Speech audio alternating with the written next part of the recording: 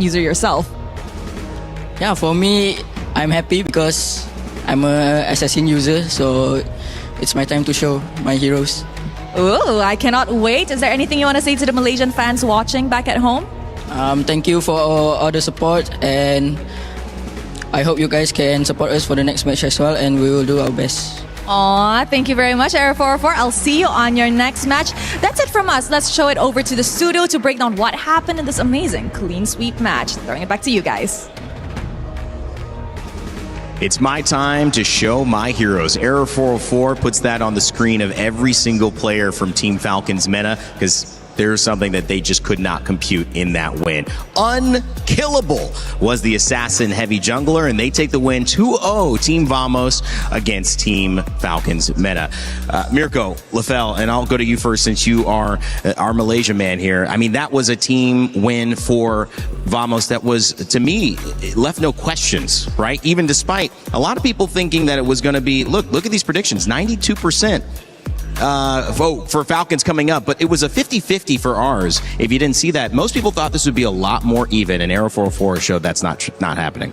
Yeah, for sure. People do know me as the Malaysian man, as they call me that for Yeah, MM for a few years. But yeah, I gotta say that was exhilarating because I think, Mirko, we're on the same page here where we haven't seen the Assassins for a good 2 to 3 weeks.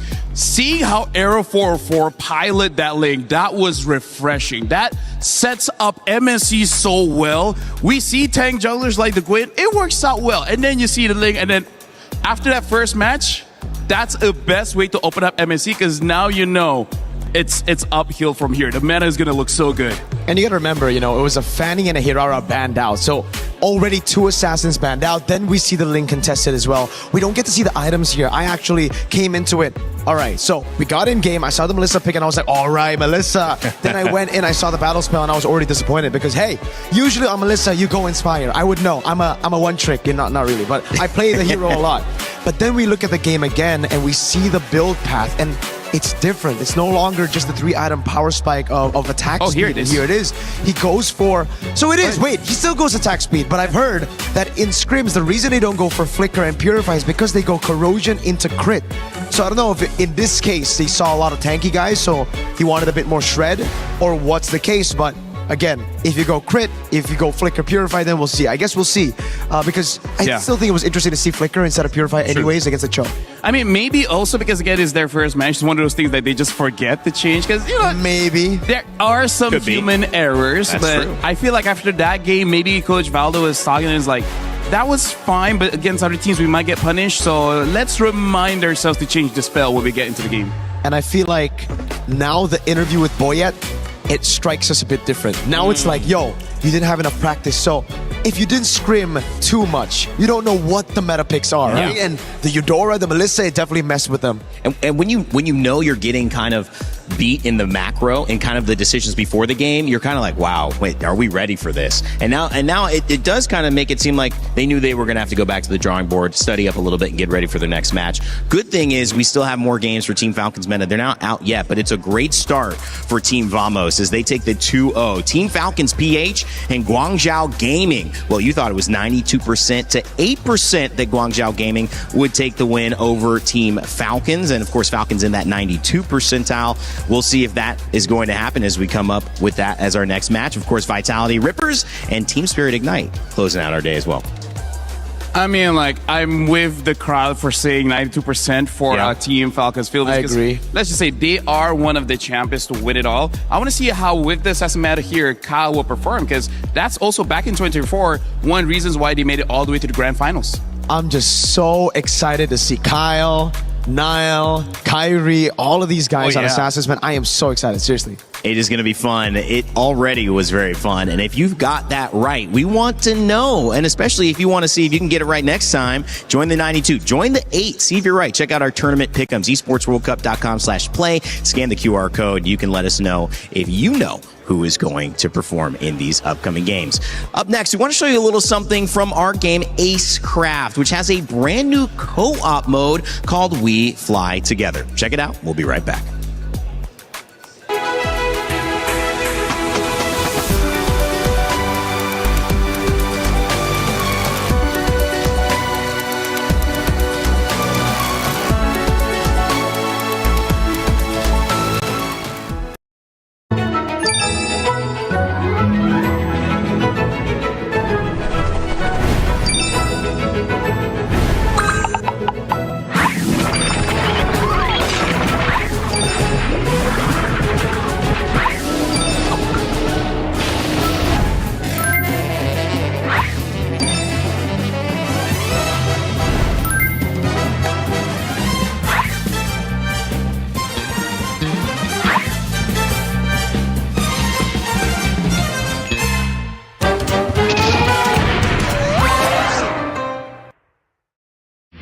A lot of people are haunted by their past. I'm inspired by it. They're not just playing for themselves, they're really playing for their entire family. They have defeated their demons! They have crushed the curse! He thinks he can come in here and play my game! He knows nothing! Let's go! Tyler Wine, you're done. Raw energy, half a puff and blow the house down!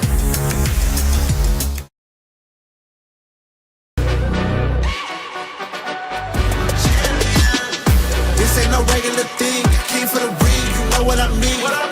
You see my name in the lights, better get right, champion.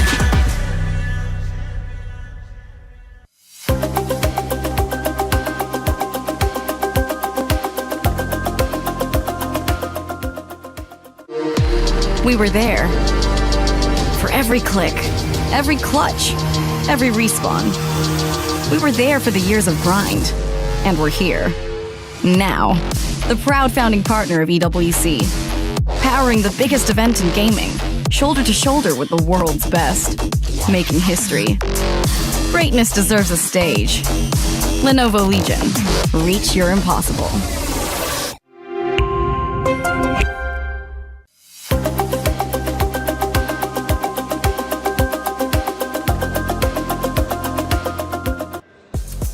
Well, not only can you watch EWC and MLBB MSC at EWC 2026 with all of our YouTube and Twitch official channels, you can also become a co-streamer and join in on the action. If you want to do so, make sure to check it out and go to our creator program, which will allow you to not only earn some cool prizes, but also help to build an audience with the great content that is available here to be put on Showcase. So if you're ready to join, check out that QR code, scan it with your phone, and become a co-streamer. We'd love to have you as well. And if you just want to watch, that's okay too. You know, if you want. But hey, we'd love to have you here. Rain Day back on the desk with Mirko and LaFell as we start to preview our next matchup in today's 4-game series. And we've got Team Falcons yet again, this time PH versus Guangzhou Gaming. Fellas, just some initial thoughts on what it looks like to see Team Falcons after missing all of the international events last year, finally back on the stage versus Guangzhou and their first international here.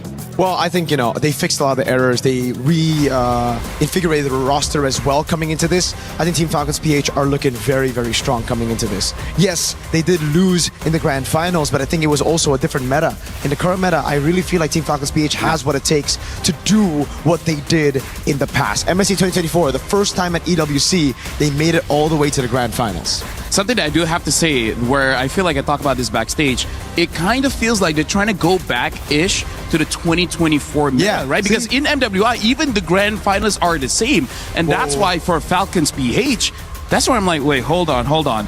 This is looking like familiar territory for them. So I'm actually looking forward for Team Falcons PH to be surprisingly, unsurprisingly good here. So same finals, but a different champion this time in MWI. So Falcons, SRG, and Falcons winning this time? No. Is that the script? Is that the script? Hold on. Malaysian man. I mean, like, you went all 7 games, and then at the final game, the $1 million pick happened. We'll see if that happens again. I mean, there's $1 million on the line here as well, so anything can happen. Falcons PH about to take the stage. This roster filled with great players who want to make their mark here, especially at MSC. We mentioned Guangzhou. We'll talk about them a little bit later. But for the 92% favorites from your votes in the chat, it's time to hear from Flap as we got a chance to catch up with him prior to the start of the set. We're now here with one of my favorite EXP laners. It's Flap. Welcome back. Hello, guys. How's Paris treating you? It's all good. Did you like the food? Did you like the hotel? Everything okay for you? Yeah. This is the best. Oh, this is the best. And we are with one of the best, right? So, Flap, we haven't seen you in quite some time. I think the last time we saw you on an international stage was MSC 2024 runner-ups. What's different for you this time around? The difference is that I'm more hungry to win this championship. But you had breakfast, right? Yeah. Oh, okay. Just, making sure. How did you prepare for your next match here against Guangzhou Gaming? We just trained in the hotel. Yeah. Train in the That's hotel? pretty much it. Yes. Anything else? So you do specific to Guangzhou Gaming that we should know about? Nothing specific. Nothing specific? Yeah, we're ready. They're ready. We're ready as well. Flap, good luck. Thank you so much. Over back to you. Flap, a two-time M-Series world champion, M2 and M5. He's got to play a big role in today, Mirko, if Falcons are going to do well. Absolutely. He's crucial to Falcons winning. And what the heck? You might be right. What's going on with these players when they get interviewed by Eterna? Who is that? That's not Flap. Hey, I mean, like, here's the thing. Flap does the thing. He always taunts and poses. Eterna's posing some problems. Hey, you don't know. Eterna behind the scenes. She's a girl boss. She intimidates. You know what? She might have just arm wrestled him right before that. With two hands as well. And then he was like trying to catch his breath and just get ready to go. I think that could be it. That could be it. That could be it, honestly. You guys haven't seen Eterna. Like, she's strong. Yeah. She's like, what, 82 kgs now? Yeah, she's strong for a twig.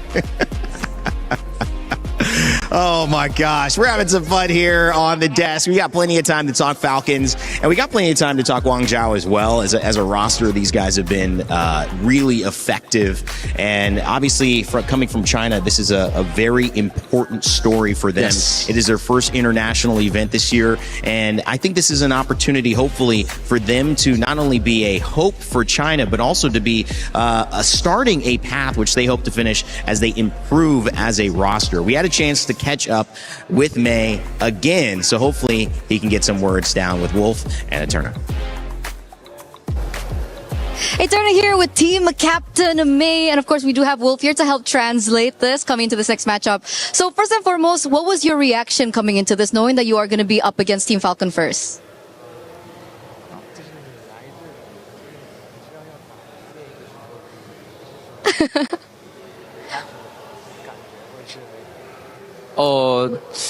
我是挺开心的，因为能对阵世界冠军菲律宾的世界冠军，而且他们的教练其中之一是我们 GJG 之前的 coach。 He said that he's happy and he's glad that he's able to go against Falcons, knowing that the former coach of Guangzhou Gaming before is currently a coach of Falcons, which is Coach Ren. Okay, so they used to coach you. Do you have maybe a message to Coach Ren? Yeah, Coach Ren. You have a message? 我希望比赛能互相发挥好吧，就是我很珍惜这次对战。He said wishing good luck to both teams. Okay, wishing good luck. And speaking of Filipino people, you also have a Filipino player on your team, right? You have Sai. Did Sai mention anything to, beat the Filipino team Falcons? 西外不是菲律宾人吗？他问这是西外有没有说啥，就想打马里亚人或者啥。他说他想赢 Super Marco。 He said that he wants to defeat Super Marco. Oh, okay. So he just personally wants to defeat Super Marco. Fair enough. You're going to get that matchup later on. And of course, as team captain, what are you going to say to your fellow teammates before this next matchup? 你作为队长，你有没有什么想跟你自己队友说的？我觉得就放轻松一点打吧，因为比赛有很多。He said that he's just chill and enjoy the game, just knowing that there are going to be a lot of competitions. Okay, so we can feel confidence, we can feel, chillness coming in from this team. So once again, good luck, and we're throwing it back to you. I think he passed the Eterna test. I don't know about you guys. I think he did well. But maybe that's because of the translation that had to occur. He has a friend, yeah. Gave him a chance, and he had a buddy nearby. All jokes aside, there's no jokes in this matchup. There's a very few tougher opponents that Guangzhou Gaming could face in an opening matchup than the Filipino Titans of Team Falcons PH. But if they are going to prove that they deserve to be on this global stage at this level and that they can make a run, Mirko, some would say this is the type of team they have to beat. Oh, absolutely. We got to see a glimpse of what Guangzhou Gaming had in their arsenal at M7 Wildcard, and they were the favorites to actually win it. Unfortunately, they didn't, but they stole the show a couple of times. Modi, fan favorite of the chat. Everybody loves Modi in the chat. He's amazing on these playmakers in the XP, and I feel like him and Maze, they're going to have to work double time here if they want to get a win against Falcons PH. LaFell, what's the most important matchup here? Is it Modi and Flap in that EXP lane? What do you think is the need for this game's focus to be on in terms of who wins or who loses this matchup? I mean, it does look like this is the meta where we're going to be looking at the EXP as well as the jungle here, because Here's a general rule for Mobile Legends. If your EXP is losing, your jungler is losing as well, because your EXP laner really opens up the map. And when the map is open, your jungler can get a lot of farm. And by proxy, you're making the other jungler weaker time by time and time again. So yes, Modi is an excellent player, but flat, man. 2-time M Series champion. Like, that guy is an icon in Legacy. the EXP. If somehow Modi can take down Flap, now that's the bigger statement. Like, that's one of the things where even if you lose, it's fine. You can say you beat Flat. And that's also, I think, the different stages of where these teams are at. So many of the players on Falcons have trophies in their trophy cabinet. It's kind of completing the cabinet now with MSC, because this is one of those trophies that many of the players do not have, right? Yeah, not gonna lie, a bit annoying. A bit annoying? A bit annoying. They have so many trophies. Could, you know, like give us some. Yeah, that's true. I mean, I would like for them to share, but it's okay, because to be the best, you got to beat the best. Yeah. That's why they still have to beat Vitality. They haven't done that. Yes, you're right. Yep. Vitality champions for sure. This one undefeated at EWC across 3 years and M Series across 7 years. Never lost a single game. Never. Wow. Well, and the hometown org at this point, with Paris being the home of this MSC. I mean, that was one of the things you guys talked to me about as well, learning the game this week and having the privilege to speak to you guys about the importance of this tournament. One of the things that was echoed was the fact that this is in Paris now. It wasn't always global. And the fact that it is, it adds even more to the importance and the impact of winning. Absolutely. I think you heard from the players as well, man. They feel like it's the best. Flapteasy literally said it's the best because, man, I think for them, it's just a dream to visit Paris at the start. They would have never thought that MLBB would bring them here and to compete here at the biggest stage for MLBB in front of the world, in front of millions of people watching. That's the dream. And for Flap, that's why he's hungrier than ever. And speaking of Team Vitality, speaking of Na'Vi, speaking of Team AG, and all of those orgs, they're playing for something maybe even bigger than just a single championship. They're playing for the club championship trophy. We've got Chris ready to give us an update on how things are faring so far. 2 weeks of competition have passed here at EWC, and the Cup Championship is well underway. And well, as you can see from behind me, the totem is starting to fill up. Still plenty of games still to go. None other, of course, than MLBB, the MSC, currently ongoing. So that should be interesting as we do continue on. That's what you guys are all here for. Irrelevant of that, though, we do have an update of how things have been working out across the board the past couple of weeks. Right now, it is Na'Vi who are leading the Club Championship with 1,750 points, but they're only competing in one game this week. Vitality, however, who are currently second, only 300 points behind, are competing in all 4 games. So that's a massive moment for them to potentially catch up and see if they can do something about it. Falcons are another team who we have been talking about plenty, currently only sitting on 600 points, but also competing in all 4 games this week. A really interesting one, actually, that they are competing in, a wild card that came through for Falcons through the qualification stages to get here and play in EAFC, is MS Desari, one of the owners of Team Falcons, formerly a FIFA World Champion, of course. He's going to be going through it and see what he can do when things do come down to it. Let's see how we can do at EAFC. That's a hell of a story to continue with. But yeah, I'll be giving you updates across the Cup Championship throughout the rest of the week. Thanks a bunch, Chris, and also reminding us all that Falcons are back-to-back winners of the Club Championship. Will we see a new Club Championship winner this year? We'll find out. Stay tuned for all the action. We'll keep you covered with what's going on in the CC. Now, as we head back to MSC, on the desk, Mirko, as we preview this lineup, what to you stands out as the biggest narrative? Again, we've talked about Falcons being winners. We've talked about, them representing the Philippines. We've also talked about the story with Guangzhou Gaming. What rings the most important here in game 1?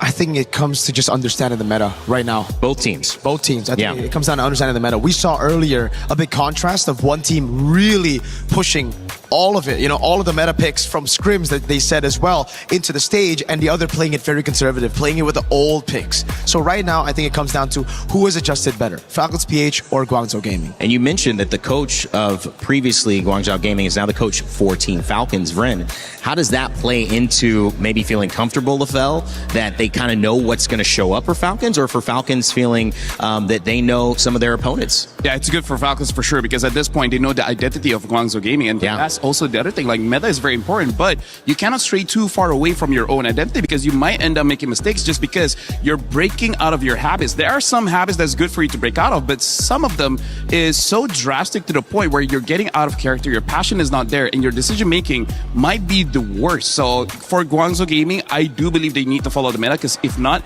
they're going to get stomped. But at the same time, you got to follow your identity, which so far, coming in from the China region, it's all about that gold lane. They try to make the gold lane the strong lane. We'll see if they can do that. And that is going to be difficult from what I've just saw. I mean, with Error 404 dominating the game like that, you can just see that Assassins in the jungle, Mirko, I mean, if they're played at that level, they are going to need to be dealt with. Oh yeah, it's going to be very, very tough, especially when Kyle Teasy's on that lane, that Fanny, any of Assassins that he can get his hands on. Again, we saw Fanny and Hirara banned. If we see a Hirara game, it's going to be ridiculous.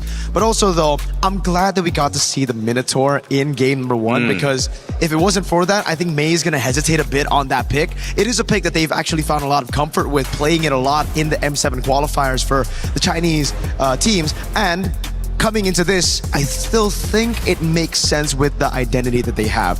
Play around team fights. Yep. By the way, I gotta say, Mirko as well as Rain, this is gonna be our second match, but I'm already seeing that the bans are gonna be something the coaches are gonna have trouble with, because now with the Assassins coming up, a lot of Assassins has to be respect banned, and that will become a problem. When you know a team can't use these certain Assassins, there's gonna be a big difference when it comes to the bans here, where certain teams like Vamos, like Falcons, maybe even Team Liquid, making it so that they're gonna win the draft just by proxy of a threat that's not even there just yet.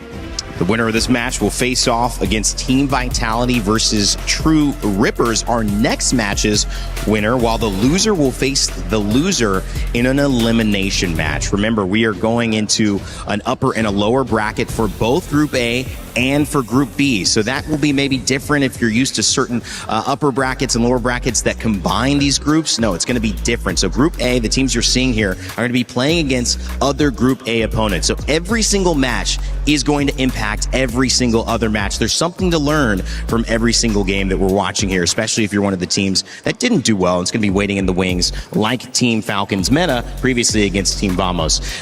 Guys, I just got to say, predictions. Do you think Falcons is taking this one to start off? Yes. They're coming in stronger? Yes. Yes? Yes. Is there pretty confident, yes. Very confident, yes. Yeah, no hesitation, yes. If Guangzhou's going to steal it, what do they have to do? Quick thought. Is it just get a better draft? They got to shut down Kyle. Is it overperform? But that's one of those things that's easier said than done. Okay. They got to shut down Marco, Kyle, Haji, Owen, and Flap. They got to shut everybody down. We'll see if Guangzhou Gaming can impress yet again as they face off versus Team Falcons PH in our Game 2. Yes, my friends, that is the setup for our second matchup for today. But first up, quick recap, right? We have 2 dark horses to open things up for our matches here, Rose, at MSC. And happy for Vamos. They got it in. Yes, indeed. Hala Vamos for the Malaysians back at home. That was an incredible series. 2-0. A lot of amazing picks off the board. But now we enter the second match of the day, where we will be seeing Falcons Philippines going up against Guangzhou Gaming. Yes, this is a pickup in its own right. It's a fight between a giant and newcomers in there. I can't wait to get this one started. So without further ado, ladies and gentlemen, join me in welcoming Falcons Philippines. The last time that they were on this very stage, they went all the way to the grand finals. Now the question is, this time, will they be able to start their journey on the right foot after not being in MSC 2025? That is indeed a lot of pressure on their back, but of course, no game is complete with only one team. Please join me in welcoming their opponents, Guangzhou Gaming! From heartbreak at M7 Wildcard to the main stage of MSC, their journey has been a treasure to witness. As the rising tide lifts the ships of their region, their goal is clear: show the established powerhouses that there's new challengers for them to fear. Ooh, this matchup is going to be interesting because, like I've mentioned, Falcons Philippines went all the way to the grand finals, meaning they are veterans. They are contenders. However, Guangzhou Gaming, on the other hand, they are the newcomers. Will an upset happen in today's match? It's the cool part of it. Everybody loves an underdog story, and this game has it in space. So please, gentlemen, Guangzhou, please place your keys. Please, Team Falcons. Remember, captains, to shake your hands before this game starts, and we'll see it. They're going to go to the middle, and well, the handshake. It's all love and care, but in the server, it looks different. Let's send them then to our desk to get our game started. Thank you so much, Rose and Milos. Man, it's a fun green room with those two. Some great talent and some great games starting us off here for MLBB, MSC in Paris, France. 16 of the best teams in the world vying for that $1 million prize pool. Now it's time for China to see what they can do against some of the all-stars of the Philippines representing Team Falcons in our second series of 4 for today. As we kick off the draft, we've got Mirko and Lefel with me. Hey. And guys, this is important. If Guangzhou's going to do it, you guys said maybe an uphill battle. The audience thinks so too. 8% only thinking that they can get the job done. They're going to have to do something in this draft to surprise Falcons. Look at him. He's locked in. Tied his hair real quick. Right now, I do have to say, if you're new to MLBB, one of the reasons why I feel Falcons Philippines will win this one is, in the current meta, if you lose the first 2 minutes of the game, it's actually very hard to come back into the game just by how the jungle has changed in terms of the values and everything like that. And Falcons Philippines have, I would say, all across the board, one of the best laners in every lane. Flap is amazing in the EXP. Super Marco is amazing in the gold. And it makes it so that winning those lanes is going to be very difficult. And I'm just worried if Falcons just wins the first turtle fight and then they just start controlling the jungle and then it just becomes an unfair battle. Yeah. I'm a fan of that up until, I think, like a point that I want to talk about would be, I think the first 2 minutes. I don't think the first 2 minutes dictates the entire game. We saw it earlier as well for Falcons versus Vamos. So I think we push it back to maybe 6. I think around Turtle 2, whoever gets snowballing from there, then it gets really tough to come back. But even then, I'm not too sure because we've been seeing utility versus assassin. We've seen a weird, off-meta assassin in the Harley against a meta assassin. I want to see how it looks like if it's like a Fanny versus Ling, if it's a Fanny versus Hirara versus Ling, or heck, even a Nolan, right? Because then I'd say there's going to be a lot of room for comebacks. I'm just thinking that we won't be seeing the Fanny. Unless... Yeah, probably not. Unless the jungler is at best a B tier at Fanny, I don't see the Fanny letting out of the bans. How common is it, as we take a look at the map reveal, hold that question for the draft? Will it be another Broken Walls? Or will we get a mix-up? It's Expanding River this time around. Lefel, your thoughts on finally a new map here? Yeah, Expanding Rivers make it so that winning in the lanes is going to be that much more important, making it so that you can go through the neutral objectives like the Turtle as well as the Lord much, much faster. So now the lane matchups gets even more punishing, honestly. So if you're winning lane, you have even more access to the jungle, basically. You can snowball that. Can rotate around very, very quickly. So I guess we'll find out, again, what picks get picked up for both the teams here. Very interesting here. Looks like Falcons is going to be the first pick, betting out the Belleric as well as the Claude. So this looks like they got a lot of information going up against Guangzhou Gaming, and I guess that's good for them considering the old coach from Guangzhou went over to Falcon. So this is the advantage that we see, that we don't need to ban meta picks. We just got to ban the picks that you know how to play. Talk to me about the Eudora. You were excited about that. You got a little inside info on that. I'm not knowing where it came from. I'm not like teasing you about it and saying reveal, but clearly has been an impact. 2 picks already. You've seen her in every game. You expect to see her here? I think so. If both teams are planning to go for Assassins, it's great to night pick. That's number 1 against the Assassins, but it's also very good against the Assassins, right? You can lock her down. So the Atlas gets banned out there. Final ban. I think we will see more Eudoras. Maybe not first pick, though. I think first pick here. Oh, Hirara got banned. Fanny got banned. Even the Freya. The only pick that we've seen banned out that it finally gets open here would be like the Phoveus Jusin. So I'm thinking maybe those 2 for Falcons for first pick.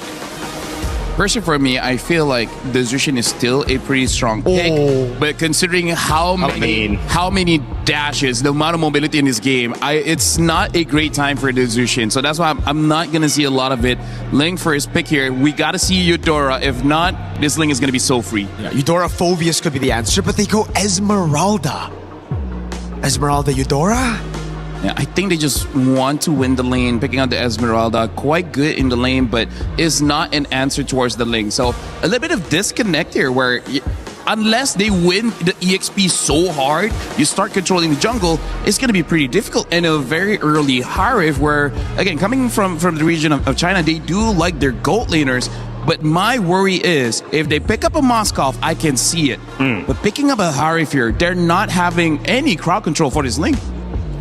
I don't even think they have enough burst damage for the first 12 to 30 minutes of the game to deal with the Ling. Are you happy if you're Falcons to try to grab Eudora yourself? I'd say yeah. I'd be down for it. You know, the Eudora just to deny it on the other side? It's great on the deny, but it's also great with your assassin, right? Because usually when you're on the Ling or any other assassins, you need a bit of burst damage. And bro, give me some time, friend. I was gonna get to the Brody. You gotta get your points in, I'm sorry, man. I was answering the Eudora pick. I know. That was me. I messed you up. I messed you up. You would have said it's okay. Harith Esmeralda gets picked up. What? This is the question on the Falcons roster. We know at M5 they play strong side gold lane so well, and this is what we've been talking about as well. The Brody pick and the Dyrod. So you have physical shred, and then you have double carries on physical damage. Bursty as well. Oh my god! I gotta say, Ray and Mirko, we're on track for 90 unique hero picks at MSC because we're already second match, and we're seeing a lot of new picks here. Guangzhou Gaming goes with the Hilda. Good and bad here. The Hilda should be good to pressure the Ling, but going up against a Dyrov likes it when you have a lot of armor because there's so much that he can take away. And at that point, Ling won't be punished. Ling will have enough damage to take you down. And it's a winning matchup. I've been saying this from MWI. We've been seeing an MWI CC to answer the Esmeralda, where in reality, for me, I'm like, where's the Dyrov, right? This guy just got buffed. My boy's playing it in ranked. It's pretty good. It just smashes Esmeralda in lane. Even the Hilda's going to find a lot of difficulties walking up. It's not great. Your physical defense gets shredded, and you have two bursts right there with you. And you're talking about win conditions. The Dyroth and the Ling, both two characters that feel like if they get going, it's going to be hard to stop them. So a lot of... All three of them, honestly. Yeah. And then the Eudora gets banned out, right? So they're taking away another burst damage hero. I gotta say, this is one of those games where Falcons can end it very easily because Brody is one of those heroes back in the day is just a turret destroyer. Got a world championship skin. Yeah, world championship skin. Like, here's the thing. The moment your eyes are on lane, you're like, this is a problem. We gotta... Wait, where's our turrets? Wait, why is he in base? Wait, did the game just end? 10 minutes? Too many things to focus on. I gotta say, Brody is gonna steal so much turrets. The Link can steal so much turrets. This is already a nightmare in terms of micro, but more importantly, the macro. Like, there's so much magic going to happen in this game. So you mentioned Moskov. Is the answer something that's global, something that can help on those rotations when you have someone pushing a lane and you need to get over there quickly? That's why it would have been a better pick over the Harith, really. Because, like, I see the Harith. I see why they went for it. Again, Guangzhou Gaming, they're known for team fighting, but they needed something to answer the side lanes. If you know Falcons, they're definitely going to try to play those side lanes. They're definitely going to lane or play for lane dominance. Yeah. And they got it on every single lane. XP, it's a winning matchup. Gold lane, it's a winning matchup up until the Harith gets all the free resets. Rain, I gotta say, for everyone that's not super familiar with the MLBB draft, this is very uninteractive, where you're just picking up heroes that you want to use without considering the opponent's pickup. So it's basically like you're playing rock, paper, scissors, but you only go for rock. You don't change the paper, you don't change the scissors. And you'll win a little bit of the time. But in a best of three, when an opponent's knowing a little bit about what you do, it may not be enough. And that's the worry here for Guangzhou Gaming. I don't think Zushin is the answer. Like, where's the damage? I think right now Falcons just go for the Gord Kalea, right? Like, you already reveal all your cards here. You just go for extra burst, so it's good against the Harith. You have that range to bully the Juicin in lane. And it's an answer to Esme as well with the Shred. So my question is this. You have one more pick, right? And we're talking about them playing Rock. How do you salvage this draft? How do you get the win condition? Because Guangzhou needs something that they're going to be able to rely on. Right now, their biggest problem is early game damage. Like, it's weird to say, the most damage that we'll see in the early game is their roam, is their tank. And sometimes it's enough, but most of the time it's not. Now they have a Lilia as well as the glue.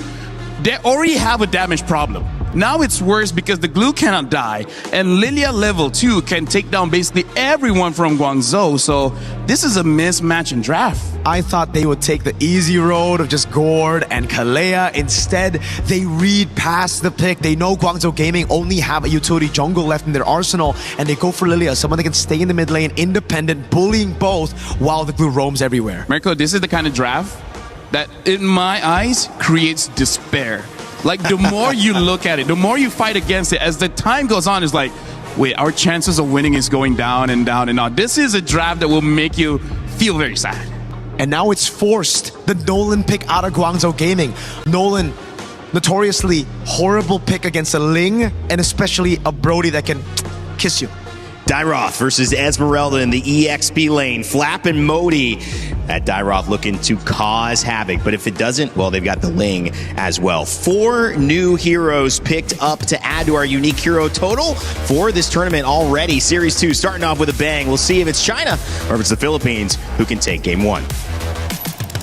Thank you so much. We head on in to the land of Dawn, and we're excited to see how this game is going to be played out, because for the first time in a long time, I have never been so confident in Falcons just cleaning up kills. They have so many ways to clean up fights, but it's all up to Haji and Kyle to make things happen. And I, for one, am pretty sure that they can accomplish just that. Team Falcons and their mechanics, no doubt, they could carry that out, but Guangzhou Gaming, they forced out an early flicker from the hero you expected to be most aggressive in the early game.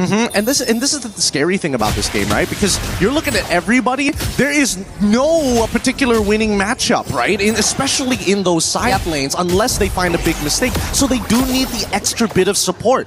Guangzhou, especially for Mei and Xing, all they gotta do is maintain control of mid, and it's gonna be super difficult for Ogwin and Haji to have that impact that we're looking for. Yeah, at the very least, they're holding down Mei in mid, so he's not able to really get out of there as much and go into Kyle's jungle. But that's a lot of pressure already on their mid duo. Beautiful stuff coming out from Guangzhou, right? That's already 2 big battle spells out super early on, and now they can start going for the invades. Look, Kyle is just taking so much damage from Mei. Never mind. I just said Mei couldn't just really go straight into Kyle because of what Haji and Ogwin were doing, but with the amount of support that they've been providing one another, with this rotation you've seen firsthand from Guangzhou, things to be somewhat favoring their side. Yep, even the battle spells is also telling us the exact same story.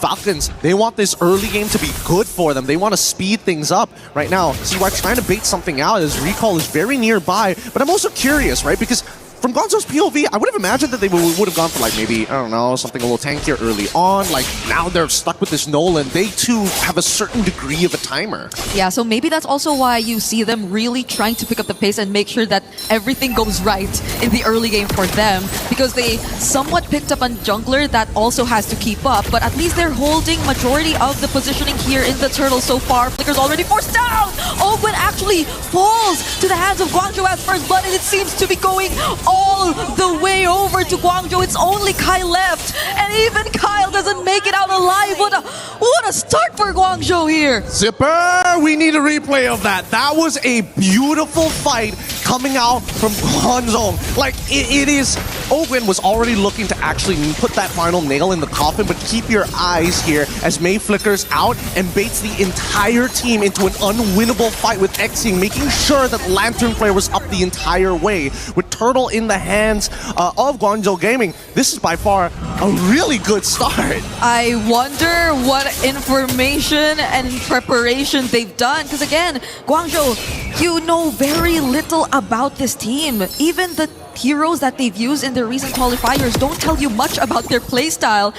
But what has changed? Why have they seemed to adapt so well to the current meta despite them picking or having these heroes which Falcons attempted to counter? Well, I think, you know, it's a lot of research, and I definitely think, you know, the length of the MPL PH definitely played a part of that. That's true. Unintentionally, but here, when it comes down to the meta, that's what everybody's trying to figure out. What is not only the meta game for the game, but specifically for the tournament? We need to see that develop throughout.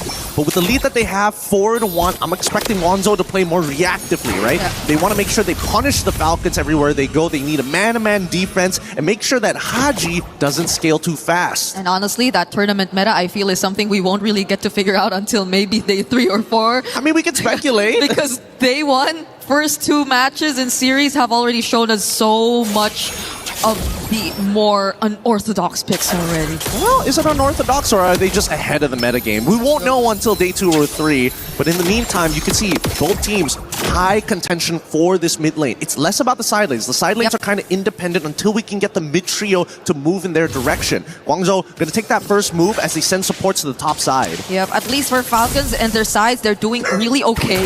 It's a Brody and a Dairoth, which you pretty much expect to win their lane. And so despite Falcons not really winning out massively in terms of their mid, they're not really in need of that much rotations, but that's the thing. Guangzhou might just really take advantage of this entire situation, but it's already Ogwen here up top, already trying to somewhat provide a bit of help. Does catch Sai, but it's gonna be Ogwen all alone this time. Now he's trapped against 3. Do they have enough damage? Do they have enough burst? That's a Crimson Beacon in and a stun. Guangzhou eventually take him out, and Super Marco looking like the next target torn about memory, but he doesn't find anyone. But he still survives. Just a bit, it's an outplay. 2 goal laters go down. No way, no way. Oh, the auto attacks just weren't big enough. He didn't have the physical damage. It is unfortunately, a magic marksman dependent on skill cooldowns and abilities. That's gotta feel so bad. When you thought you were about to kill him, guess what? Quantum charge, walk away. Okay, here goes the replay. So he was definitely left all alone there. I think he kind of survived it for a bit longer than we expected him to.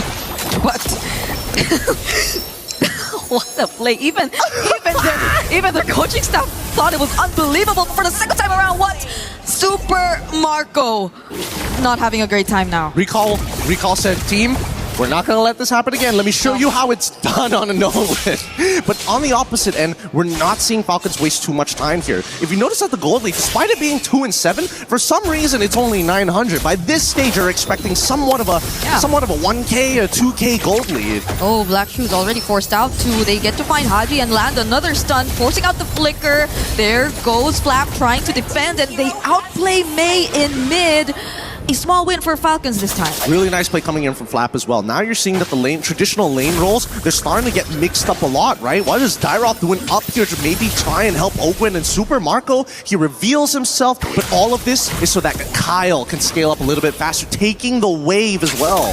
Yep, they're at the least maybe trying to slow down a bit and maybe go for the farm, because clearly Guangzhou Gaming have taken charge of the early game, and that's exactly according to plan so far. So maybe less of the direct one-on-one counters, and now we see more of the 5-on-5 rotations come into play. Recall though, very confident right now on this Nolan, forcing out the Black Shoes again. Yeah, and honestly, there's no reason to actually contest for the turtle because they know for a fact, hey, Nolan, his retribution is coming up, but without his ult, that's fine. That means he can't really get in and out as effectively. But when they're rushing it down, that's where it gets scary, and now they look for the opportunity. That's a flicker from Ogwen. No Crimson Beacon left for Xyang, but Recall! He wins out on the objective yet again. Falcons are now trying to go in. Kyle also using the Tempest of Blade. Super Marco joining in the fight, and they already have taken out 3 members of Guangzhou. And that's a huge mistake coming out from GZG. Falcons take advantage of the fact that they were just too close together. 3 people got caught in the snare of the globules. The damage is good coming in from Recall. Oh, Super Marco, is he going to burn to death? Okay, he's fine.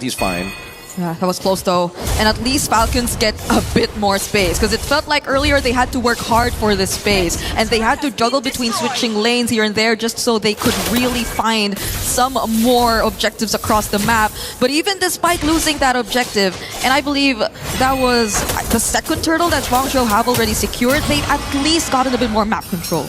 And now the question is whether or not they've developed enough of a lead. And whatever they had before instantly dissipated in one singular fight. I love the fact that Haji is immediately going for that Wishing Lantern. It's perfect for getting rid of these annoying pokers like Mei, who wants to be in his face, or maybe even Modi, who again hasn't really been able to participate as much as we would like to see. Yep, does run the vengeance too. So we hopefully do get to see him later on in the team fights, because I feel like that will be a great help to Guangzhou Gaming in terms of actually getting the wins. But Flap, oh no, getting bursted down here by Recall. Oh, nothing that Flap could do. He flickers a little too late, and honestly, I think a lot of his abilities got cancelled out once he got spun into multiple directions. That being said though, Guangzhou looking to try and take out at least one of these turns, but they decide not to. They give up on it. They see Ogwen and they're like, not again, not again. Nope.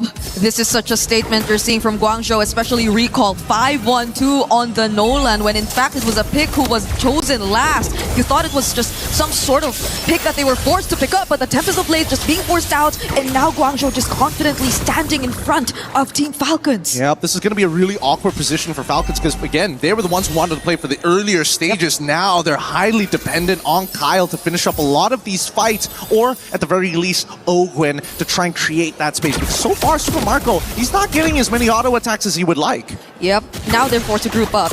It's always just Kyle away from the team, and that's the kind of play that they're maybe forced to do at this point. But now it's different. There's an objective that's coming up. So Team Falcons would have to be very, very careful about this. Flap cannot go down first, similar to what has been happening a couple times already in this game.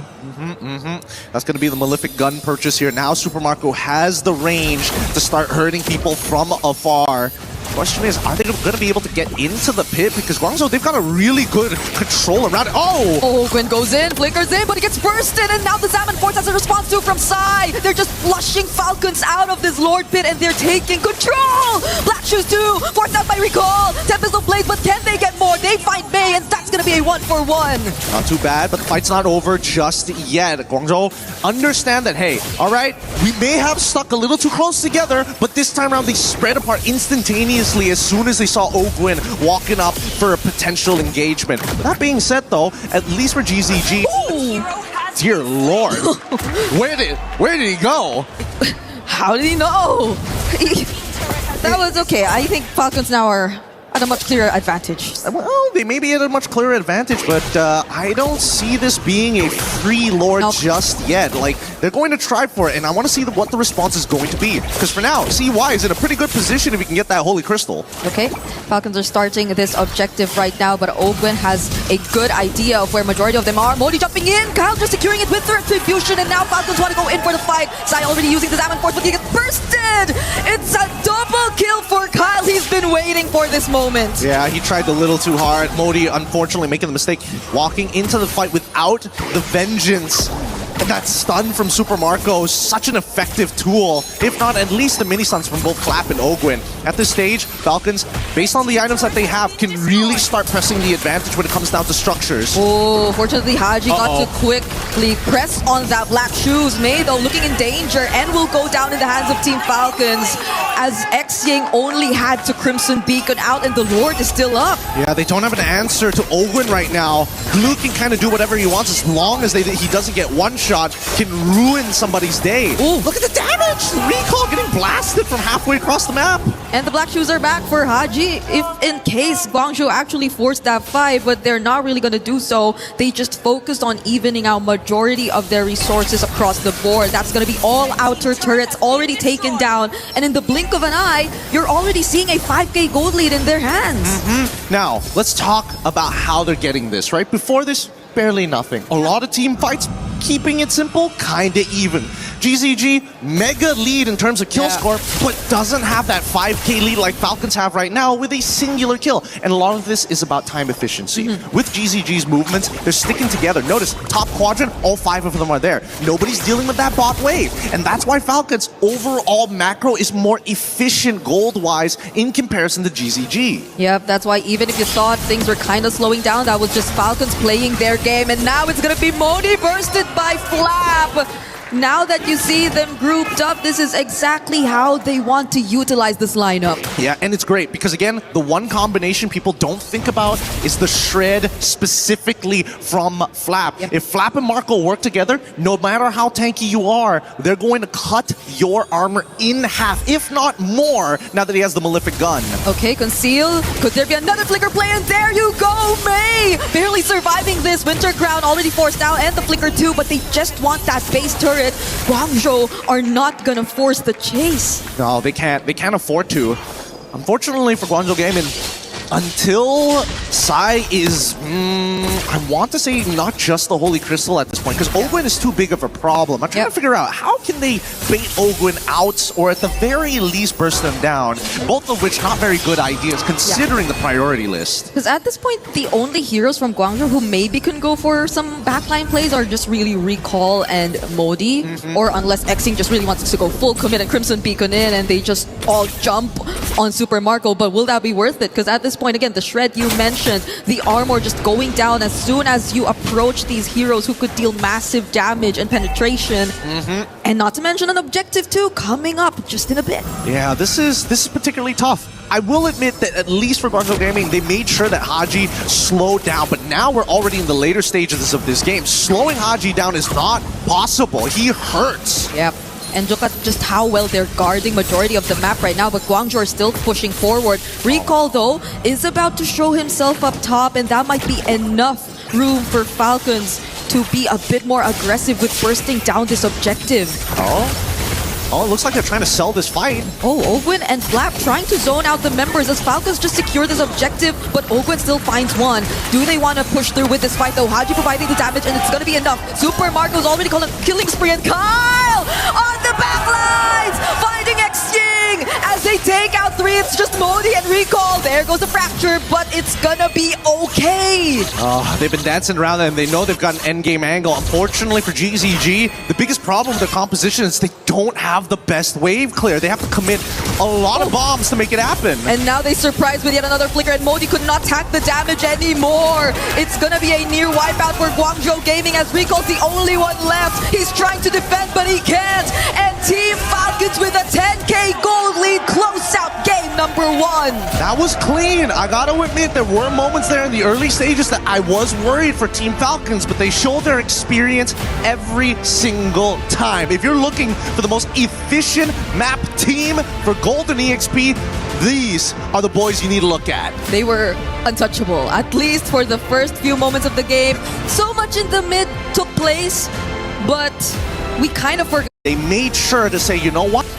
You're gonna man-to-man defense, we're gonna play your game, we're just gonna play it better. Yeah, let's just go macro from this point onwards. Everything that they did was macro. And yes, Guangzhou, I think they were winning out big on kills, on team fights, on the smaller advantages on the map, but we don't really see them convert it into much. Like, they didn't really get as much map control afterward. They didn't really get to rotate into or convert it into more structures. Oh, that's us. Yeah, surprised of everything that's happening too, but that, I guess, just goes to show how interestingly Falcons just really turned things around in this game. Yeah, it is great. It is great overall, but the question is, what is going to happen in game number 2? We're going to be throwing it back to the desk and see what they think about this. Thank you, Gideon Brigida. Great cast on game 1. Falcons, PH find a way to get the win, and it was a win indeed.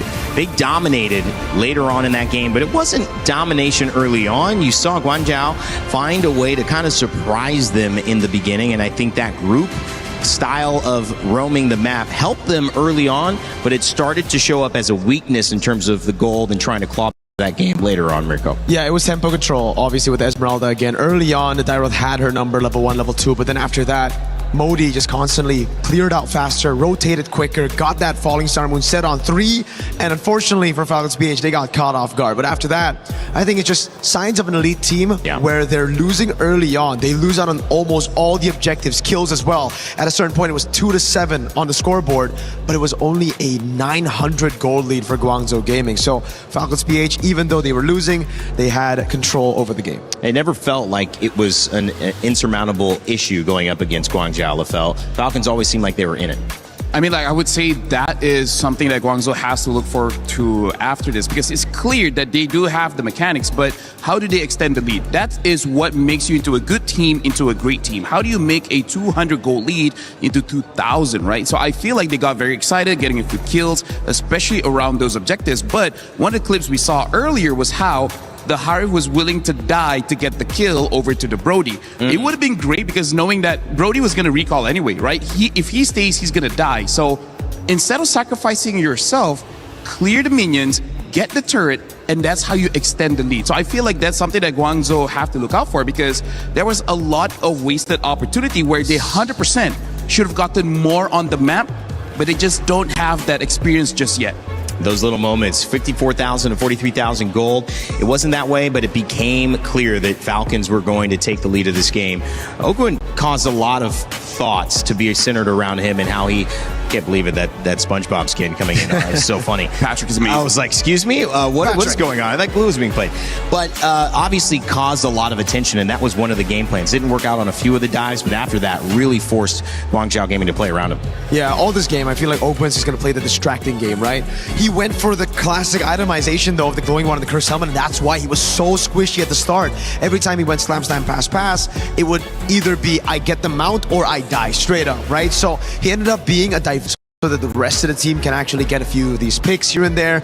And for the most part, it worked out because Kyle on the Assassin, on the Ling, was sent into these side lanes to farm up so well. That was also one of the reasons why they were able to keep the gold lead from skyrocketing away from Guangzhou Gaming. How much of this is style? Because we had Gideon break down why this gold lead was starting to happen, and he was pointing out that side lane was not being farmed, and that Guangzhou were just grouping up. They wanted to take fights like that. They wanted to roam all 5 on all sides of the map.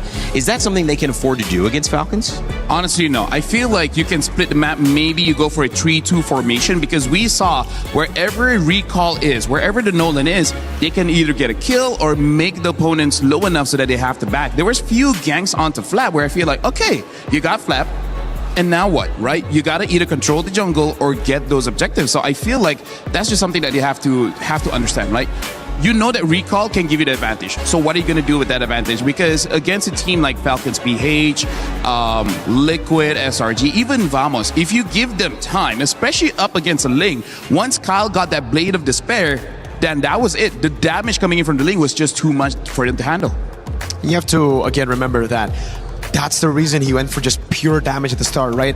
Very unorthodox Ling build, just going rushing BOD, but it's because you already have physical shred, you already have consistent damage from the Dyroth, and then the Brody, and then the Lilia as well. So it was just a mix of damage, constantly going at it. He just wanted to go for those last hits, and that's why a couple of times you saw some surprise moments where I think Xing just got Blink completely taken out with just one ability, one Defiant Blade. So it's the small things. And I agree, there were a lot of throws from Guangzhou Gaming when they were ahead, forcing in mid. I remember diving onto Haji for some reason. Mei dove in, lost, died there, and completely lost control on the map. Another star, I think, moment, or had a couple of moments from Guangzhou Gaming, was Nolan. Nolan actually had a pretty good, he was 5-1 for most of that game. Last person alive, defending the base, tried to make something happen, but couldn't. LaFell, he's an important part of Guangzhou Gaming's strategy if they want to win this. I gotta say, so far, looking at that previous game, the draft might change how this will look like, but it does seem that if there's anything that Guangzhou wants to exploit, it's the front lines. Take down Ogwen as well as take down Flap. Because the thing is, once those are gone, you should hope that the discipline for Falcons PH to respect the damage coming in and not force a defense. Try to use that, because in that earlier fight, I just don't like them sacrificing themselves for nothing. Yeah, I agree. The sacrifices, definitely, they got to fix a lot of those. But I think going back to the Nolan pick, I feel like in this position, it doesn't matter how well the Nolan plays at the end of the day. Because that pick in itself was already forced out, right? We saw all the Assassins banned out. Fanny Hirara in the first phase, the Ling first picked, and then the Hayabusa taken out in the second phase, where then you are left to play either utility jungle, which will already be countered by the Lilia, the Glue, and shredded down by the Dyroth, or you go for an Assassin, which can clear fast, can get an early snowball, but will ultimately amount to nothing. Because again, in that game, Nolan, you're up against a Lilia, Black Shoes instantly. You're up against a Brody that can stun you and lock you down. And then a Ling who literally is the counter to the Nolan. It's tough. Day late and $1 short sometimes for that last pick. And I think obviously Guangzhou Gaming trying to pull out, it could be a rabbit out of the hat. They might need more than that. Might need a tank out of the hat to have enough firepower against Falcons, because they came to play. There was no doubt that these players want to show up like we know they can on this global stage. MSC looking for one winner for that $1 million prize pool. Falcons on their way to be it. One more win that will put themselves in a strong position in this group with a 2-0 start. But of course, Guangzhou Gaming trying to come back and claw their way to make it a best of 3 and force that final third game. LaFell, more of what Falcons have done seem to be probably the plan for game 2. I don't know if Mirko agrees, but I was hoping for much more coming in from Falcons here because, yes, they win, but even as analysts, we're like, interesting. It's not going to be enough just yet because you got to look at this tournament as a whole. Guangzhou Gaming, they've shown that they are strong, but there are some games you need a statement game to show that you are far above and beyond the competition for you to go to the grand finals. Because at this point, it's not about beating Guangzhou. It's about getting that momentum, that tempo for you to make it all the way to the grand finals. And I hope this is kind of like a wake-up call to be like, okay, there's mistakes here, here, here, and here. We got to fix this before we get to the grand finals. Because personally for me, I want to see a bit more coming in from Falcons. Okay. Yeah, for me, unfortunately, I see where you're coming from. I agree to a certain extent, but I think just going off of the experience of all these teams, Falcons, PH, TLPH, just the Filipino teams in general, there are so many times where in a tournament they would look weak early on, but then they would just adapt and improve as time passes by and as the tournament goes around. So I think that's another, this should be another example of that. Falcons, PH, TLPH, all the teams, I think here in their first day will still be kind of like reading out and gauging out what the meta really is, and they'll still be going for weirder picks. And then later on, we'll have a much more, we'll have a better understanding on the meta. Same as Navi in MWI. But yeah, I feel like in terms of the meta, I think it's flexible. True. It's really just about, I guess, the micro and macro, knowing when to go in and out. Because Dyrov is not a hero that's in the meta a lot. That's so true. It's one of those where you kind of punish yourself. Interestingly enough, a lot of MOBAs have this sense of one really strong counter pick that's like you can't deal anything with. That could change your entire game. Do you feel that that's available, at least in this meta right now, where you could see a lineup come out like Falcons PH, and you see a last pick or 2 last picks from a team like Guangzhou Gaming that go, oh, wow, we can't deal with that. We got 5 good heroes, but we cannot deal with those 2 once they get going? Or is it more of the fact that you're kind of needing to draft this lineup that sets up you to be successful from the very beginning and then having members of that final pick complement it? Yeah. I think it's possible that one pick can just be like, all right, we're done. But that's a very rare case, especially on an international stage. Yeah, so where we'll have that would be usually in the laning phase, right? Like the Dyrith against the Esmeralda. But then that's where the others come in and help her out. And I imagine that's because, again, this is a much faster game. When it comes to MOBAs that can last over an hour, we had Dota 2 on the stage, right, just last week. It's a different pacing, it's a different timing, it's a different scale. When you're here, you need the tempo, you need to be available in those first 5 minutes, those first 10 minutes, because those turtles, that lord, it's going to maybe change and secure your victory right away. Though I got to say, here in the Mobile Legends ecosystem, we have another thing to consider. It's not sometimes just one hero. Sometimes just the draft does not have the answer against the composition that opponent has. For example, we've had teams draft a no crowd control kind of draft where you're going up against a lot of fast-moving assassin, mages, marksmen, and they're like, how are you going to stop that? How are you going to... They're just dancing around, and there's literally nothing you can do. We've had teams where they have so much crowd control, but 0 damage, so you're just fighting for 2 to 3 minutes, and nothing happens. So that's also a balance we have to see in the drafts. When you have a team that is so good at being aggressive, do you try to match that and say there is no version of Peel that we can provide that's going to stop them? So the best chance is actually try to hit them back. Sometimes it's better to fight fire with fire. Some other times, you might have to just double down on Peel, right?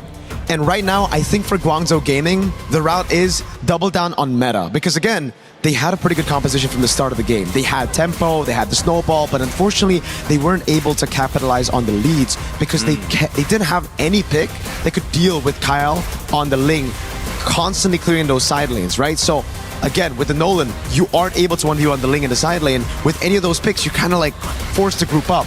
That's why we were talking about the Moskov. I think the Moskov, just that one pick added into that kind of composition, and they'll be pretty good. Yeah. Dangerous grass picked up for the map. How does that change things, LaFell, if at all? Well, it really helps out a team that really wants to be aggressive, and it forces you to never autopilot because you're playing a normal map, you know where the bushes are, but sometimes it just disappears in your brain that there's a bush in front of you, you just forget about it. Oh, man. goodbye to Assassins, I'm guessing here. Fanny, Ling, both banned. I believe the Hirara should be coming out next. Yep, and we have a fun fact here. Sunday, formerly known as Ahao, was a world champion in a different MOBA. And will his winning formerly held Gonzo Gaming pull up an upset today? I mean, like, it was pretty good at it early. But again, it's all about utilizing the advantages that you have. And it's also about timing. And I think certain players, we see this across multiple games as well, I'm sure in MLBB, fit different metas better. And you could play the meta, but sometimes it's not the meta you would prefer to play. It's not your style. It's not where you feel at home. So having a winning formula in one game, in one meta, may not translate over to what we're seeing now, which clearly has given us a little bit of a different look here as we see our bans start to come out for Game 2, Falcons versus Guangzhou Gaming. Yeah, back again to that point though, hey, I've seen a lot of different coaches come in from different MOBAs, and it's always a clear template that they bring into the team, right? Early games, great. They have these templates where this is where you need to group up. This is how you get prio over your laner. This is how you get prio over the map itself. But then it's the mid and late game where we get to see a little bit of that question mark. And it's because compared to other MOBAs, this is a lot faster, like you pointed out, Rain Day. And because it's a lot faster, it's almost like they're coming into it with the mindset of, all right, we're going from gear 1 into 2, 3 constantly. But in MLBB, it's kind of like you go gear 1 and you kind of have to skip the next 4 gears into 5. Yeah. Something to note as well, the longer the game goes, the less that the coach can really impact on the decisions of the game, because that's why certain shot callers in Mobile Legends is so highly valued that even if your mechanics isn't that great, but you have a good head over your shoulders, your price is just gonna skyrocket. So shoutouts to V. Shoutouts to V. And this is why, honestly, we're going into a game where teams that have incredible mechanics as well as good coaches try to end the game as fast as possible, because I would say after 10-12 minutes it can get chaotic, and that's where the point surprises happens. And Hirara first pick here for Guangzhou, and now an early Akai as well as the Eudora. Oh god. We're getting spicy over here. Rara finally let through, and Eudora back again for the 3rd out of 4 games with the early Akai. Yeah, that's why Falcons were happy with the trade. They're like, all right, go for the Hirara. We'll take the Eudora. We'll lock her down completely, and even the Akai pick. Now, we've seen more Assassins do well, find success over the course of the last 3 games that we casted or that we analyzed for. But the Akai works when it's still against the Hirara, man. It's just so difficult for the Hirara to walk onto these neutral objectives. So, Guangzhou Gaming, I think they got to build for a strong side goal. Yeah, and also just to note for the fans watching, just because a hero got nerfed doesn't mean it's unusable, right? Akai is still very strong. It's still a top pick in the jungle. It's just not as oppressive during wildcards and basically during wildcards, because during MWI it's already been nerfed. So now Guangzhou answer with the Claude as well as the Eve, and now the Harley picked up. So this is Akai Roam? I think so. Yeah.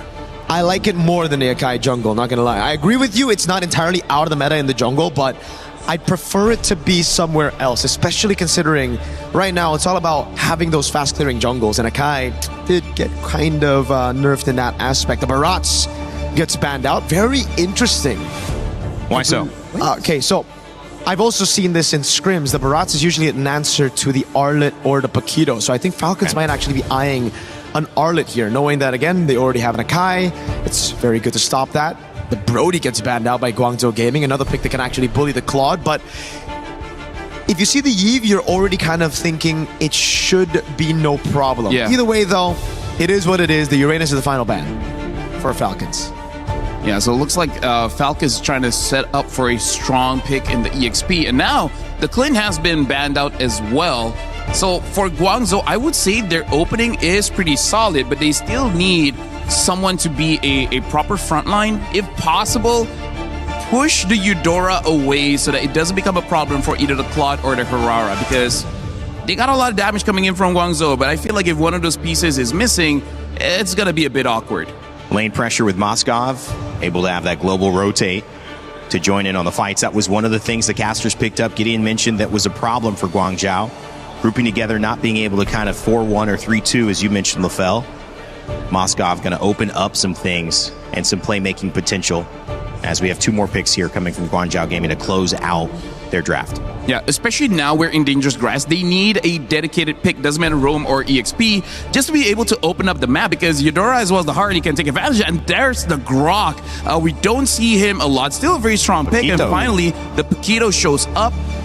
Esmeralda is not there to be a true counter, but at this point I feel like there's still quite a lot of picks that can deal with Guangzhou. I think it should be just either the Phoveus or the Arlet. Well, yeah, the Phoveus is still open, yeah. The Arlet, you're going to get bullied quite a bit by the Paquito, but then you're just relying on the stuns coming in for the resets with the Akai and the Eudora in your team. If you want to take more into your hands, you would go for the Phoveus, but instead, they go for the Sora. I gotta say, Falcons PH... Just for dive?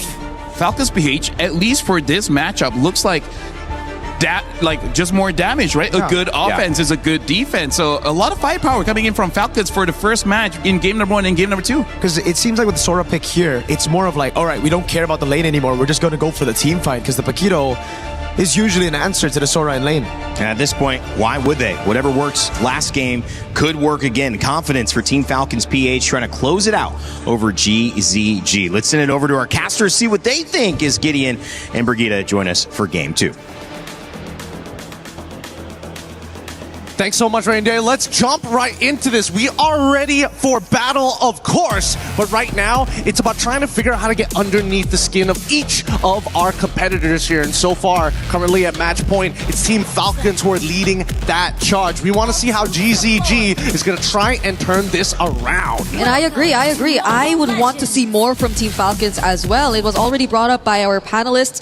Initially, I think heading into this tournament, you were really expecting them to be one of the cleanest, but game 1, GZG pushed them to the limits by just a little bit. So this time around, though, things seem to be pretty different, draft-wise especially. Oh, what a sneaky little invade here by Kyle. Able to take a camp out. He figured out the starting path and was able to take at least one of these camps. This does mean that it's going to be a bit of a delay. However, we're going to see Recall here going to try and contest this. It's dangerous stuff, and admittedly, they played it well. Even Haji getting into the right position to see it happen. Yeah, somehow equalizing the advantage in the early game, given that Kyle did take away one green camp. But a quick look onto the emblems as well. There seems to be the mid duo taking that PYT. Interesting stuff, but at the same time, I'm liking the way that Falcons are actually playing this right now. Flap gonna take a bit of damage here. What's that? I felt like that was a kill angle. Yeah, if it weren't for Oakwood.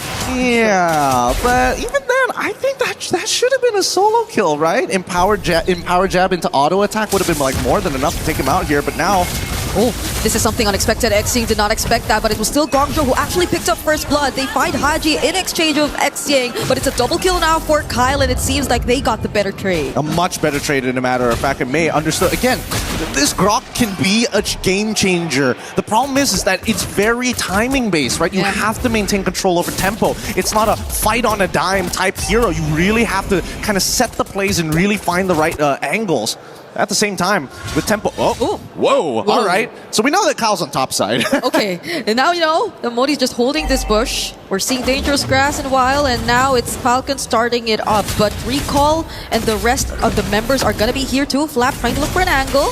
It's not going to go in for the setup just yet, and there you go. But it's still Recall actually winning out on the retry battle. Blazing to it, already coming in here by side. SOD will not connect, but Oakland still goes in for the knockups, and the flicker from Flap. They still actually find X-Gang, but they might just get traded out. Unfortunately, the heavy spin will keep them safe. The knockups, however, close call for Ogren right there. What a timing by both of these supports. They both knew we're about to hit level 4. Just give me the right timing. I just need to reveal one extra person. The tech charge alongside with the heavy spin. Life-changing spells. And now you get to see how these compositions actually want to play the game now, right? Falcons, understandably, hey, even though it's a skirmish, we can't risk losing these big spells before the most important fight. But look at Kyle, repathing down towards the purple side, knowing that Hirara is on the orange buff side. Yep, I think the only small win really that we could really consider from that was the fact that Recall still got the objective.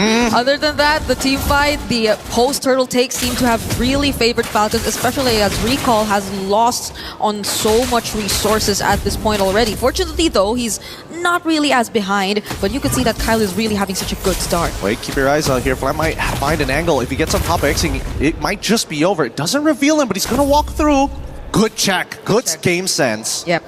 They're not they could not afford to lose out on any more. At least Modi, I think, would be communicating every single time he feels that Flap isn't within the area. Another gold grab. I think that's the second time Super Marco stole it away from Guangzhou. That's ridiculous. That's ridiculous. Committing it all just for these small advantages. That's what separates the boys from the men. Oh, CY's in so much trouble. Okay, there's a Purify still, but he still gets caught in the heavy spin nonetheless. The damage from Haji is going to be enough. The question is, does Ogwen get out of this? He might just, but not with the real world manipulation being laid down. Okay, that's actually incredible. That's actually incredible for Falcons. No RWM. They get to technically contest this for free, but can they do it right now? Flap misses everything. Yep, he doesn't get to find a setup, and still Guangzhou will be the one securing this objective. Kyle will not make it as he just focuses on this green camp, but that's knowing that they didn't have the real world, and now Guangzhou might get more. They might just find Kyle. Fortunately, is still alive though, but Xing picks up the kill. Now they're gonna go for the chase. It's Mei and Xing trying to get back under their turrets. Another barrier laid down, and the flicker to get out. Oh, this is ridiculous. That Fork Lightning. Ogwen. Oh no, wait. Does he have? Okay, he does have Body Slam, but CUR chasing this really isn't gonna get much until he gets that Trinity build. But my goodness, getting to see the Fork Lightning being spammed like what, 3 times? I know that they changed the cooldowns to it so that you can like chain it together much easier than last time, where you needed to be like level 11, level 10 around there to get it consistently. But now here at level 7, I mean, Haji is doing it consistently too. Yeah, and at least for Falcons, despite what happened earlier on, they didn't really lose the advantage. Like, they still have the advantage in their hands nonetheless, despite Flap slipping up on that setup and them actually not being able to contest for the objective. And maybe that's one thing Guangzhou can just really try to capitalize on. The fact that even if the Akai is on the other side, the way that they just get in and out of these fights and still have these utilities to really rely on, such as the tech charge and real world manipulation, might just give them the upper hand. Yeah, I gotta admit, I think GCG, they got the mechanics, and I think they also have great communication with each of their members, but I think Falcons is much better at just playing patient, and honestly, super tactical. Oh, Flap is gonna be here. Haji flickers out, but they find themselves under the real world manipulation, but they're not gonna fight under that anymore. So that's just resources burned again from the side of Guangzhou pre-turtle. And here I was complimenting GCG about, great communication, and yet, they could have, I don't know, used their ults at the same time, or find the engagement a little bit sooner, but that's fine. It happens, especially in high-stakes games, and especially when you're playing against a team like Falcon. You know they've got plenty of history. Yeah, Kyle shows up here in mid, and Ogwen will be at least positioning here in the turtle. But Guangzhou have a lot of information. They know what to expect and where they could potentially come from. But does Flap start things off again? I think it's about the big question. Oh, it's gonna be Mei instead who gets caught now. Tech charge does land, but does he go down in the deadly magic? It's not gonna be the case. Guangzhou once again take the objective for themselves, and it's Flap just trying to run for his life, but Xing does not allow him to get away. And this seems like a repeat of game number 1, where it's not Kyle going to the other side of the map, but instead it's just Super Marco at this point. Only naturally, right? Because when you have the access to the SOD, being able to close that distance with the rest of your team on neutral objectives is sort of the point. But I think at this stage, Super Marco, he's probably going to start rotating after clearing this bot side, rotate over to mid, and then immediately, oh wait, actually, does he need to? Nah, he doesn't need to. The Lord is going to spawn on that top side. He's staying down bot. Oh, but half HP. Guangzhou Gaming have been really good in terms of these pokes and back and forths as well, not really granting the massive advantage to Falcons despite the slight sloppiness, I'd say, especially pre-objectives. But at least they're somehow grouping together and making sure that they somehow, at least, the next team fight we see, get to communicate and layer their skills better. Yeah, I'm noticing that GCG, like the gold lead isn't too far away from the Falcons, right? You can play a little disrespectful, but I've noticed that they don't really invade, do they? They just sit around the river a lot of the time. Thanks for bringing up the items, because I am curious to see how far along the track they are. Chastised Pauldron already purchased by May, and now that the rest of the Falcons are looking to get this tier 2 side, we're just a little bit of gold off before Super Marco is actually able to complete the Trinity. DHS and he's done. Yeah, I think the only time we really got to see them invade was when May was on the Hilda, and it was just May as the Hilda. Like, there wasn't really help that came from the other members as much, and that's naturally what you expect. But this time, on the Grok and Eve, it seems to be a bit different in terms of their gameplay, or maybe Falcons too are just overwhelmingly good in controlling the map. Maybe, but I think the Falcons need to recognize that, hey, GZG are really good at chasing you down, so they cannot take that initial impact. If it's too much damage and they back away, it's just as good as a wipeout. So I think that Falcons are being extra precautious on the way that they need to maneuver around these fights, knowing that the tech charge is probably their best form of counter-engage, and the real-world manipulation, it's a box, so you got to start thinking about angles. GZZ are just blocking off the entries for Owen at this point, forcing the recall for Super Marco just to get here, but now Modi all alone. How did it end up like this? There were just 3 members surrounding him at that point, and he was all alone.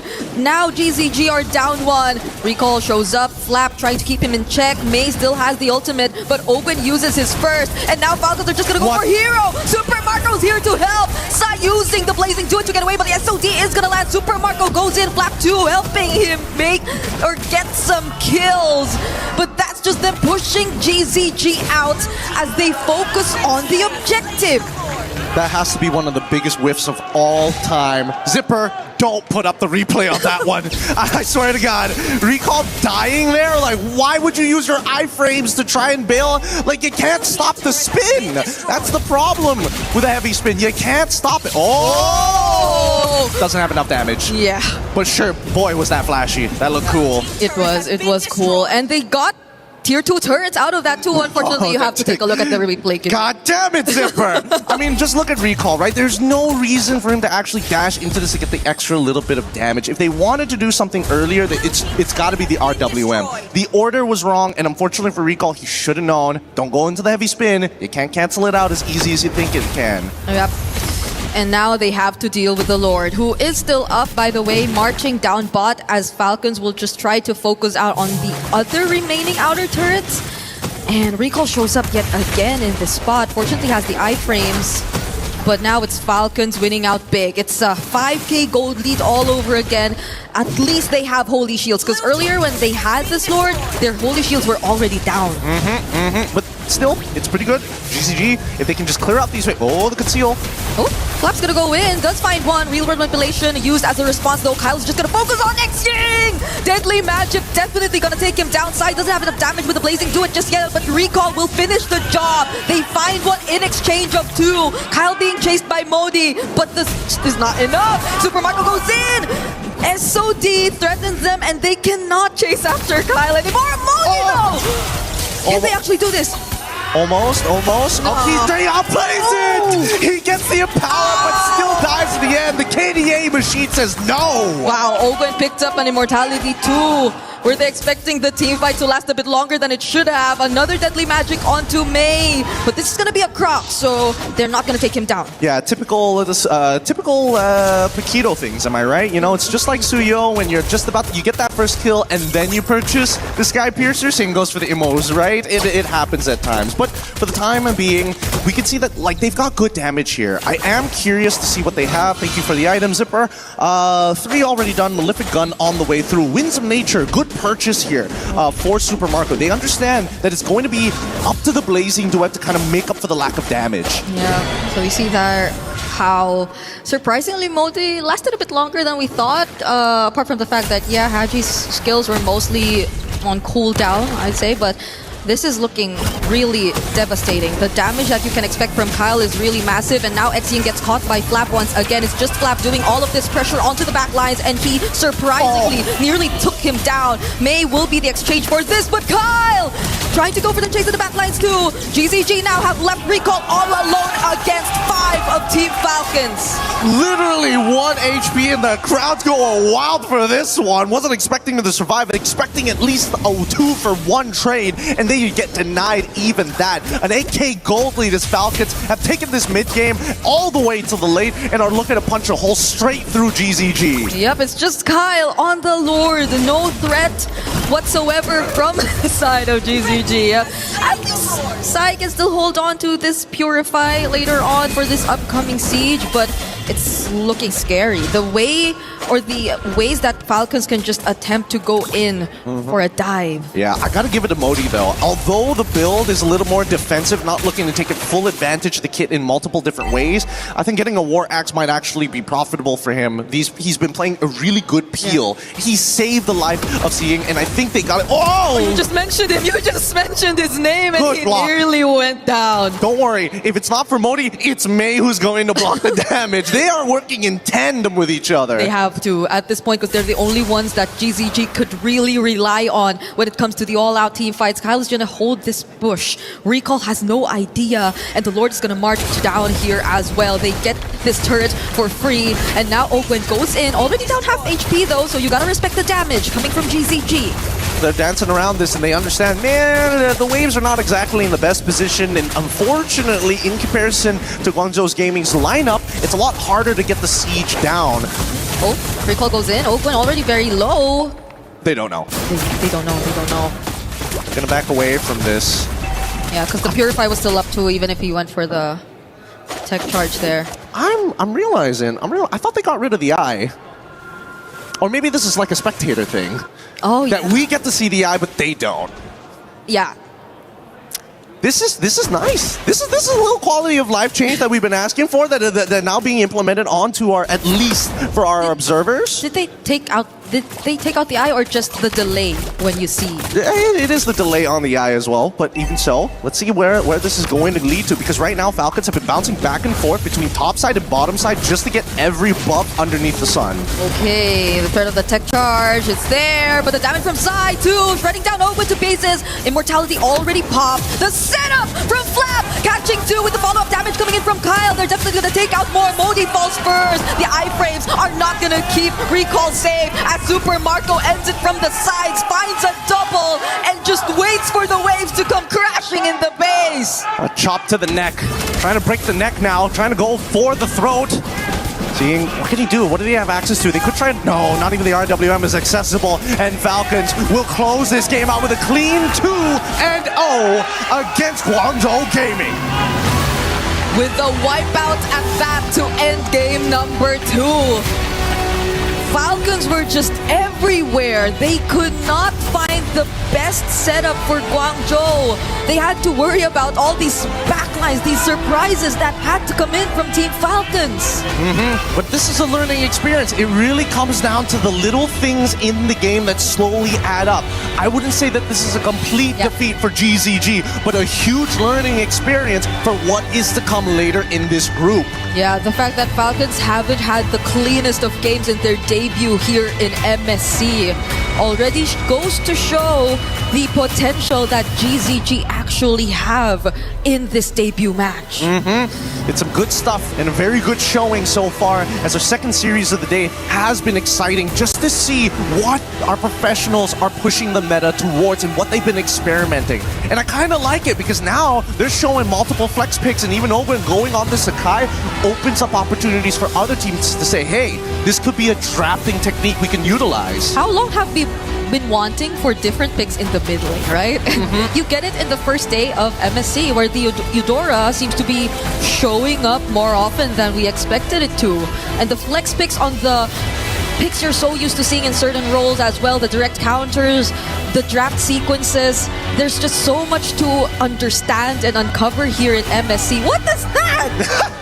They get you every single time. You should expect it these days, especially now that the meta is heading towards Eudora. Because now, there's so many things Eudora can do. The extra movement speed, the multi-stun, which has been changing a lot of these fights. Like a surprising amount of AoE that most people don't associate with Eudora because it's been too long.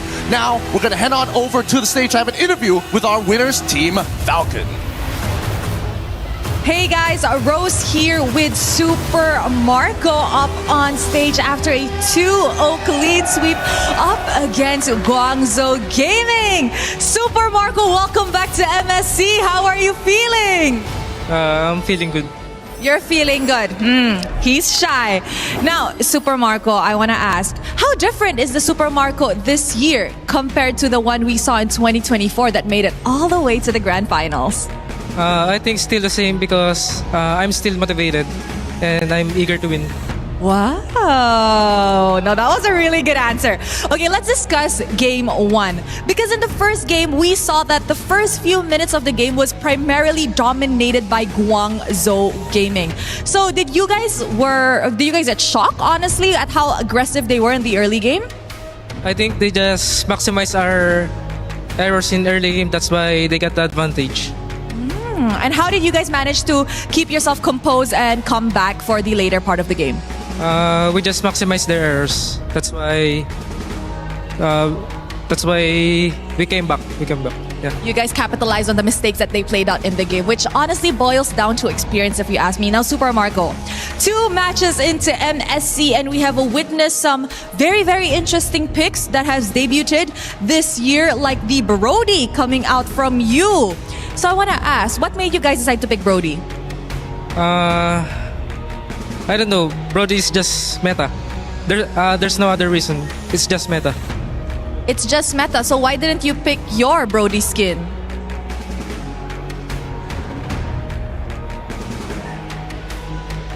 No, you just don't feel like using it today. I don't want to use it. Why? I just don't feel it. You just don't feel it. Now, I did hear that some players don't like to use their own skin because they said that they feel like it's cursed somehow, that when they played on the international stages, they do end up losing. Is it the same case for you? Yeah. There's a curse. All right, we shall not ask further. Super Marco, is there any words that you want to say to the fans that has been supporting you guys? Thank you sa mga Thank you sa mga pumunta sa venue tsaka sa mga sumusuporta sa amin dyan online. Sana supportahan nyo kami next match. He said thank you to everybody who came down to the venue, and of course to those watching at home, and he hopes that you guys can actually support them in their next match. Congratulations, Super Marco, and thank you very much. That's it from us here with the post-match winner interview. Throwing it back to you guys at the studio. Thank you, Rose. Some time with Super Marco there on stage. The fans, you could hear him. They were elated to see him moving on. 2024 Grand Finalist in Team Falcons, back again to try to claim the title and fill out that trophy cabinet. I'm Rain Day, joining you back here on the studio panel with Mirko and LaFell to close out our second series of the day. Mirko, it was all Falcons all the way. They did do some different things than what we saw Team Vamos do in the earlier set, but it was the same result. Just pretty much a team that seems like it can go far in this tournament right now versus a team that's still trying to figure out how they want to succeed in the meta. I think it's the same again, right? We saw the early game, we saw the template. When it was still template early to mid game, they know what to do. They know exactly where to position themselves. They know when to gank, how to get prio. But once it gets to a stage where they have to be a little bit more creative, when it's hands off for the coach, when it's no longer template, they're lost. They don't know what to do. They don't know where to rotate. And I really feel like in this game especially, a bit naive a couple of times, walking past some of these bushes. May not opening up for CY. Dude, CY, that one moment where the Claude walked up through the bush, I was like, oh my god, why is the roamer not opening up? Mirko, this is why I see in dangerous grass, it catches you whenever you autopilot, because I play as a roam, and sometimes especially I'm colorblind. Dude, I'm colorblind, right? These are issues, right? I mean, like, these are issues. Yeah, like, real issues. There are things that make you overthink. Like, for example, even questions, right? Players are struggling going up against Eterna, and now Rose, even Super Marco's like, I did not get this in PR training. They didn't tell me what to do when they asked about the skins, right? Look at his face. He looked more scared in that interview than in games. Like, oh my god, what do I answer about the skins? She wouldn't let him go either. She wouldn't let him. She's like, I know Rose now. She's not. I got you. Yeah, why? Say that again. Exactly. A little louder, please. So here's the thing, right? In game, I feel like quite a lot of players have been investing a lot of time in trying to establish the meta and all this kind of thing, sometimes to the point where you overlook certain aspects. And that's why Dangerous Grass is something that I really look forward to, because especially if the game goes long, somehow the grass just disappears from your mind. I don't know what they call it in science, but it's probably no grass in your face. Maybe. You know, maybe it's like wearing a watch where you kind of stop feeling it after a while. Yeah. Blends into your wrist. And then you just check your phone for the time. That's right. Exactly. That's right. Wait a second. I got my watch on. Guys, 18-6, 15-minute game. I'm struggling to try to figure out a question to ask you guys that could have an answer to support Guangzhou Gaming or a team on this back foot so far moving forward, because it just seems like there's total control over our leading teams here. Absolutely. You know, Falcons PH, not only do they have control in the mid to late game, but I feel like in the draft as well. And now this, I think, brings it back to our questions that we had in the draft. Why not Arlet? Why not Phobius? Why did you go for the Sora? And mainly, they needed a second setter. I think in the XP lane and in the roam departments now, we're going to be seeing a lot more CC-heavy heroes, guys that can stay up front, they can be the initiators to open up for the other damage dealers, right? And I think that's what Guangzhou Gaming lacked. Yeah. They went for Yves, they went for Hirara, they went for Claude, and then the Paquito. So it's like, who do you want to carry? Who do you want to initiate? At that point, it was Mei doing everything. Opening up, initiating, peeling. Everybody else was trying to deal damage, and when everybody else is doing, you know, individual tasks, you don't play together as a unit. Although I do have to say, I like what I saw coming in from Guangzhou Gaming. I feel like those are mistakes that is very much fixable, right? Yeah. Look at other teams play, get some bits here and there, maybe 1 or 2 scrims, and I feel like they would catch up very, very fast. I feel like the micro is there. Now it's all about priority, the draft, as well as how you move around the map, which is a lot. But hey, we're playing for $1 million in the champion slot, so you just gotta go all out, because everyone here is going all out. It's very difficult to be a team that goes the entire way in a tournament this big and never loses. And so what that means is getting comfortable with taking a big lesson after your loss is going to be important. In fact, maybe necessary to go all the way. And Guangzhou Gaming, and when you look at Team Vamos going up against Team Falcons Meta, there were lessons that were applied to both of those teams. If you guys now were taking a different role, so we're going to be switching out our talent for our next series. What are the lessons that you've learned so far? What are your takeaways after seeing 2 series as we kicked off MSC? I still think it's a draft. I still think it's how do you look at it in the draft, right? In match number 1, it really just feels like they were leaning too much on identity. They didn't really respect the meta. In match number 2, it's more on the side of, all right, we know the meta. We want to go for damage, but it's just too much, and we don't have anything else to fill in the gaps of the composition. So in terms of the draft, looks like Eudora as well as Ling is going to be very, very prioritized, but also looking at the game so far, the mistakes is going to be magnified by quite a lot, because Vamos, they saw one mistake where Falcons made and then they just roll with it. Same as Falcons here. They saw 1 or 2 mistakes coming in from Guangzhou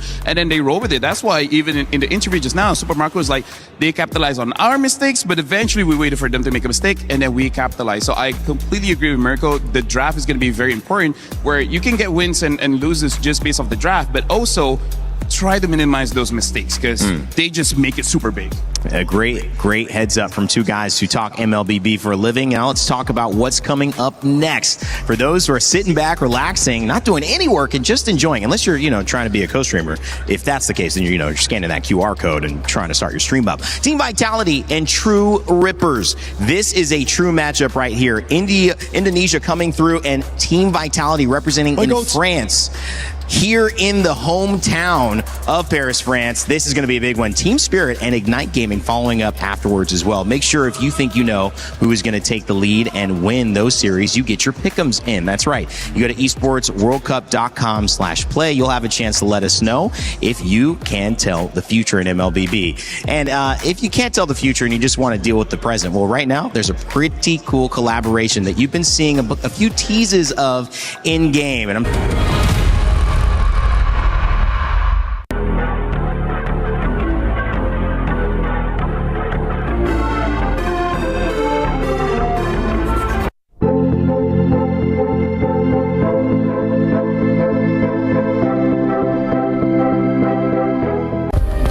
Play is in our DNA. Whenever we let it out, it becomes our superpower.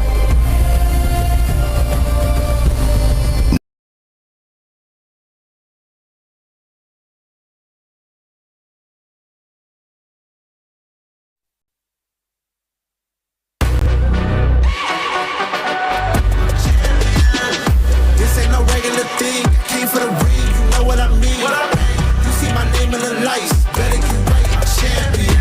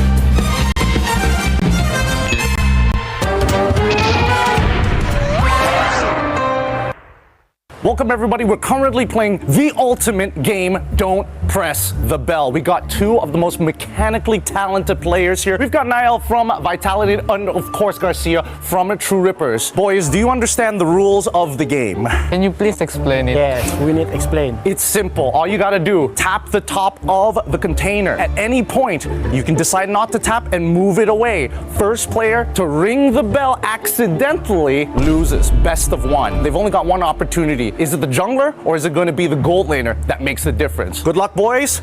I'm praying for both of you. You may begin. 3, 2, 1, begin. They're going pretty fast here. Wait. I think he's doing a little bit slower. Yeah. Let's do it faster. Let's do it faster. Let's do it faster. We'll speed it up. Okay. You ready? We'll start with Garcia again. Keep going.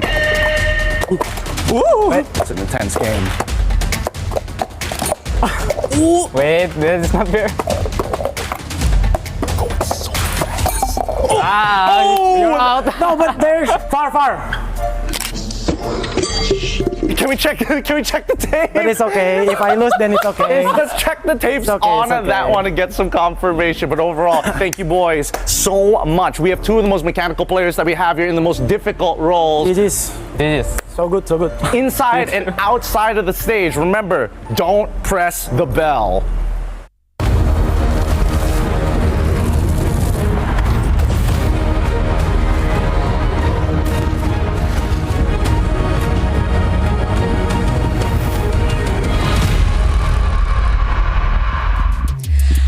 Akhirnya yang kita semua nantikan akan berlangsung. Menantikan performa dari tim Vitality yang akan bermain untuk pembukaan match mereka. Memasuki match ketiga di mana tim Vitality akan berhadapan dengan True Rippers. Yap. Dari region yang gitu? baru join di sini di MSC. Tapi ya Nah, kalau ngomong sama kami bes. Tapi apesnya mereka kok ketemu langsung ya dengan region ID gitu loh. Tapi mereka punya 2 Indonesia player. Iya benar. Ya minimal ada sharing experience kali ya. Ada Indo cuy. Ada Indo cuy. Selalu tidak akan capek-capek aku ucapkan seperti itu. Ada Indo cuy. Ada Indo cuy. Asik cuy. Iya Bude, karena mau gimana pun ya mungkin kalau kita ngomongin pengalaman mereka juga pernah bertanding kan di level kompetitif Indonesia. Baik itu MDL, Ians contohnya kan dari True Reapers. Dan yang menariknya adalah ingat mereka tuh lumayan paling awal untuk menjadi perwakilan dari India. Jadi kayak kalau nggak salah sebulan deh Bre. Sebulan itu mereka baru ke playoffnya MPL ID. Bayangin jangka waktu sebulan.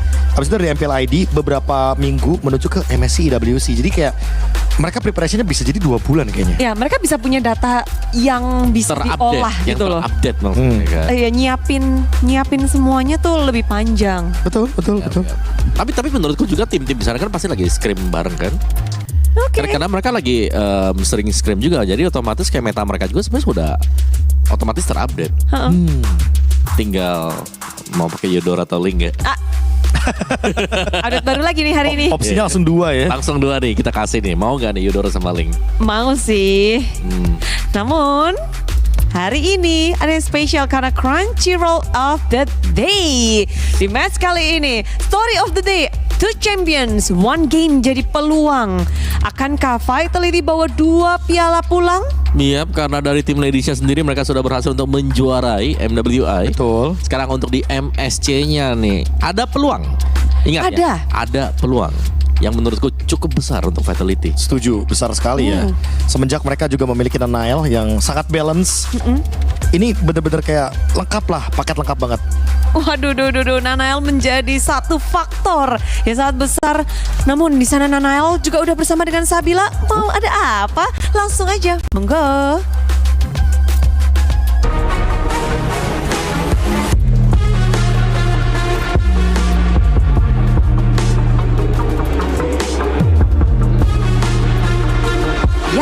Dia masih pakai bahasa Prancis kayaknya Sabila tadi itu. Tunggu ya, kita switch minta Bill pakai bahasa Indo ya. Kita lagi Indo. Kebetulan Bude belum belajar banyak, baru bonjour. Bonjour. Au revoir. Aku tanya baguette. coffee. Lapar jatuhnya Om. Lapar jatuhnya. Atau skor kita hari ini kan 2-0. 2-0 for KIB and Omawa. Bude diet. Mau juga? Oh, mau juga. 3-0. Itu nanti di knockout ya. Knockout. Tapi ngeliat Nanael yang jadi pembeda tadi KP bilang dia punya, bisa dibilang ada sebuah charm dari dia. Wah, real. Dia kayak lucky charm juga untuk tim yang baru dia masukin ke internasional. Dan selalu dia nih bisa dibilang menjadi salah satu pemain yang ngebawa timnya ke level internasional. Yes. Geekfarm dia pernah bawa. Sekarang Vitality dia bawa juga. Dan yang paling menurutku menarik dari Nanael adalah dia pemain yang kalau dari overall nilainya stabil. Tank, fighter, assassin, semuanya ready pokoknya buat Nanael. Waduh, seberapa ready Nanael? Langsung aja kita tanyakan kepada Sabila dan Nanael. Tunggu. Sesaat lagi kita akan melihat adanya tim Indonesia yang akan berjuang di hari pertama ini. Tapi sekarang Sabila sudah bersama dengan Nael dari Vitality. Hai. Halo Kak, halo semua. Gimana kabarnya Nael? Siap untuk hari ini? Siap banget lah, ini momen yang kita tunggu-tunggu banget lah. Yang lain udah siap juga kan Nael? Harus siap. Harus siap. Tapi Nael, ini kan bisa dibilang adalah international stage kedua kamu. Yang pertama di M5, yang kedua di sini. Apa yang kira-kira Nael pelajari, kesalahan-kesalahan apa yang tidak akan dilakukan lagi untuk kali ini? Yang pertama, ya tahu sendiri lah yang Nael M5 itu gua nggak bakal ulangin lagi. Terus yang kedua lebih terakhir aja, soalnya di M5 kemarin nggak gitu terakhir. Jadi lebih disiplin dan lebih usaha keras lagi gitu ya. Tapi Nael gimana kalau misalnya menurut Nael nih melihat meta assassin di MSC kali ini gimana? Excited banget lah soalnya last time main di turnamen itu main tank jungle kan. Jadi mungkin sekarang ya kita jadi lebih banyak draft aja sih karena nambah assassin. Kalau kemarin terbatas karena jungle tank lah.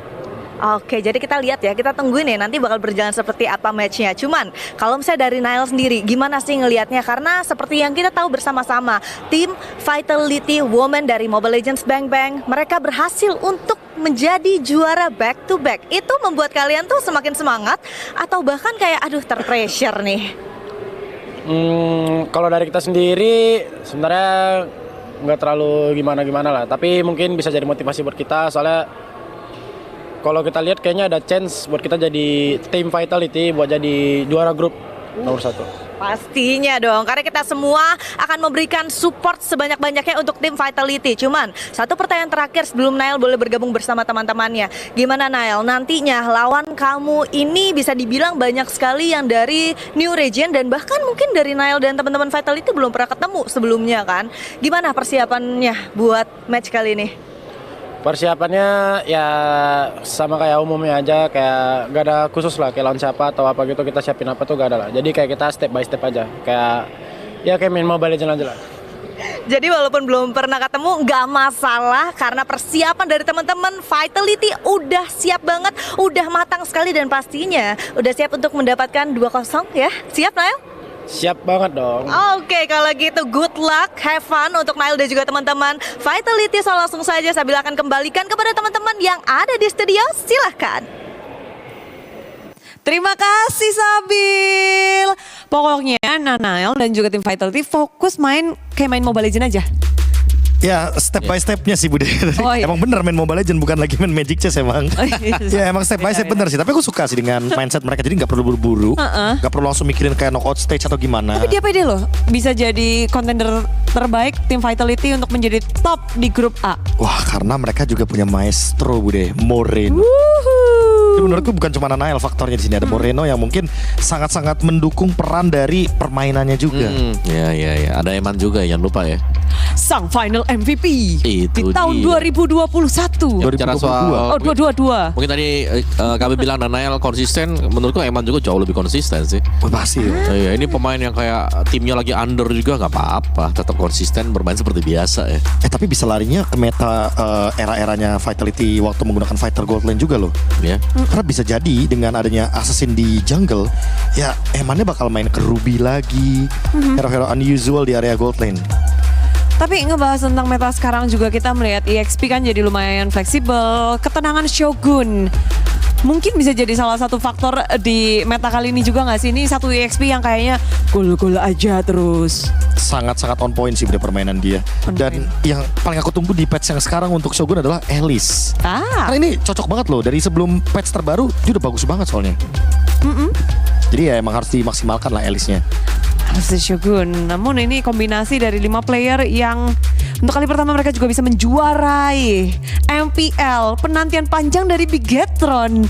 Tiber season akhir 17 menjadi season mereka, tapi lawannya kali ini lawan yang untuk kali pertama juga mereka masuk ke dalam MSC. Satu region anyar, True Reapers dari India. Yap, ada 2 pemain ID ya. Ada Ians dan juga ada Rehansyah di sana. Dan kalau melihat memang ya dengan adanya sharing experience di sini menurutku ini sudah cukup bagus untuk True Reaper sebenarnya. Tapi untuk memberikan perlawanan kita harus melihat bagaimana nanti chemistry yang bakal mereka bawakan.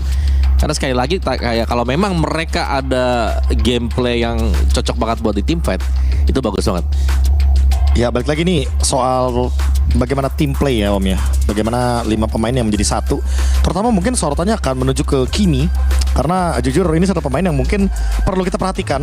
Dia sangat-sangat potensial. Dan aku lebih penasaran bagaimana permainan mereka nanti, draftingan mereka nanti dengan sekitaran 2 bulan kita nggak menyaksikan True Reapers. Ya, menghilang dari peredaran ya. Iya. Tentunya. Karena ini akan menjadi the first timer match up. First timer juara MPL Indonesia yaitu Vitality, dan untuk first timer region India masuk ke dalam main stage. Ini mungkin menjadi bukan hanya debut tapi juga mengukur sejauh mana region India berada di panggung internasional. Betul, betul. Kayak ini menjadi benchmark mereka utama kan dari perdana mereka juga gitu loh. Tapi lawan mereka jelas ini lumayan berat sebenarnya untuk mereka juga ya. Tapi pastinya masih ada peluang selalu nih agar tidak langsung pulang juga. Ya, yang paling aku soroti dari region India tuh yang paling aku salut adalah di season pertama mereka itu attack defense-nya tuh kepekaannya bagus sebenarnya. Ada di level bagus. Jadi kayak bukan yang kayak kita dulu-dulu yang awal-awal MPL season 1, season 2. Ini bener-bener kayak lebih hidup dan lebih paham gitu loh. Kalau main di meta sekarang tuh gimana. Iya. Tapi belajar ya. Benar. Tapi itu pun pastinya bukan hanya karena 2 pemain ID tadi kita lihat di True Reapers ya. Tapi dari tim lawannya juga sebenarnya itu kan ada pemain-pemain ID juga atau bahkan coachnya juga. Betul. Analisnya dari ID gitu loh. Jadi ya pastinya udah tershare di sana. Kalau secara sistematika dari permainan lah. Mereka bisa mengambil banyak sampel sih, bukan hanya mungkin dari Indonesia. Mereka juga tahu gimana permainan dari Filipina, sudah 17 season gitu kan. Udah bisa punya banyak data internasional yang begitu banyak. Dan bahkan salah satu dari tim yang ada di India aja kan ada antagonisnya juga sebagai coach. Nah itu dia. Jadi pasti ya sharing pengalaman dan segala macam tuh udah bisa terjadi di sana. Bahkan region Malaysia bisa dibawa juga sama Anca. Betul, pengalaman berbicara lah Bude. Iya, dan sekarang memang ini menjadi the first timer match up, tapi mereka harus bertahan, menjaga peluang atau untuk tidak pulang juga nih. Waduh, iyalah Bude, masa udah jauh-jauh ke Paris gitu loh. Nggak mau pasti buru-buru pulang. Apalagi kan ini home country-nya buat Vitality terutama. Vitality akan lebih bersemangat seharusnya di panggung besar ini. Bagaimana tidak, fanbase-nya Vitality waktu MBI juga udah gedumberengan banget tuh. Gedumberengan om. Udah bawa drum om. Ya dan ya berarti kayak 2 match ini kan harusnya jadi barometer untuk mereka juga kan. Udah hilangin aja linknya daripada jadi masalah dulu sekarang. Karena kita tahu user-user dari Indonesia juga kan asasinya tajam. Sama Fanny juga. Nanael stabil banget dan team play banget Fanny. Tapi menarik ya, dari semua assassin yang keluar Lancelot belum kelihatan. Iya. Padahal dia yang paling mending lah buat jawab. Iya kan sebenarnya. Iya, tapi semuanya sabar-sabar karena kita akan melihat bagaimana panggung akan digoyang oleh tim Vitality dan True Reapers. 2 was an amazing match to watch because if we recall correctly, Milosh, Guangzhou Gaming was in the lead in game number 1 and suddenly Team Falcons PH was like, nah, we're gonna clean sweep this. I've sad to say this, but the experience won out.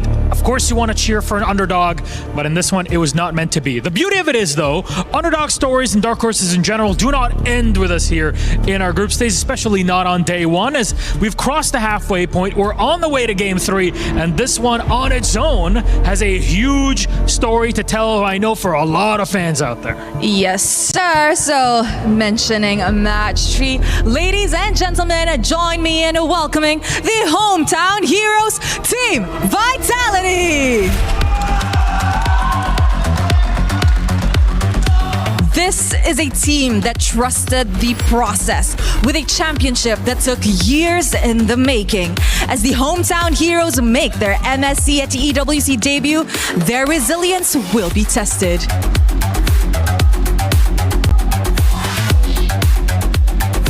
Big day for Vitality and their fans also here joining us in the arena. Today's only day one, and you can notice they get loud. They did get loud at MWI. They're going to do it again here at MSC 26. Though the game cannot begin, especially not without the dark horses awaiting in the corner. Let's welcome them, please. True Rippers!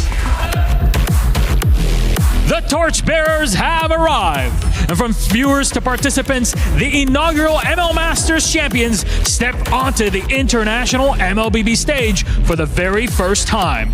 Will their in-your-face aggression be the winning factor? My friends, we are about to find out. Big moment for them, big moment for India also here. First time participating internationally, Rose. There's a lot of pressure. Yes, definitely. But I feel like this match will ultimately be very exciting because, like I've mentioned, both teams are debuting in EWC.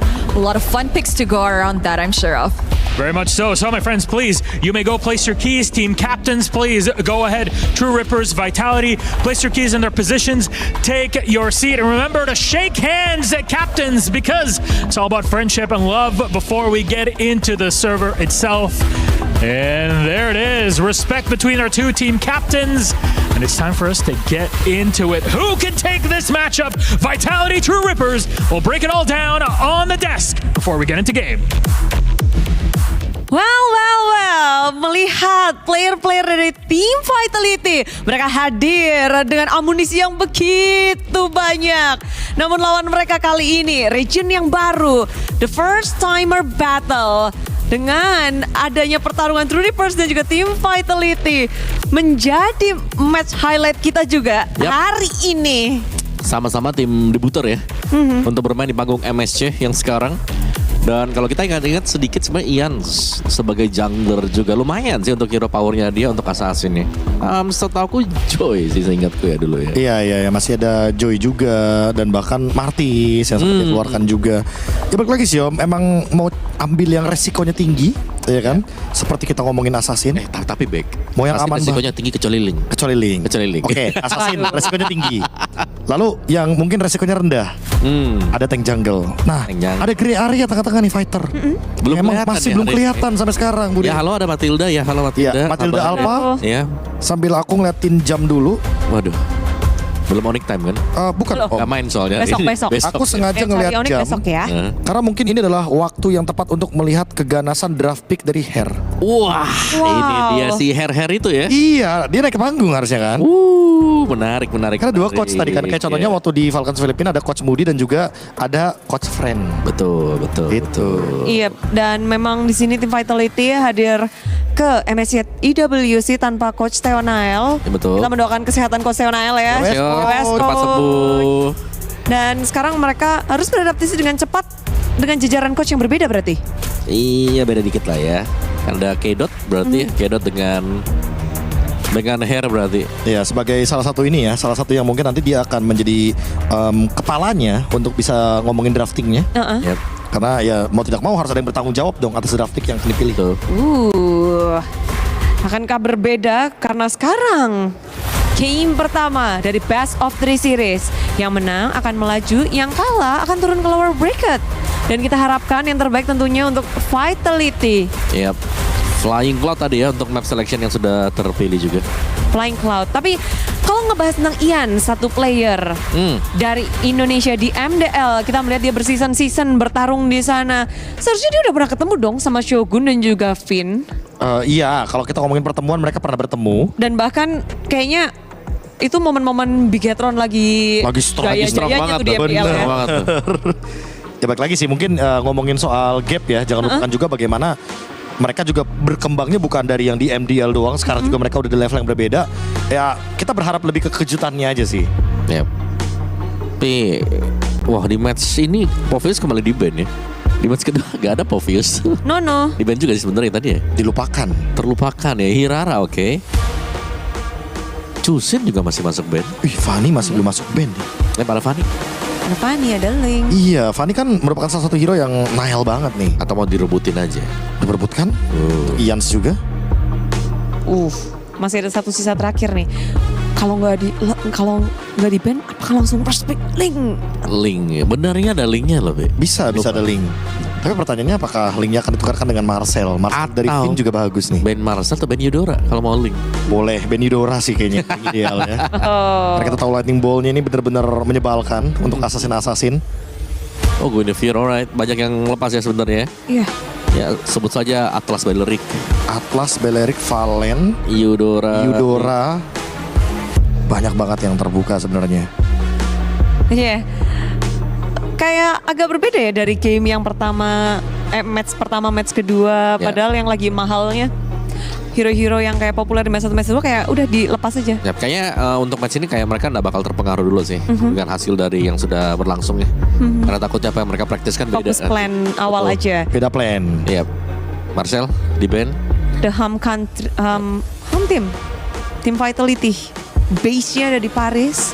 Fansnya mulai berdatangan tapi Atlas first pick. Pasti yang di sana langsung wuhuu gitu ya Om. Betul. Agak beda sih memang sih ya. Padahal tadi Link first karena ada Atlas, karena memang Atlas juga cukup power sekarang. Bisa nutup untuk hero jalan kaki ya. Hampir semua bahkan bisa dipegang dengan Atlas. Tapi ada Link. Sebuah penawaran yang cukup menarik. Dan langsung dipakai oleh True Reapers. Tapi Om, kalau kita ingat-ingat ya. Wah, Eudora. Nah itu dia, kalau kita ingat-ingat nih, kalau kita ngomongin Nile, bahkan sebelum dia berjersey Vitality aja, dia pernah main Fanny, ngejar-ngejar Link. Dan itu sampai point dead-nya banyak banget. Iya. Apakah ini akan muncul di sini harusnya? Semenjak kita melihat Fanny masih available. Combo E-Link ya berarti ya? E-Link? Iya, Eudora Link. Jadi apa? E-Link, elektronik E-nya tuh. E-Link, oke. Iya, Eudora maksudnya. Sekarang Linknya tenaga listrik ya. Nah, tenaga listrik, bener. Gardu ya dia ya. Langsung disatuin loh, dari tadi kita nggak ngeliat disatuin kan, dipisah. Disatuin tadi. Sempat dipakai dengan Famos tadi. Iya, sempat dipakai sama Famos. Dan langsung populer banget sekarang ya. Valentina Akai. Masih bermain dengan metode tank jungle sepertinya. Iya, ini adalah salah satu hero yang memang membawa mereka menjadi champion kemarin. Akai. Oke, berarti mereka harus play agresif banget. Jangan sampai ada satu monster jungle yang tercuri, karena kita tahu sendiri ya, Link sekarang ini memungkinkan sekali untuk mendapatkan level 5 dengan adanya monster jungle yang dia ambil satu. Iya. Nyebrang. Dan menurutku kayak dari Vitality sendiri mereka butuh jawaban untuk manjangin lane-nya. Kayak Link kan kita tahu nih kalau di early-nya udah menang jauh, biasanya ya dia bakal manjangin lane sendirian. Babiak kemana-mana tuh. Iya, cari level cepet, cari item cepet juga. Dan itu lumayan bahaya. Dan Kari akhirnya keluar nih ya, setelah di MW ini langganan banget untuk di pick. Baru nih muncul hari ini. Iya, di Wildcard rame juga lumayan. Iya benar. Tapi sekarang hari ini perdana nih untuk Kari. Itu baru aku mau perbincangkan tuh satu hero yang panjang dicoret. Moskov, Nono. Iya Bude, karena menurutku yang paling possible untuk ngejawab Link juga di patch sekarang. Terus juga menghindari posisi dari Eudora karena dia mainnya front to back ya Moskov jawabannya. Ya mungkin satunya kalau mau di ban Cloud kah? Tapi Cloud bisa dimakan Link sebenarnya. Ya. Jadi memang kisah dari seorang Kimi, salah satu player dari True Reapers. Dia memang menjadi seorang guru, mentor untuk anak-anak yang kurang beruntung di India. Itu dia. Jadi ini bagaimana sekarang dia harus mementorin juga bersama teman-temannya bersatu untuk bisa memecahkan masalah, yaitu tim Vitality nih. Memecahkan masalah ya. Masalah gak sih tim Vitality? Masalah banget ya kan. Cuman ya draftnya kayak tipis lawan tebel nih sebenarnya. Kalau kita lihat 3 pick awalnya dulu deh. Kayak tipisnya dari True Reapers cuman punya damage yang besar. Sedangkan tebelnya dari Vitality belum punya damage yang cukup buat bisa ngebers atau nangkap lah bahkan. Karena single target picknya kan gak ada nih, hanya bergantung terhadap Atlas. Sedangkan single target lock dari True Reapers ada Eudora. Tempest of Blade bisa lah ngangkat banyak hero yang di tengah terutama ya. Mid laner sih juga pasti akan terganggu ya. Kayak dia juga nggak bakal nyaman, pasti ditarget terus bre. Terus Arrow juga di sini emang karena combo sama Akai dan Atlas juga, itu udah pasti bakal kena chain CC tuh. Efek dari Frigid Breath, dia kasih efek Frozen. Dari Headbutt aja udah ngasih efek Stun, Heavy Spin. Belum lagi dikombinasikan dengan Valentina. Jadi ya combo yang sangat stabil lah untuk dimainkan sebenarnya. Tuh dan kelihatannya kayak Beleric memang diberikan kayak Belericnya yang mau diambil ultimate-nya. Alice dulu. Alice juga cut pick yang bagus sebenarnya dari True Reapers. Semenjak mereka tahu kan bahwa Shogun juga bermain dengan Alice. Yang tadi sempat aku singgung juga, mungkin Vitality ini lebih ke Alice atau ya hero-hero EXP yang bisa bikin play lah yang diambil. Yep. Dan sekarang cloud terbuka sebenarnya. Kalau mau mainin EXP yang memang bisa nih, adu gebuk juga sekalian aja Benedetta gitu. Benedetta Shogun. Ditambah mungkin harus ada strong lane sih sebenarnya. Mungkin Brody juga bagus di sini untuk menjawab link juga clean. Kan, atau clean. Yeah. Apapun itu yang bisa menangin matchup lawan Kari dulu. Cloud tapi tetap play safe sampai dengan late game. Dan Pakito, right? Nggak banyak berubah dari MPL Indonesia season 17. Mereka masih memakai hero-hero yang comfort mereka miliki berarti. Iya, ini nggak terlalu banyak berubah memang. Kayak standar aja yang mereka bawakan kayak winning formula dulu nih. Don't change the winning team. Yep. Dicoba dulu, tapi bagaimana dari True Reapers? Mereka punya sekarang, damage-nya mereka punya. Tapi kalau kita bicara soal kondisi sustain mereka ya waktu team fight ini lumayan lemah sebenarnya. Karena Eudora bisa jadi dikagetkan dengan flicker plus double jab nanti. Tapi ada Badang, alright. Welcome Badang. Satu hero yang begitu unik Badang muncul. Ya aku merasa Badang ini kayaknya bakal jadi alasan nanti Karinya bakal punya target Bude. Karena kan belum ada yang bisa lockdown target. Jadi setidaknya dengan adanya Badang dan Kari bisa main dari depan lah. Karena kan ya mereka punya tank killer di sini. Coba kasih kata-kata untuk tim Vitality. Tim Vitality fokus ke Eman. Galakin. Dan mari Indonesia, perwakilan kita dari MPL Indonesia representatif akan bermain dan beradu dalam Best of 3 Series. So kita lemparkan kepada Parkaser Oji dan juga Lim. Thank you so much kita tersayang, luar biasa, yang paling cantik, yang paling ganteng, dan juga Profesor KB yang paling pintar sedunia jagat raya Mobile Legends. Bersama saya Ranger Mas dan juga Pak tersayang tentunya kali ini Lim Kocul. Halo semuanya, kita akan memandu tim Indonesia. Tapi kok kita nggak ditanya satu kata ya? Menurut Lim apa satu katanya? Satu katanya untuk tim Indonesia. Wow, kalau gue gaskan, let's go to the lane of dawn. Panjang.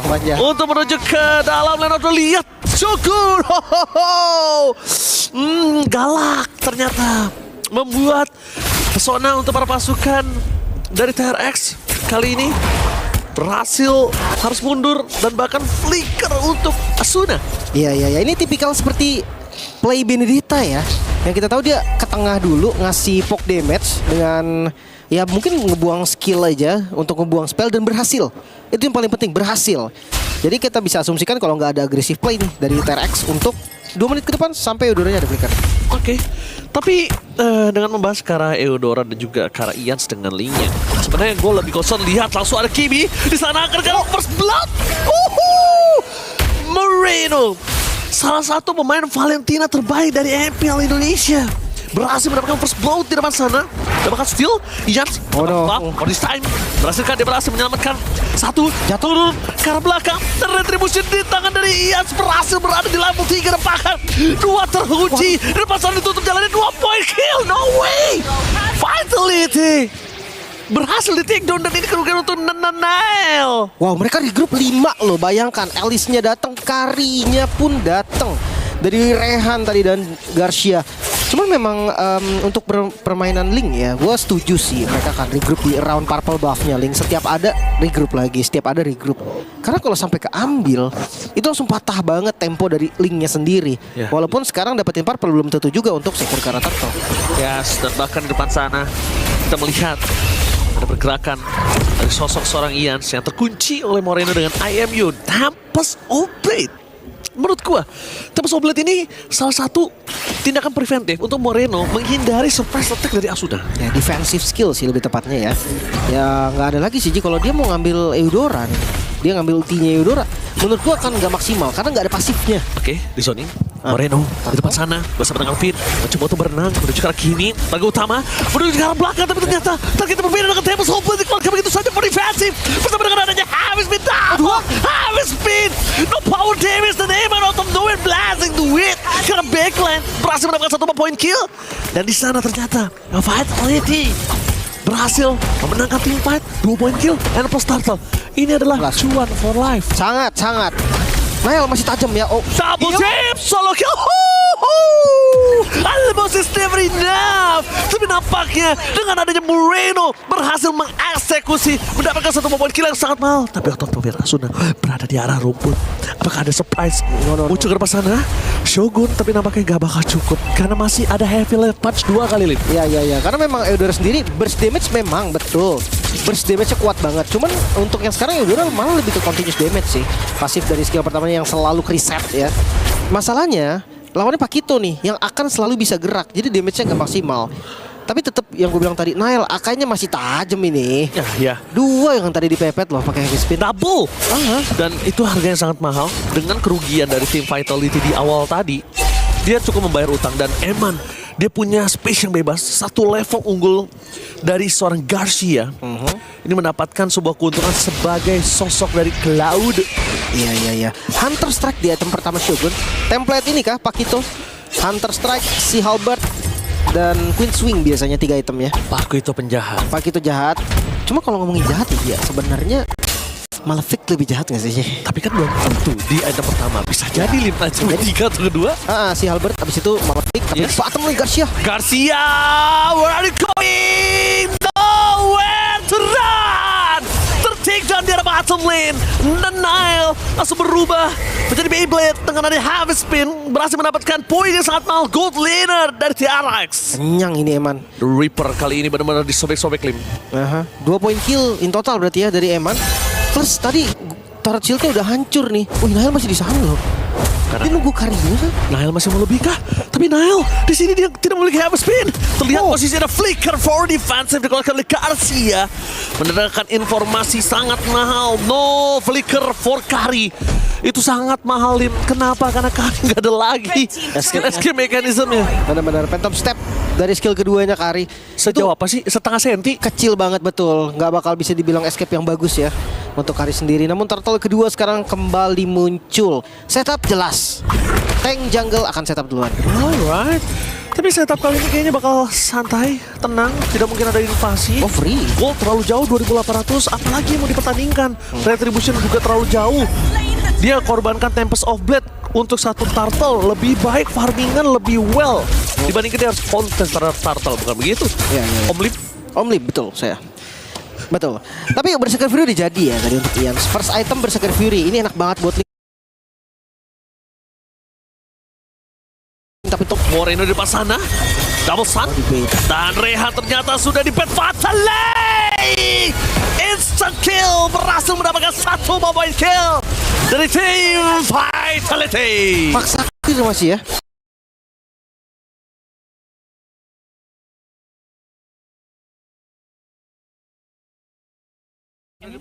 Mulai kill dari tim Vitality. Paksa clear masih ya. Gue pikir dia mau coba untuk selamat tadi, tapi enggak, dia paksa clear. Mungkin setidaknya ada space tambahan, atasnya nggak langsung hancur sekarang. Dan gue suka banget sih tipikal Atlas yang dia nggak perlu loh 2 orang, dia nggak perlu 3 orang atau lebih bahkan. Satu pun selama itu worth it, makan. Tapi Kimi membuat Eman terperangkap di depan sana. Masih bisa dihindari Vin. Coba melakukan defensif Eman. Melakukan sedikit gocekan. Eman di sana mencoba dengan Purify-nya menghentikan Tempest of Blade dari knockout. Di Council Gaming menuju ke backline. Dan tidak mungkin para pasukan dari tim The Reaper kali ini memaksa fight Lim. Mereka nggak punya damage sama sekali Lim. Betul. Kelihatan di bagian top lane tadi kayaknya Suna ragu deh. Soalnya lihat si Kimi, which is Badang. Woi, puter lagi Nael. Dan Garcia again menjadi target utama. Dan bakal langsung fatal win from Kimi. Nggak bisa diselamatkan, langsung ter-take down. Double kill from Nael. Lihat. Di sini Ian bagaikan tak berdaya dengan parpol topnya yang muncul. Dia harus pulang. Dia harus lepaskan. Tidak mampu Lim untuk melakukan kontes terlalu mahal harganya. Jelas dia tahu banget nih. Ketika dia kontes dapat belum tentu tumbang, udah pasti korban udah pasti ada. Tapi midnya loh sekarang Rehan. Lagi mereka memasang team fight di saat mereka tidak memiliki kemampuan dengan damage yang kurang. Jogon! Oh my god, Jogon! Tinju di baras bakwan. Berhasil mendapatkan satu poin kill. Dan Nahel out of nowhere menuju ke Garcia. Karena di mata Nahel hanya ada sosok dari seorang Garcia. Ya. Dipotong jalannya Shogun. Dia siap tadi untuk memakan siapapun yang mundur. Dan tackle ketiga, wait. Mereka nggak mau ambil turtle-nya, mau dijadiin Lord kah? True Reapers bener-bener kali ini tersobek-sobek dari gameplaynya. Mereka tidak bisa berbuat banyak. Dan Yans, no, Yans mundur ke arah belakang, no. Itu Lim 2 kali chip dari sosok Shogun. Kalau dia nggak pakai Tempest of Blade, udah pasti dia tergeletak lemas tak berdaya. Iya, dia kalah level, kalah item juga pastinya. Apalagi kita tahu Link darahnya memang gak banyak. Bener dijadiin Lord loh. Selamat datang Bapak Lord yang terhormat di MSC EWC 2026. Ya, gue kira dia mau ambil turtle aja, unggulin lagi gold dan experience-nya. Mau dia mau cepet, dia tahu nih kondisi dari T-Rex yang gak punya high ground defense kuat Ji. Ya, True Reapers. Awas. Dan lihat Shogun, itu satu double jab. Apakah ada keluar double jab, tapi heavy life punch keluar di depan sana. Shogun masih menghindar, berada di dalam dan double knockout strike. Flicker. Oh no, Shogun memilih untuk mundur ke arah belakang dengan double jab-nya. Console Gaming, tapi Vayne menuju ke arah belakang. Asuna menjadi target, habis Vayne dikeluarkan. Dan bersama dengan Tempest of Blade, sosok dari seorang Moreno dan blasting dari from Eman. Memperadakan backline dari tim True Reapers dan Rehansha. Tidak berbuat banyak, dia tidak memiliki damage. No, Tempest of Blade dan Rehansha tidak bisa pulang. Looking for wipeout. Tapi Rehansha ternyata masih bertahan. Ya, XP laner dari Indonesia juga by the way. Buat teman-teman yang gak tahu Rehansha, dia sempat bermain untuk Raja Phoenix waktu itu. Jadi kayak MDL betul. Sekarang ada di kancah internasional juga. Tapi lihat pasif play defense-nya nih bakal di-trigger semua. Sakit banget Eman level 12 di menit yang ke-9. Au, gak ada pasif bawahnya loh. Bawahnya gak ada pasif. Lord bisa loncat. Finn ke belakang. Dengan posisi tidak ada modify sama sekali. Finn bisa ngangkat siapapun. Double knockout side from Kemi. Habis Finn dari sosok Nile masih bisa selamat. Bahkan Finn membuat dirinya menghilang di arah belakang. Menargetkan Son Garcia. Bersama dengan sudah ada blasting from Eman. Berhasil membuat porak-poranda backline dari True Reapers. Meanwhile, Tempest of Blade dari Yans. 4 pedangnya tidak bisa menghentikan dominasi from Vitality. 10 menit gak sih? 10 menit kan ini. Game yang sangat-sangat cepat. Performa yang sangat-sangat brilian dari Vitality.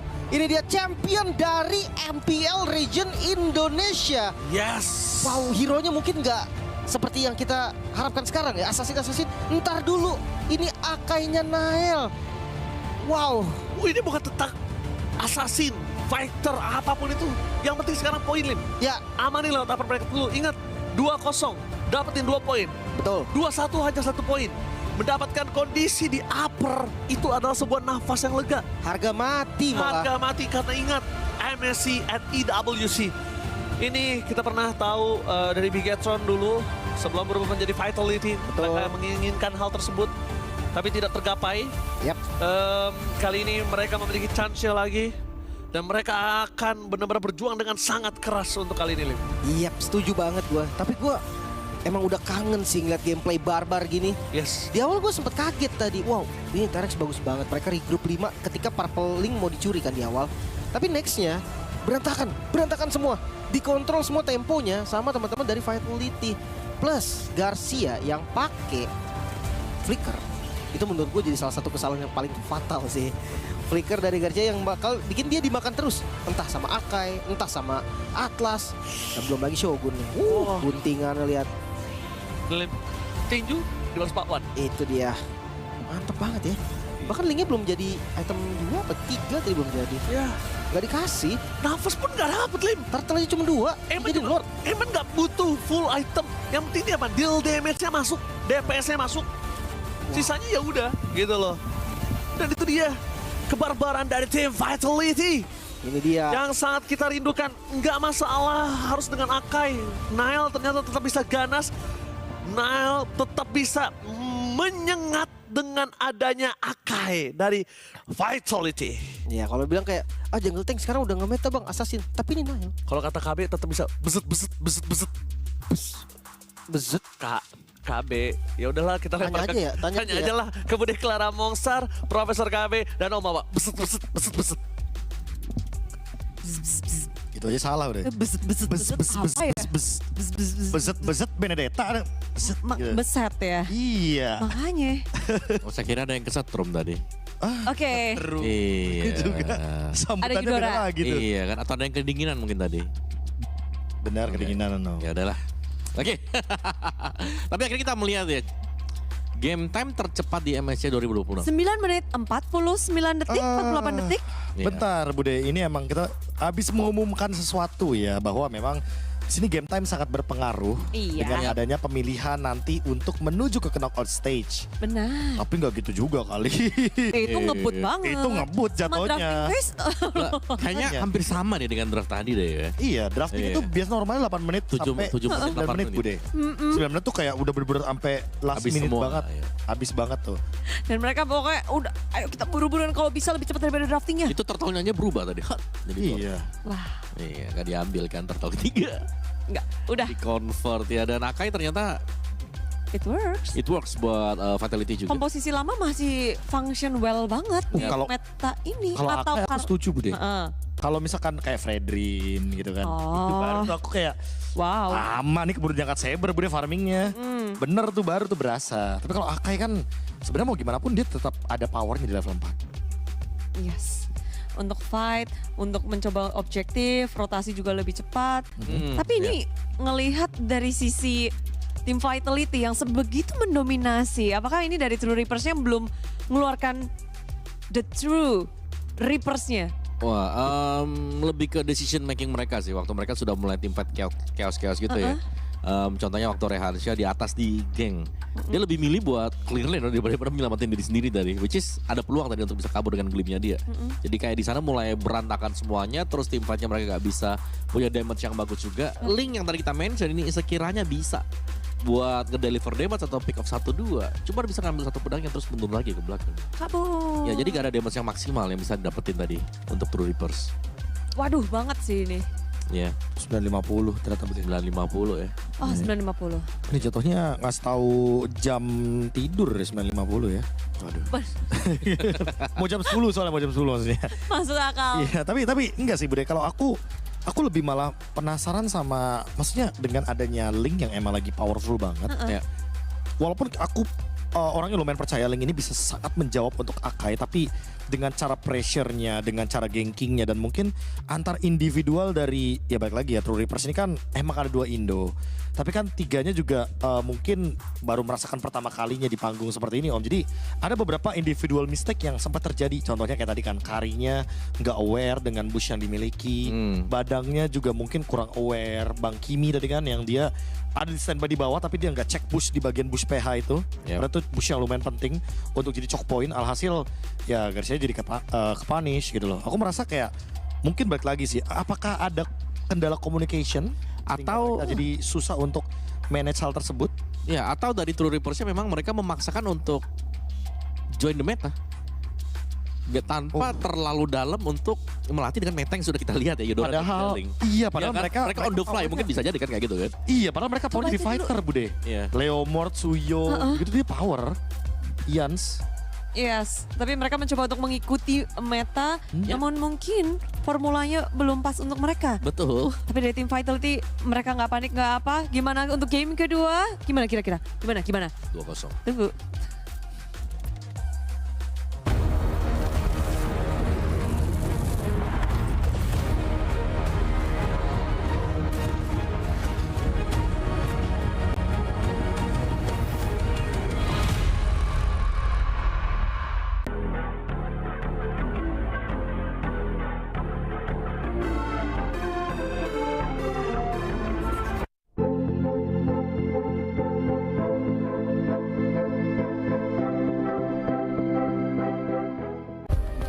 Play is in our DNA. Whenever we let it out, it becomes our superpower. Now imagine an entire city being built to supercharge it. Kadir City, powered by Play.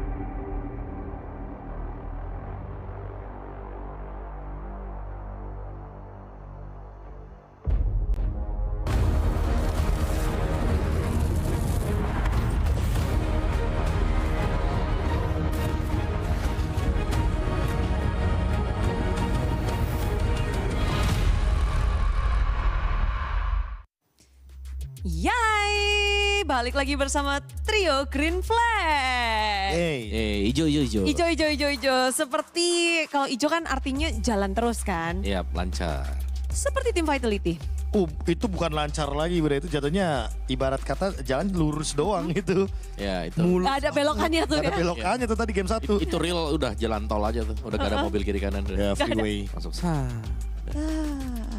Tapi aku ini sih ya. Ini yang pernah aku bahas juga kan. Ketika kita udah punya satu meta yang kuat di region tersebut, let's say, and then dibawa ke internasional dan ternyata internasional pemetaannya beda gitu loh. Gak usah ubah apapun kalau emang kita pede gitu, Bro. Pakai dulu aja. Kecuali emang metanya nggak memungkinkan banget dan emang harus diubah semua konsepnya, barulah cari meta yang baru, yang paling efektif. Yes, namun bukan berarti hanya itu saja. Budi sih yakin tim Vitality juga punya dan mereka udah mempersiapkan dan udah melatih yang kayak sekarang lagi Assassin. Mereka seharusnya udah tahu gameplay bersama Assassin, itu udah bukan hal yang asing lagi buat mereka. Ya? Cuma yang tadi aja udah perfect banget. Perfect banget, Bude. Karena itu udah, aku yakin ya kalau emang ini berlanjut sampai dengan game 2 dan besok juga, lusa lebih tepatnya ketika match upper bracket untuk grup A, aku merasa mereka pasti akan menjadi tim pertama yang memilih nantinya. Wuhuu, it's 9 menit 50 detik. Iyalah. Itu udah, itu cepat kan? So far kan? So far itu tercepat. Itu belum mid game loh. Fast. Dan tinggal mereka jauh lebih konsisten aja sih sebenarnya untuk main lagi kan, game per gamenya mereka seperti apa. Karena game kedua nggak ada yang perlu nggak perlu ada yang breakdown, keren banget tadi. True Reapers yang harus ke breakdown. Udah. Tadi aku kalah dengan Akai ya, levelnya Link itu tadi kok bisa sama ya dengan Akai. Padahal Link harusnya sat lebih. Kita tahu mobilitas Link itu sangat cepat. Emang apa yang ngebuat Linknya kayak aduh gitu. Aku malah mempertanyakan sih kenapa Ian bisa nggak level 5 gitu loh di menit yang kedua, karena dengan nge-pick Link berarti kita harus punya responsibility untuk mendapatkan level 5 tersebut di menit yang kedua. Kenapa tuh? Coba jawab Om. Karena dia terfokus untuk join tim fight temennya, lagi keteteran semuanya. Gimana tuh, Be? Wah, berarti harus ada komunikasi kalau misalkan decisionnya mau fight atau mau dilepaskan dulu, Bude. Nah, jadi cari objektif lain yang ditukarkan. Karena kan pick assassin ini tujuannya buat trade, bukan buat kontes di 2 menit awal. Tengok dengan hero-hero yang mereka amankan. True Reapers hero-nya kekinian banget. Ya, bisa dibilang ini ya, sangat MSC banget ya. MSC banget. Ini Badang dan Kari juga MSC banget, Bude sebenarnya. Karena hero yang fresh juga kan dan sangat suitable untuk dipatchkan sekarang. Tapi banyak hal lah mungkin yang True Reapers harus lebih konstan juga ya, terutama targeting dari Yudora nih. Oke. Karena kita ngelihat kayak Blazing Duetnya lumayan free. Bebas banget, gak ada yang Zero Death itu yang pertama. Terus mereka kan punya sisi yang lumayan kan sebenarnya. Iya. Tapi mereka gak bisa utilize. Mereka gak bisa nangkap Moreno, Eman, Shogun. Pada bebas semua jalan-jalan. Oh, mungkin karena priority untuk job desk tumbangnya sih, Bude. Kayak Atlasnya tahu kapan harus maju ketika abis Akai atau Akai yang maju duluan kah. Dan emang balik lagi karena emang ada Akai Atlas ya tinggal gantian ini antara Vin dan juga Nanael yang menjadi job desk untuk penerima damage tertinggi. Karena nggak mungkin Shogun di situ. Shogun tugasnya tetap akan menutup lini belakang. Berarti mereka menjalankan job desk dengan sangat baik sehingga ya udah yang jadi tumbal aja. Iya. Yang jadi frontline gas aja, positioning yang tepat. Mereka juga nggak overextend dan gamenya jadi begitu ini. Tapi kalau ngebahas dengan adanya Ian dan juga Rehan Shah, 2 player Indo cuy. Gameplaynya udah Indo cuy belum tuh? Jujur kalau ngomongin gameplay masih lumayan belum, Bude. Kalau kita ngomongin gameplay yang pure Indonesia ya, dimana mungkin kita lebih mengedepankan action dibandingkan dengan strategik. Iya kan, brawl server kan dikenalnya kayak gitu. Malah ini jujur Vitality menghidupkan sekali bagaimana permainan mereka dengan sebenarnya cantik, masuknya satu-satu, warnya juga telaten, tapi emang bener temponya kelihatan banget, ini Indo banget gameplaynya. Oh iya, tapi bagusnya Vitality juga kayak mereka ngebawain tank. Dan sesuatu yang menarik adalah game time yang cepat dengan hero tank jungle yang tadi mereka bawakan. Jadi kayak tank bisa loh. Ngapain kalian pusing main assassin? Iya. Kenapa kita harus berubah metanya? Iya. Kenapa harus membuka strategi yang lain kalau yang ini bisa? Nah itu. Gitu gak sih? Tapi mungkin balik lagi, Bude, itu kan terjadi karena game need. Karena kalau misalkan game time-nya itu kayaknya di atas 18 menit.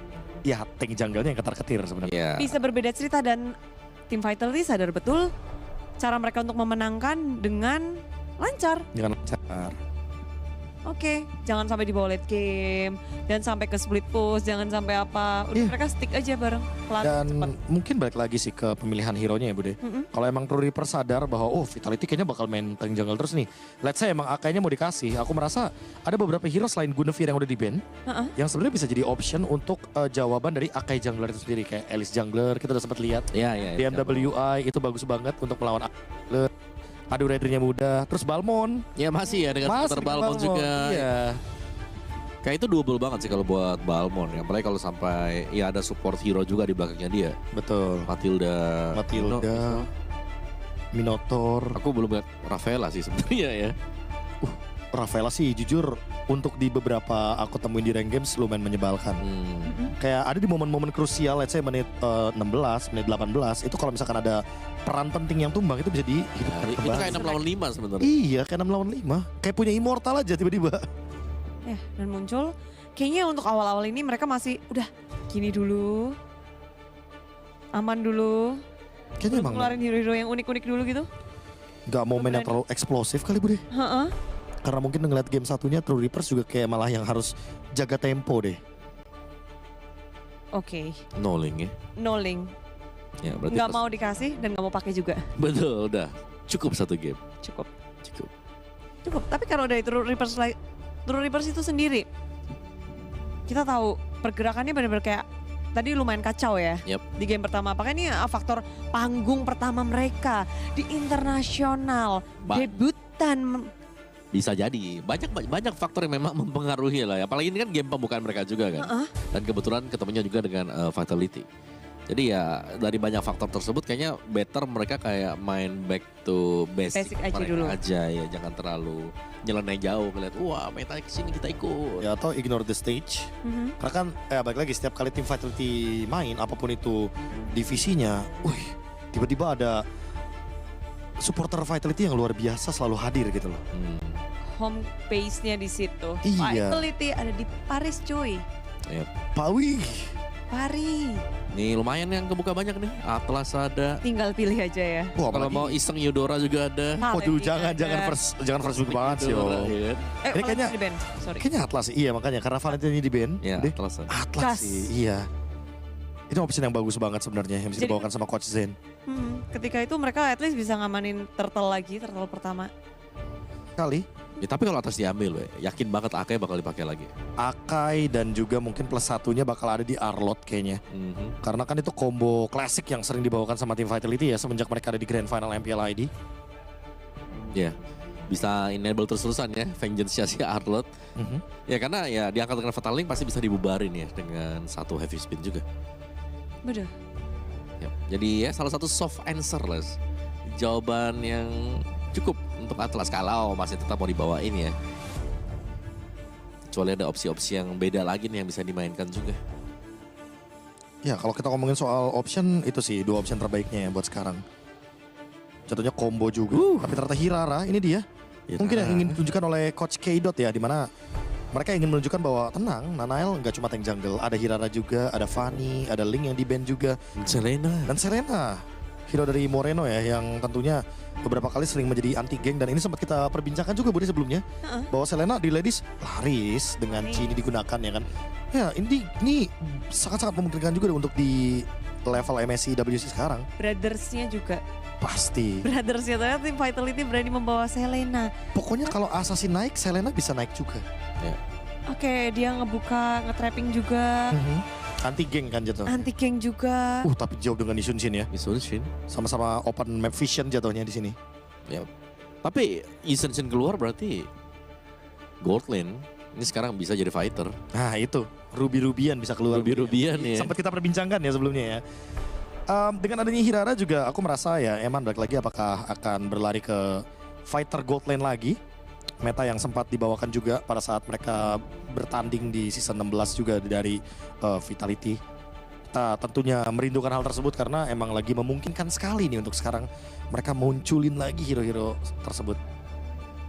Banyak gameplay yang bisa dimainkan untuk meta sekarang. Kita ngeliat banyak banget perubahan yang terjadi. Itu dia Bude. Possibility-nya jadi bikin lebih Tricky gak sih buat tim-tim sekarang? Tricky banget. Kayak tim harus nentuin. Bukan cuma counter pick Bude. Tapi mereka harus nentuin kayak, oke, kita main asal. Kita kuatin di mananya? Kuat nih apanya nih yang kosong. Jadi makanya jangan sampai ada satu komposisi yang malah membuat tim ini kekurangan komposisi yang seharusnya diisi oleh hero-hero tertentu. Efek stun kah, burst kah, apapun itu. Jadi kompleksitas dari draftingnya juga bertambah. Apalagi kalau mungkin dari tim itu punya hero-hero yang unik-unik sih sebenarnya, itu kayak jadi poin plus banget di meta yang sekarang. Oh iya. Jadi kayak lawan juga kaget kan, kayak bisa gini ternyata gitu. Kagetkan. Yes. Dan Balearic pick. Mencoba untuk bermain juga untuk tanky di depan. Ya, untuk jawaban Fataling sih sebenarnya. Bunci juga. Counter setup ya Bude ya. Counter setup. Ya karena Finn juga pernah membawakannya kan waktu di MPL di Grand Final. Bukan Grand Final, Playoff. Balearic ini yang mungkin sempat dipertanyakan kayak Balearic pohon nih, waduh kenapa pohon gitu kan. Tapi ya kalau misalkan di patch yang sekarang apalagi hero-hero disability kan lumayan mulai marak digunakan. Jadi ya fine lah untuk membawakan Balearic ini. Ya, tapi Eudora di ban ya. Kita sudah melihat tadi bagaimana Hirara cukup kesulitan ketika berjumpa dengan Eudora. Ditutup sekarang. Hirara harusnya bakal jauh lebih leluasa sih di game yang kedua sekarang. Ya aku merasa juga Hirara merupakan salah satu hero yang sangat-sangat mumpuni kalau emang punya team play yang blueprintnya tuh tancap gas terus Bude. Ya sempat dipandang sebelah mata walaupun ya awal-awal, namun ternyata dia punya playstyle yang begitu banyaknya. Betul. Dan sekarang kalau dari tim Vitality, gameplay Hirara yang kayak apa nih yang cocok untuk mereka melawan hero-hero yang udah tanky-tanky dari True Reapers? Aku bilangnya ini super dive sih Bude. Ada Selena, Hirara juga kan. Jadi dua hero yang sebenarnya bisa berenang di bawah turret. Dan ditambah lagi nanti aku lebih penasaran sama hero yang bakal dibawakan untuk Shogunnya. Apakah nanti akan menjadi hero eksekutor lagi atau hero yang bisa menstabilkan juga agar Balericnya nggak sendirian nih buat ngebadanin. Karena ya balik lagi dengan job desk tumbang yang tadi sempat kita perbincangkan Bude. Minimal harus ada yang nge-trade-nya juga lah. Super gas ini mah. Super. Tambah Harit juga. Pokoknya mari kita lompat bersama. Iya, ini depan. Terdev bakal banyak ya. Iya. Bakal banyak banget. Full dive composition ya. Kalau emang mau nambahin lagi full dive compositionnya ya last picknya sebenarnya masih bisa yang damage. Kalau emang mau damage kan masih ada Pakito. Tapi kalau emang mau yang lebih ke sisi powernya tinggi mungkin Yuzong. Wah. Nah, Yuzong masih ada untuk mengejar Shunshin kan? Iya ke belakang. Ya tapi kalau mereka butuh satu badan lagi, Alice juga oke sih ketemu Uranus di lane. Ya, itu full dive composition juga tuh. Pokoknya jangan sampai hero yang malah nanggung Bude buat diving turretnya karena agro turret sangat dibutuhkan di sini untuk berganti-gantian. Kayak Moskov dan juga Gord. Ya oke, satu hero yang kita lupakan, Poveus ada loh. Poveus ya untuk berhadapan dengan Moskov dan juga Senshin.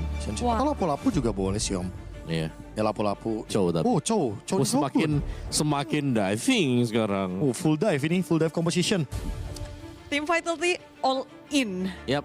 Mereka benar-benar mau kita gas terus tanpa rem. Mungkin itu?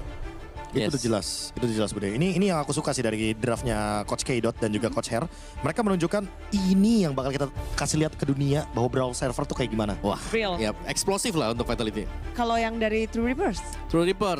Wow, mereka butuh waktu buat farming sih. Lumayan greedy dalam Moskov ada Ascension. Late game. Ya, Well. Komposisi yang menarik dan game kedua tim Vitality dan juga True Reapers bersama Lim dan juga Ranger Mas. Terima kasih banyak Bude Clara Monster, Omawa dan Profesor KB. Luar biasa semangat mereka ya. Harus terus untuk mengawal tim Indonesia. Kita juga harus semangat kayak mereka Lim, oke? Let's go to the lane of that. Yap, game kedua ya, berarti match ketiga di hari ini. Sama teman-teman, best of 3 series, 1 poin sudah diungguli oleh Vitality. Dan tadi kalau kata panel kita nih all in. All in? Gue pikir tadi Balericnya di Oke. Balericnya di XP. Aduh, pohon terkokoh. Karena kalau misalnya kita lihat, kita punya data juga tentang Shogun, cowoknya itu mengerikan sekali ya. Itu dia yang buat gue mikir. Tapi ternyata Moreno, Solitaire dan juga Karate-nya membuat Asuna kali Sakaratul Maut. Tapi aku setuju juga dengan permainan yang agak cukup eksplosif dari draft mereka yang berada di late game. Lihat, masuk Nael. Mencoba untuk melakukan sedikit piki. Tapi Rehansyah sadar akan hal tersebut. Jadi mau tidak mau akan coba ditutup dan aduh retribution tidak terjadi. di mana Ians berada di level 3 terlebih dahulu bersama dengan ada satu buah lele. Karena tidak soliter, Moreno mencabut jiwa dan nyawa dari seorang Kimi. Oke. Nael dia pakai 2 immobilize tadi. Jadi kalau buat teman-teman yang nggak tahu, Hirara tuh pasif 2 tapi mid. Berikan lele. Moreno again with Flicker. Ku cabut jiwamu. Soul Eater termakan oleh Vitality. 2 kali lele dari Moreno. Yap, itu dia The Maestro Moreno dengan Inspire talent pertama. Ada bargain juga berarti item yang lebih cepat, Lethal Ignition. Make sure damage-nya ini akan cukup. Tapi memang sih kalau ngomongin Selena ya, yang penting lelenya kena. Ya tapi ini masalahnya Lim. Kalau dari early di pressure kayak gini, gimana True Reapers bisa dapetin power of mid to the late game-nya? Itu dia Ji, tadi expert kita juga kan udah bilang, ini 2 farmer. Ada Moskov, ada Isansin, ya mainnya menit 12 lah kira-kira. Dan mereka mungkin bisa di otak-atik naik turun dari segi laningnya Lim. Jadi mungkin Moskovnya tetap ambil di laning bawah atau di atas. Sedangkan nanti sosok dari Rehansyanya akan bertukar dengan Ians. Agak susah sih jujur kalau kayak gitu Ji. Intinya tetap susah buat farming keduanya. Tapi Tertong Rehansya benar-benar ditutup jalannya kali ini. Bakal langsung ada Treslos mulai masuk dengan Remote Choker. Tapi nampaknya Nanat sulit untuk tertangkap dan Rehansya berhasil menutup 1 poin kill. Meanwhile di sana Shogun tidak akan melepaskan. Itu dia the power of pohon terkokoh yang tidak bisa berbuat banyak. Ada the power of retribution langsung disebut Kamehameha. Wah, sekuat-kuatnya Belerik ya. Kalau disembur laser puyeng juga pala tetap. Gak bisa kabur yang gimana-gimana. Karena true damage balik lagi dari Gord sendiri. Yang item defense apapun ya jadinya salah. Sebenarnya kalau pengen enak kayaknya nambahin banyak darah ya. Baru bisa lebih enak juga. Dan kalau ngeliat dari team fight yang lumayan maksa. Jujur lumayan maksa. Kenapa? Karena memang mereka bawa assassin juga. Adanya Hirara di tangan Nanael. Sebenarnya oke, T-Rex nggak enak juga buat setup. Dia bawa Isansin. Cuman kondisinya karena Nanaelnya tumbang jadi enak. Early game-nya sedikit beda nih. Apa jangan-jangan tempo tank jungle yang tadi udah disiapkan sama mereka terbawa ya sampai assassin jungle juga sekarang. Oke. Tapi dengan adanya Nanael dengan Hirara harusnya dia lebih agresif ketimbang berada di posisi tadi dengan Aka ya. Karena kondisinya menurut gua tetap mereka harus worry tentang adanya Moskov punya power di late game. Depan sana langsung ada Fatal Link dimakan dan di-all-in. Tidak ada lagi skill escape mechanism dari Finn. Bahkan Flicker pun tak mampu untuk bisa keluar. Dan menurut gue ini yang tadi sempat ditanyakan oleh Lim. Dia sangat suka dengan adanya Atlas yang siapapun akan dimakan. Ya. Dan itu terjadi Lim. Ternyata hal itu dilakukan oleh True Reapers semenjak dia melihat juga apa yang dilakukan oleh Finn. Meanwhile Nanael sekarang baut lele lagi. Tidak ada yang bisa diselamatkan. Karena Eman kali ini tidak mau untuk mundur ke belakang. Dan Finn sekalipun dia ada way out dengan siapapun, dia nggak bisa berbuat banyak. Dan Nanael Hiraranya selama team fight selalu sekaratul maut Lim. Apa yang harus dilakukan? Kayaknya nggak boleh masuk duluan sih. Bener-bener harus nunggu banget ya. Jadi kayak let's say Finn-nya udah dapetin 1 di The Way of Dragon baru disambut. Karena kalau dia yang buka duluan, gue ngerti karena memang dia punya immobilize kan. Itu yang dari tadi dipakai untuk si Moreno-nya jadi arrow-nya on point. Udah beda 2 level Lim. Tapi berat sih kalau dia buka skillnya duluan. Hirara nih kalau di awal dia masih butuh waktu loh. Karena dia kan berdasarkan cooldown reduction ya. Iya. Selama belum ada item cooldown reduction masih kurang lah. Tapi itu dia. Sekalipun ada Inferno Torrent ya nggak bisa berbuat banyak Lim. Nggak bisa berbuat banyak. Karena damage-nya masih kurang cukup. Bahkan dari tadi yang mengerikan adalah tombak lintas Sumatera dari Garcia ini kena dan bukan masuk tapi nambahin damage saja. Jadi cukup ya? Cukup. Dari yang gak sekarat jadi sekarat. Dan ini dia akan adu retribution. Dimana Nanael bakal coba di-soling out. Finn di depan sana menggunakan flicker. Tapi ada duel track. Dapat di depan sana bermasukan dari Vitality. Terakhir ada Vitality. Retribution tidak bisa digunakan. Ians berhasil mendapatkan 2 turtle. Depakan Ians. Dapetin 2 point kill. Lim. Ini sangat berbahaya untuk para pasukan dari Vitality. Eman berhasil 1 poin kill diamankan oleh tim True Reapers. The Not of Nowhere True Reapers yang sudah kita khawatirkan untuk gimana cara mereka farming, tapi bukan dengan leading tapi dengan point kill. Iya agresif dari Yisansin-nya. Tapi opsi yang bagus juga buat Nael karena kalau tadi Nael paksakan juga itu bakal jadi korban selanjutnya aja. Oh Ians kena. Ians what last it, what are you doing Ians? Dia di sana kena arrow dan berhasil diselamatkan dengan adanya absorb damage kali ini Lim. Iya untungnya masih selamat ya. Wih ini no purify nih, apakah mau coba? Gak cukup sih damage. Masih belum ya. Eman datang pun tadi kayaknya bakal lebih cepat dijemputnya deh. Sama Ians. Apalagi Ians. Solo kill? Solo kill dan 1 hit terakhir dan Ians. dan diselamatkan oleh Garcia. Save the day for this time. Wow, satu tetes darah terakhir tadi. Garcia masih bisa diselamatkan juga. Spear of Misery ngasih space-nya lagi. Dan gue nggak tahu kenapa Vitality mereka buru-buru banget tuh ini. Temponya mereka patah banget. Mereka nggak main seperti game pertama. Memang beda jungle-nya. Cuma lihat Rehan sekarang. Gila, dimajuin semua Rehan. Beda jungle itu bukan berarti tidak bisa bermain seperti ini. Maksud gue, mereka udah power dari segi makro game. Langsung ada Fatality. Modify digunakan oleh Eman. Memasang dengan Summon Force. The Way of Dragon. Tapi nama di sana di follow. Ingat dengan adanya. Yes! So good. Kali ini mencoba untuk menutup jalan. Dan akhirnya shutdown finally terjadi. Pohon terkokoh harus tumbang. Dari Finn. No The Way of Dragon. Tapi pun revive sudah dipastikan. Dan coba untuk masuk ke dalam. Tapi nampaknya Moreno tertangkap di sana oleh Kemi. Tidak mau tinggal diam. Dan akhirnya bersinar. Double kill from Nanail. Akhirnya sang lebah berhasil menyengat. Beset. Wah, akhirnya ya targetingnya lebih sesuai tadi. Karena memang Rehan nggak bisa. Wait, Rehan falling weapon 2 kali udah dikeluarkan loh. Oke, retribution di sound point. Tapi Rehansha jangan lupakan ini DPS dari Moreno terlalu burst. Mencoba untuk memakan Rehansha. Sayang sekali dari sosok seorang Eman. Gagal untuk mendapatkan point kill. Nggak ada mana juga tadi linknya. Nggak punya capability untuk bisa di fight lebih lanjut. Tapi yang mereka harus siapkan dan mereka harus coba jinakan adalah bom waktu dari seorang Moskov. Betul, bukan hanya Moskov sebenarnya Ji Isansin juga. Dia termasuk hero yang strong di late game, tapi bagian bottom lane Shogun terkokoh dari Shogun berhasil menghentikan pergerakan, tapi Nanail pada Torin one last dari Yas gagal. Kali ini termasuk dari tim Vitality. Mereka mencoba untuk mendapatkan 2 point kill.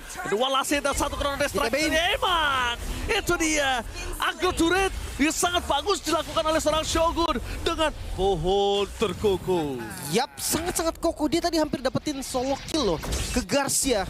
Karena pas banget tadi timing Wrath of the Riot. Apalagi di dalam turret kan, ada aggro dari Moskov yang harus mukul dia, ada efek town. Sehingga turretnya juga akan nyerang balik. Tapi kabar baik untuk Vitality, gold yang tadi diunggulin sama TRX ini udah turun. Bounce back ya? Yap, sekitar 2000 lebih tadi kan, sekarang udah di 1000 lebih aja. Angka yang masih nggak jauh lah ya, masih oke lah untuk dikejar di menit 8 kali ini. Dan initiate lagi ini. Gemetar nampaknya melihat Finn dengan available The Way of Dragon-nya. Mau tidak mau harus mengeluarkan flicker terlebih dahulu kali ini, tapi malah menandakan sebuah keuntungan untuk tim Vitality. Ya itu baru bener teknik ancaman. Gertak sambal. Iya, dia nggak buang apa-apa. Dia cuma buang jet kundu ya nggak apa-apa. Sementara musuhnya buang flicker. Mahal baru. Tapi untuk late game ya lagi-lagi nih, gue tetap masih bilang TRX kuat late game-nya. Even dari offense ataupun defense. Karena kita tahu Moskov kan salah satu high ground defender juga nih. Yes. Bedanya sama Vitality, mereka nggak punya loh high ground defense. Moreno nggak bisa clear cepat. Betul. Eman juga, Harit bukan tipikal yang bisa langsung clear cepat banget. Gak ada PS. Iya. Tapi lihat yang bisa diberikan dari seorang Nanail cukup harus mulai diperhitungkan oleh Rehansha. Tapi satu hal, duel Dragon menunjukkan Kimi, kita beri all-in, apakah ada fatality, tapi instant kill. Kali ini membuat Kimi ter-take down. Spear of Distraction. Apakah akan ada virus Moskov Alik? Tapi nampaknya tidak mau lebih lanjut. Karena Ians, dia dari tadi satu hal ini. Fokusnya untuk dapetin turret, neutral objective, point kill, dan prime time di waktu yang tepat. Karena memang Isansin juga, ketinggalan nih Rehan. Rehansha. Tapi jangan lupakan, kali ini dia bisa diberikan oleh Summon Force, free hit dari Eman. Mencegar belakang dari Ian, take down. No power of retribution dan Shogun berhasil mengikat dengan adanya akar dari pohon terkokoh. Itu dia Moreno dengan Abyssal Row ke target yang paling mahal loh. Ians yang kena. Sekarang Lord terbuka. Momen dari Vitality membalikkan keadaan gold sekarang mereka pegang. Looking for bounce back dari Vitality. With the Way of Dragon and instant kill. Berhasil mendapatkan gold harta yang paling mahal di high ground dan bahkan Nanail.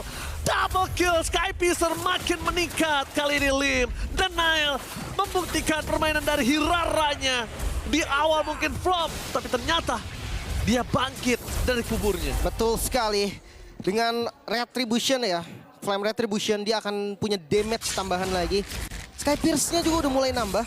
Yang pasti ngelihat dari teman-teman Vitality setelah dapetin Lord tadi, mereka dapat bonus loh. Gord Asuna yang akhirnya bisa dikenain Wave the Dragon. Sekarang midnya udah dibongkar juga. Kayaknya Lord pertama juga kan. Ini bisa dipakai untuk Lele. Nyaris banget. Itu kalau kena ditabrak seadanya yakin gua. Gua jamin almost is never enough itu. Flicker semua dipencet itu mereka. 44 stack Sky Fisher. Wah, ini setengah lebih. Wah, cukup mahal kali ini untuk sosok seorang Nanael. Dan bahkan bisa instant kill terhadap Garcia yang sudah pasti tidak memiliki win of nature. Sudah pasti. Setuju. Ini Ians pun bisa di instan ini. Depannya pun makan nggak instan memang, tapi sakit Ji. Hati-hati kan. Kita tahu efek dari lethality-nya Skypierce ini kadang si frontliner tuh darahnya masih banyak banget tapi burst saja. Tapi di bawah mereka mau kontes, mau hantam dapetin turret. Sedangkan Rehansha, Lele, menunjukkan sosok seorang Garcia memang tidak kena, memang masih ada Purify. Tapi satu hal yang mereka harus ingat, Lim. Poking damage dari Abyssal Trap dan Abyssal Arrow-nya. Itu kan udah diambil gitu. Sakit bos. Apalagi ke Marksman atau si Jungle Assassin kan. Itu kayak kena lele tuh. Gak usah digarote deh, gak usah disoliter. Iya, tapi di spam terus-terusan aja kan. Iya. Lama-lama setengah. Lama-lama sekarat gitu loh. Sekarang badannya di depan ada Shogun, ada Finn. Tapi Shogun ini bener-bener cara mainin akarnya dia bagus banget sih menurut gua. Dia on point banget. Dia memang tahu gimana gerak lawannya. Jadi ketika tadi Renesnya udah mau cabut, kena ujung akarnya, balik lagi. Makanya, atau sekarang dia bisa gerak sebagai follow up juga. Bisa. Yang penting dia susah buat initiate. Soalnya dia nggak flicker. Bedanya, jadi ketika si Finn-nya nendang, entah dia nutupin belakang langsung lari, atau dia pegang dikunci lagi nih yang ditendang sama Finn. Atau satu hal lagi sih yang lebih menurut gua berbahaya untuk para pasukan dari tim True Reapers. Kalau tiba-tiba Atlasnya dapat Shogun atau enggak sama Shogunnya, malah jadi blunder untuk True Reapers. Wah, jangan deh kayaknya deh. Iya gak? Banting Shogun jangan dulu deh kayaknya. Kan ada chance kan? Ada sih, dan di Armit. Nah ini dia. Langsung ada pohon terkokoh. Kimi menjadi target utama Minwall dan belakang. The way of Dragon from Finn. Instant kill dari high ground bermasukan dari tim True Reapers. Tersobek kembali mid lane mereka. Termakan kembali satu persatu. Vitality mencoba untuk sedikit membongkar seluruh turret yang dimiliki oleh tim dari True Reapers. Meanwhile, dia bisa diberikan terlalu sakit damage-nya. Tidak bisa dibendung, tapi di arah top lane. Out of nowhere, Moskov dari Garcia mencoba untuk sneaky picky, menggerogoti seluruh turret yang dimiliki dari tim Vitality. Serius di fight kah? SOD-nya kena sih tadi, tapi udah ada zaman force defensif dan masih bisa mundur semua. Mereka mau fight, Lim. Mereka mau Lord. Mereka mau Lord. Mereka mau fight. Mereka punya Rehansha. Mereka punya Garcia. Mereka punya Ians. Dan jangan lupakan para pasukan dari tim Vitality mencoba untuk menarikkan menuju ke seorang Rehansha. Distraction dilakukan oleh Finn. Bukan dua ternyata Finn. Tentang benar dia bisa diberikan terlambat. Kali ini berhasil untuk mendapatkan loot dari tim True Reapers. Tapi harus mengorbankan 3 nyawa menuju ke nyawa keempat. Lim, is it worth it? Oh no, 4 nyawa yang dikorbankan di menit 14 respawn time yang memang belum terlalu lama. Tapi ini cukup bahaya sih. Apalagi kita ngelihat nggak ada high ground defense yang pasti. Soalnya ya kita dari awal tuh udah tahu Harit bukan tipikal bisa clear, Selena bukan tipikal bisa clear. Cuma memang ini objektifnya berbeda sih. Dari Terex dia pengen dapetin Lordnya, ada yang ngezoning. Sementara Nail tadi coba steal dan dapet. Untungnya Lordnya langsung spawn ke arah mid, jadi masih bisa diamanin. Dan ini Shogun emang keras, tapi kalau dikeroyok berempat nggak bisa juga. Tapi ternyata satu Lord yang di-steal oleh Nanael tidak terlalu berimpact karena 4 yang tumbang. Harga yang cukup mahal harus dibayar oleh tim dari Vitality. 1.500 gold swing, Lim. Mereka bayar tunai. Ya, sekarang udah dipegang mereka ya. Dan jangan lupa mereka punya bom waktu. Ya, itu yang sudah mereka punya Moskov. Semakin lama semakin meledak. Apalagi vision loh. Kenapa ya Sansin gue bilang late game, Ji? Ya. Ultinya. Iya. Mountain Shocker-nya itu bisa gagalin rotasi dari siapapun loh. Iya, trapping, rotasi. Dia bisa pegang landing jauh. Dia bisa pegang Garcia-nya. Waduh. Bisa bantuin Garcia buat landing jauh kan, ada vision. Ini sih gue jamin Shogun sekarang udah bisa meler sih. Meler pasti kalau dihantam sama Garcia nih. Ih, bonyok sih. Wih, Council Gaming. Sekarang Finn. Kelihatan. Tapi memang dia punya The Way of Dragon. Tapi jangan lupakan Restless. Power ke arah belakang dari para pasukan dari tim Vitality. Kayaknya kalau misalnya Moreno sebagai kunci utama mereka dipegang, Lim, ini berat juga loh. Ya. Cuma targetnya kayaknya paling bagus Asuna sih. paling bagus. Iya, setuju. Karena Rehansya keras sekali. Mau lihat kena Pok sama Eman aja Garcia untuk mau ditumbangin chance besar banget untuk bisa ngelawan balik. Dia jauh banget. Tapi Lim duel Dragon. Purify. Menuju ke belakang Vin. Jadi target utama, mencoba menghindari menuju ke Fatal Link. Tapi lihat Lele! Round of Fatal Link! Berhasil menemukan 2 ditambah dengan Kami. Di luar dari belakang Moreno mencoba untuk menyambut nyawa dari seorang Kami. Mundur tidak mau terlalu terburu-buru Vin. Konsel Kami. Menuju ke Ians. Tapi di sini malah True Reapers yang disobek-sobek gameplaynya. 2 yang jadi korban. Wah, Nael berhasil menghindari damage yang diberikan, tapi lihat apa yang dilakukan Vin. Well, Dragon! Slayer berhasil menemukan dia. So power of retribution, no jungle untuk tim True Reapers. Oh no, mereka melepas seluruh keuntungan yang sudah mereka dapatkan, Lim. Ditarik lagi, dibayar sekarang lunas oleh Vitality. Pas banget momennya juga Lord muncul. Dan ini udah pasti di-commit. Ngeliat Trashers yang udah digunakan tadi. Flicker apapun yang dipunyakan oleh Vin harus digunakan. Harusnya Lordnya udah free. Gak akan ada kontes lagi. Adanya Ian, bahkan ngeganggu pun mereka nggak mau. Yes, ini dia. Vitality. Bangkit Lim dari grip yang sudah mereka lepaskan. Yang tidak terpegang di early tadi sampai di mid. Akhirnya mereka genggam. Sebenarnya di waktu yang cukup krusial, Lim. Ya. Udah terasa ya sekarang. 2.500 sebenarnya kalau ngomongin dari gold difference. Ini bukan gold difference yang sampai jauh banget. Ini nggak sampai yang masuk ke kategori bahaya. Karena udah masuk game 17. Udah lumayan ya menuju ke late game. Sebentar lagi masuk Lord Evolve juga. Walaupun Lord yang diambil sama Vitality nggak Evolve ya. Dan 2 high ground defense ini masalah terberat yang harus dihadapi sama Vitality. Ya. Ada Gord, ada Moskov. Tapi Gordnya nggak pakai Purify. Ya. Gordnya jadi punya target yang sangat empuk pakai G sama empuk.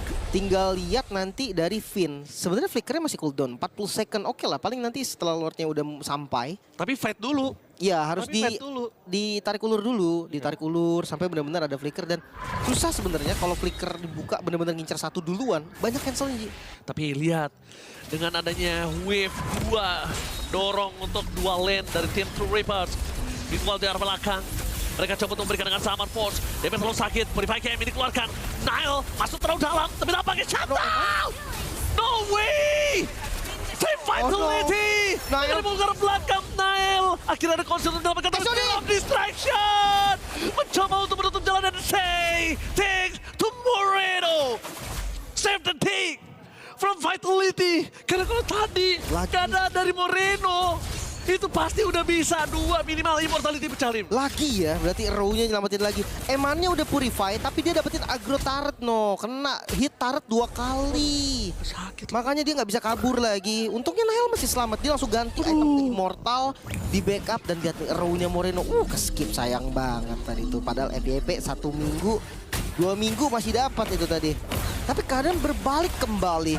TRX sekarang yang pegang semuanya walaupun bukan gold.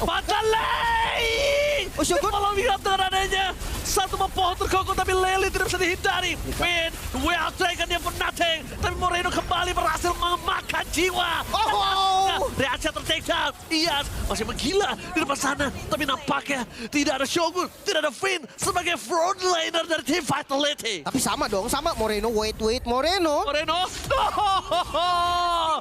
Sedikit terlambat untuk flicker dari Moreno karena jangkauan dari Ians masih berhasil merenggut jiwanya. Dia kayak mau coba dari Garcianya mancing Purif, tapi resikonya tinggi banget. Lu udah bilang tadi kan gak ada frontliner, betul. Bro. Keadaannya sama sebenarnya Ji, tapi bantingannya keren sih. Itu benar-benar langsung makan depannya, dia tahu nih damage-nya bisa jadi cukup. Walaupun Shogun gak kalah bagus, karena dia langsung muter ke belakang. Dia Wrath of Dread belakangnya, gak ada yang bisa nge-follow up damage. Akhirnya ya tumbang juga, namanya juga pohon kan. Nah Moreno nih, jadi nambahin bonus skillnya lagi. Bentar, Ians mati di mana? Hah? Ians tumbang tuh, 50 second. Oke. Barusan berarti. Ada cek VAR? Ntar kita cek VAR ya. Cek VAR ya, replay ya. Ini dia baru dibilang cek VAR kan.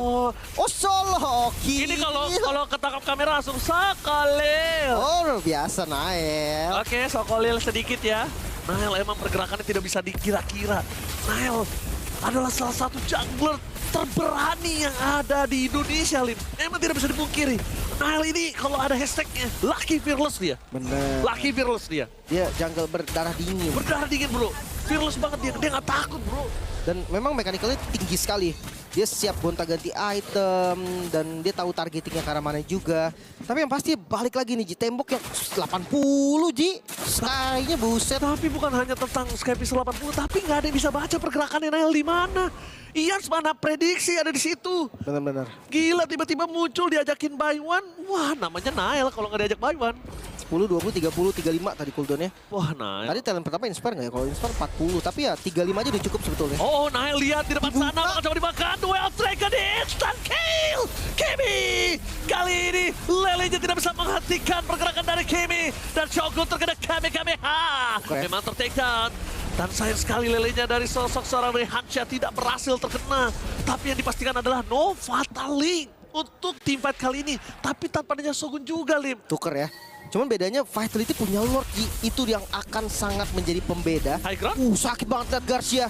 Pierce damage. Udah kena. Rehan. Belakang Rehansha. With the crown tidak bisa menyelamatkan dirinya. Karena damage terus sakit. Oh Asuna. The way of Dragon Flicker. Menuju ke arah PS. Tapi depan sana masih ada with the crown. Yes tidak bisa berbuat banyak. Dan Pagarilla. Vitality.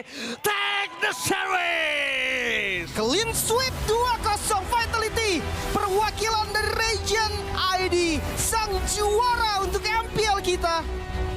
Performa yang sangat-sangat baik di awal. 2-0 sempet sedikit tadi kita agak cemas. Tapi itu dia Nail. Dengan jungler berdarah dingin, siapapun lawannya, seberapa unggulnya lawannya di late game sekalipun, akan diajak buy one sama Nail. Hitungannya nggak unggul, gua bisa patahin itu. Sky-nya belum putus.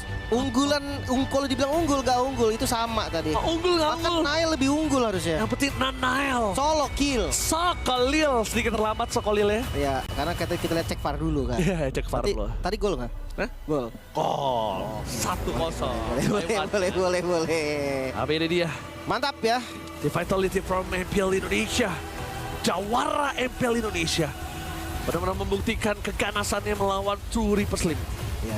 Gue ngerasa memang menjawab ini sih kangennya kita sama team fight. Region Brawl ini server. baru kan nabrak. Cuma semua punya momennya, jujur. Finn punya momennya, Eman juga punya momennya.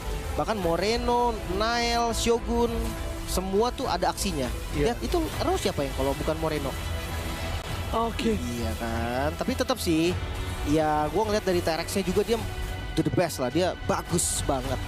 Karena dia ngerasa memang di awalnya udah snowball, walaupun memang dia bawa hero farming, di mid game masih bisa main juga, masih bisa nge-damage juga nih. Seperti pegang loh kondisinya, seperti pegang T-Rex.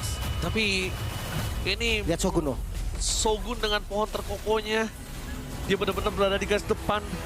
Memang di late game ini dia tidak terlalu kokoh. Tapi di early tadi, dipegang sampai mid game, ini berkat Shogun. Iya. Bisa nutupin follow up. Tapi Moreno benar-benar mengerikan. Tidak bisa lagi menahan Asuna dari lele goreng dari seorang Moreno. Tapi Lim, setelah ini kita juga akan mendengarkan winner interview.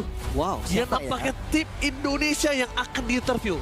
Tanpa berlama-lama, let's go to the party. Thank you very much, my friends. Eman and Team Vitality victorious. What a huge performance for you and the team. But first, we got to talk about it. Game 1, super fast. Game 2, the comeback over the comeback and the comeback. Can you talk to me about how the game has flowed so far? In game 1, we just to connect to each other and trust each other and believe in ourselves. Yeah. And game 2, it almost slipped away. Yeah, in game 2, we just need to know our win con in game 2 so we can get a comeback. Yeah, just like that. Well, look, MSC 2022, you ended up winning it all. How important is it for you to be back on this main stage, especially now with Vitality in front of the hometown crew, with more and more audience coming as the event proceeds? I'm so grateful because here in Paris, Vitality is hometown and just a little bit pressure, because Vitality is a strong contender also in all games. Yeah. Very much so, not just here in MLBB, but also, already we saw it in MWI, but thank you very much. Next up, you're playing against Falcons PH. It's a tough game. Anything you'd like to say to them for that game? Just good luck and have fun. We give each other our best for tomorrow. Yeah. Very much so. Thank you very much then, Eamon. That's it. Team Vitality victorious in their game. What a matchup for them. Very stressful in some ways, but still, we'll leave it to our desk to break it down. Mulus. Ditutup dengan 2-0 nggak mulus sih. Ya, berkerikil, gerenjel-gerenjel. Mulus. 2-0-nya. Kalau 2-0-nya mulus. Game Prosesnya duanya- deg-degan emang. Ya ampun, kita ngeliat kayak wow, game 1 sama game 2 kayak berbanding terbalik. Mungkin lebih ke timingnya juga sih Bude, karena kan itu emang udah power spec-nya Yushin sama Moskov emang harus online ya menit segitu ya. Tapi mungkin syarat juga buat Nail seperti biasa. Kita udah sering bilang berkali-kali saat mungkin jungler-jungler lain berpikir nggak bakal di buy one-in, Nail buy one-in. Ngegas, Ian hilang di momen yang krusial. Krusial banget Bude. Itu momen Lord. Ya. Bahkan sampai tadi kan minta VAR kan. Cek VAR. Cek VAR di replay dan ternyata benar itu adalah sebuah kill yang benar-benar tidak terdeteksi awalnya. Yeah. Karena lagi replay kan momennya. Dan itu adalah salah satu solo kill yang mengubah alur permainan juga. Iya, karena gamenya udah lumayan sebenarnya masuk ke dunianya True Reapers ya. Udah. Tadi kita bilang kayak ada Isan Shin, terus juga ada Moskov. Terus mereka masih bisa mainin Fatal Link dengan combo Mystic Gas. Kayak itu udah hampir jadi banget loh mereka. Tapi ya untungnya ya itu ada celah tadi yang bisa dimaksimalkan oleh Vitality. Iya, namun kita nggak cuma membahas late game, itu memang udah timing untuk hero-hero yang dimiliki oleh True Reapers. Namun dari awal-awal juga kelihatan banget nih dari Vitality kesusahan. Iya, ada beberapa momen dimana kayak kalau kita lihat mungkin tangkapan dari Finn yang masih gak optimal. Terus juga sebenarnya untuk 2 point kill early-nya Vitality itu bagus banget ya. Mereka bisa leading dengan arrow-arrow yang bisa dimaksimalin dari Moreno juga. Cuman lambat laun kayak lumayan bisa ditangkal juga itu loh. Mungkin berkat dari Atlas yang memang dipakai tadi. Oke. Yang memang recokin dari Atlasnya. Atau mereka kepengen ini, kan tadi 9 menit, kepengen 8 menit gitu. Mainnya jadi buru-buru banget tuh. Nah ini yang bahaya nih Bude. Jatuhnya kalau kayak gini, iya jadi 32 menit dong. Bahkan kalau mungkin kita bandingkan ya dengan permainan dari tim Famos juga 30 menit bahkan. Lebih cepet ya? Lebih cepet. Ini kayak sekitar 1 menit lah, lebih lambat daripada tim Famos Bude. Waduh. Jadinya. Gak apa-apa, masih ada next. Gak apa-apa, kan masih ada next Total match. ini ya, total waktunya ya guys. Total. Karena itu akan menentukan milih-milih lawan. Betul. Karena kan tadi kan 9.50 kan. Jadi ya anggapannya dengan kayak gini bisa 32 menit. Sementara kalau kita lihat dari tim Falcons Filipina aja, mereka kayaknya ada di rata-rata 31 menit juga. Oke, nanti Jadi mirip-mirip lah. Nanti kita akan lihat hasilnya, karena kalau hasil sekarang di game kedua lihat Nail buset galak banget, jungler berdarah dingin. Stack Skyper juga gak pecah sih seharusnya tadi ya, 80 tadi. 80 tadi ya. Stacknya dia juga, cuman yang unik sebenarnya yang dibawakan dengan Fatality. Meta so far. We've seen the assassin approached as a high priority pick. You know, and we've seen similar first and second picks, including the Atlas being heavily prioritized for both first picks on both teams. But Rimar, in your eyes, did we learn something here after seeing these 2 matchups that we'll take to the rest of the tournament? I learned I have a new wish for this tournament. Okay. Wherein something that we usually see at the start is they're willing to be more creative and kind of experimental. Hopefully that isn't just a group stage thing. I hope this continues all the way until knockouts, all the way up until the grand finals, where you see teams taking these risks. Was it risky and egotistic for them to lock in the Selena for Vitality early on? Yes, but it was a big impact for the team. Moreno was a monster on that Selena. But then True Rippers answered with a Uranus, with which you told me the streets have some info about. I mean, yeah, Uranus is supposed to be a very good comfort pick for Rahansa there. And that also leads to what you were saying in a sense of, we're in a meta right now where comfort can sometimes be okay. There is not a set 10 heroes that everyone has to play. Even the YSS we kind of questioned, it did amazing. If you're able to pull it off, everything has a counter, right? Everything seems to kind of, you can go tit for tat. You can get a little outside of the box and still pull off wins. We saw it with the Selena there. I mean, overall, I think the meta's in a very good place right now, a place that we haven't seen it in a long time, if not ever. Seeing some more uniqueness on some of the hero picks as well, and seeing some uniqueness now in terms of these new matchups that will force maybe even more decisions from our players. to expand their hero pool. As we look at our bracket for this tournament, it's Group A today. Group B will have their matches tomorrow, but as I've said prior, we have Group A and Group B doing their own upper bracket and lower bracket runs. So we'll see elimination matches now coming up for the 3 and soon to be 4 teams that will have lost these initial matchups. We'll then see qualification matches for Team Vitality and Team Falcons PH, Team Vamos, and the winner of our upcoming game, Team Ignite versus Team Spirit. And that will advance somebody to the knockout stage and send someone else into a decider match against either True Rippers and Guangzhou Gaming or Team Falcons Mena versus the winner of Ignite or Team Spirit. True Rippers versus Guangzhou Gaming is going to be a tearjerker because for so long, ever since we saw China come into the scene, we've wanted to see them do amazing things. And now we have this other new region coming into the scene that we're hoping to see do great things. Yeah. And no matter what, one of them are going home. Yeah. That's a tough match to have to watch right there. Yeah, May was one of the first names we saw perform in an international tournament for MLBB coming out of China. And then now he's at the risk of, he cried when he won the qualification tournament because he's been wanting this for so long, to make it into the group stage, not just be stuck in the wild cards, but now instantly at the lower bracket up against a region that's been, again, desiring to be part of this scene for the longest time. It will be a tearjerker in that matchup.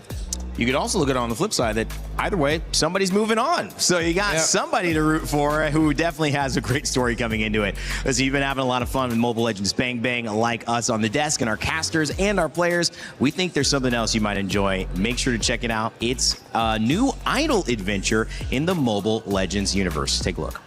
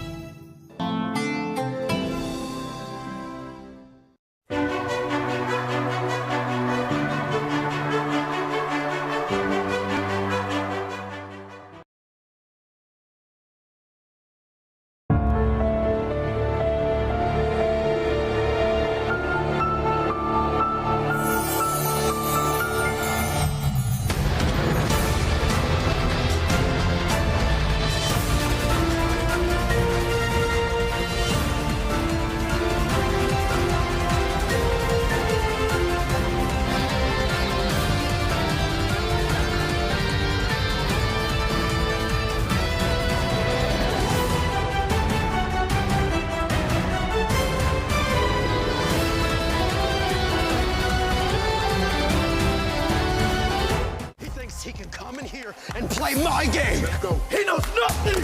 Let's go! Tyler Wine, you're done. Raw energy. Half and blow the house down.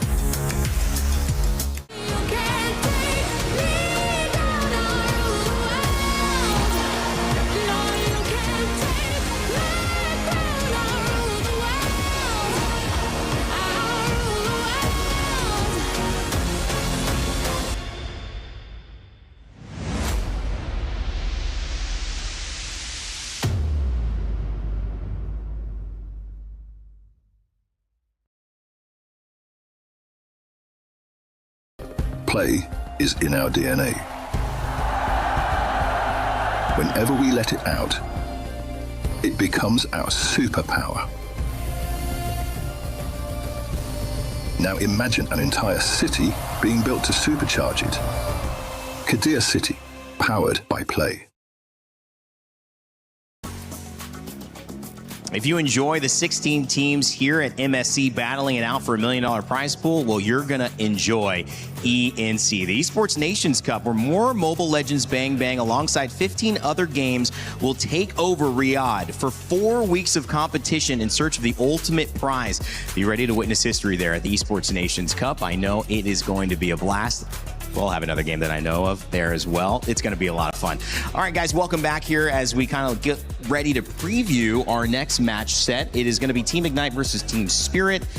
Gentlemen, Brynmar, Trex, what do we have to say heading into this? We've obviously seen 3 great games today. We've learned a lot about the meta. What are you hoping to learn here as we head into this last one? Well, for this one, I'm actually hoping for a much closer game. Although Ignite Gaming is newer on the block and Team Spirit as a entire team have a deeper wealth of experience, I want to see these two teams challenge and I want to see them fight. Yeah, I think I'm hoping this can be the one that goes all 3. I think it's very, very possible. Singapore has been known to have some decent showings in MSC in the past. We've seen them be able to pull up and get upsets. Team Spirit, on the other hand, has just been an overall dominant force. Yeah. They've never gotten, grand finals. They've been hunting it for a while, but they have consistently been the gatekeepers to teams that want to get to that top 4. They are consistently a team that is able to keep anyone else at bay because they're going to be the next ones to get to that grand final spot. Talk to me about Zhao Egoist. He had an opportunity to maybe play. Didn't really work. He's under a new jersey from that maybe time to now representing Team Spirit. His potential is off the charts. Yeah, we got to see a glimpse of how he'll play in a big international setting in our last World Championship during M7 when he was finally eligible to play. And he looked great there. There were so many players, pundits, and personalities who looked at him and said, oh, that's the next big thing.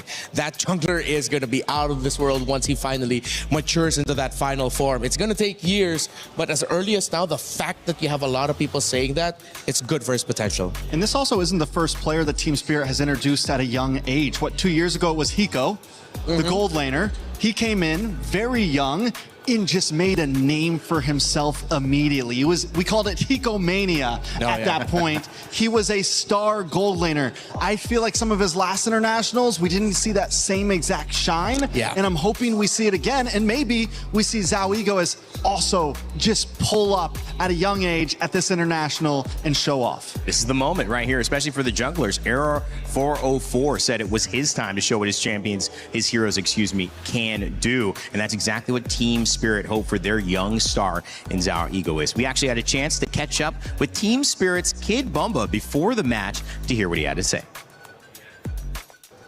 We are now here with Kid Bomba right before the match, and obviously we do get to talk to you, and we want to, fact check with you, pulse check with you as well.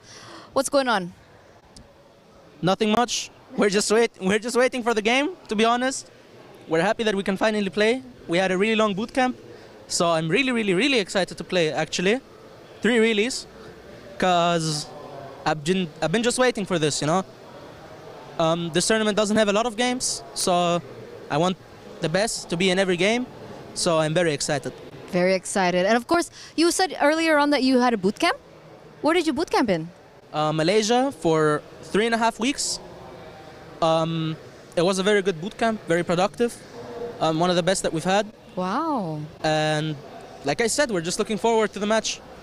What did you learn from Malaysia that you're going to take here? Is it more, strategy maybe? I mean... Just be general, it's okay. It's not Malaysia because we were scrimming against every team, right? Every Asian team. It's not that we scrimmed against Malaysian teams only. I mean, we get what we always get. We get better in decision making, in our tempo. Generally everything that just is better in Asia than it is in ECA. So we adapt and then we implement our own. So do you think that's going to be the big difference maker? I mean, last time we saw you at MSC, it was 5th to 8th placer. And now you're coming back here with, of course, more spirit. Get it? Spirit. I mean, teams know us as like weak mental team in hard games against like Asian teams. Struggling when we have a lead. But we want to change it this tournament. So we're going to show our best. And I'm 100% ready to give it my everything to show everybody that we can actually do something this tournament. And if it's not going to go out well, then it won't happen. Everything will happen like God wants it to be. Amen, amen, amen. We will see it. I'm pretty sure you guys are going to do well. But before you do well, obviously your next matchup is against Diablo. Now, talk us about the laning phase. I mean, we know Diablo to be a player that's also very, bombastic. He has a lot of things under his sleeves. Is there any particular preparation that you have for the laning phase against Diablo, seeing as the EXP lane is so important now? For me, he's just a normal opponent. For me, every opponent that I face is just a normal opponent. I don't think highly of them. Laning phase generally for me it doesn't mean a lot For me, it's about the team play. In laning phase, I just try to do my best. If I win, I win. The goal is to always be equal. The goal is not to win for me. And yeah, that's about it. I don't think I'm going to have any problems. Okay, so that's a little bit of insight coming to the XP lane from Kid Bomba's perspective. And into the next match, obviously, we do want to know, maybe do you have a message for Diablo?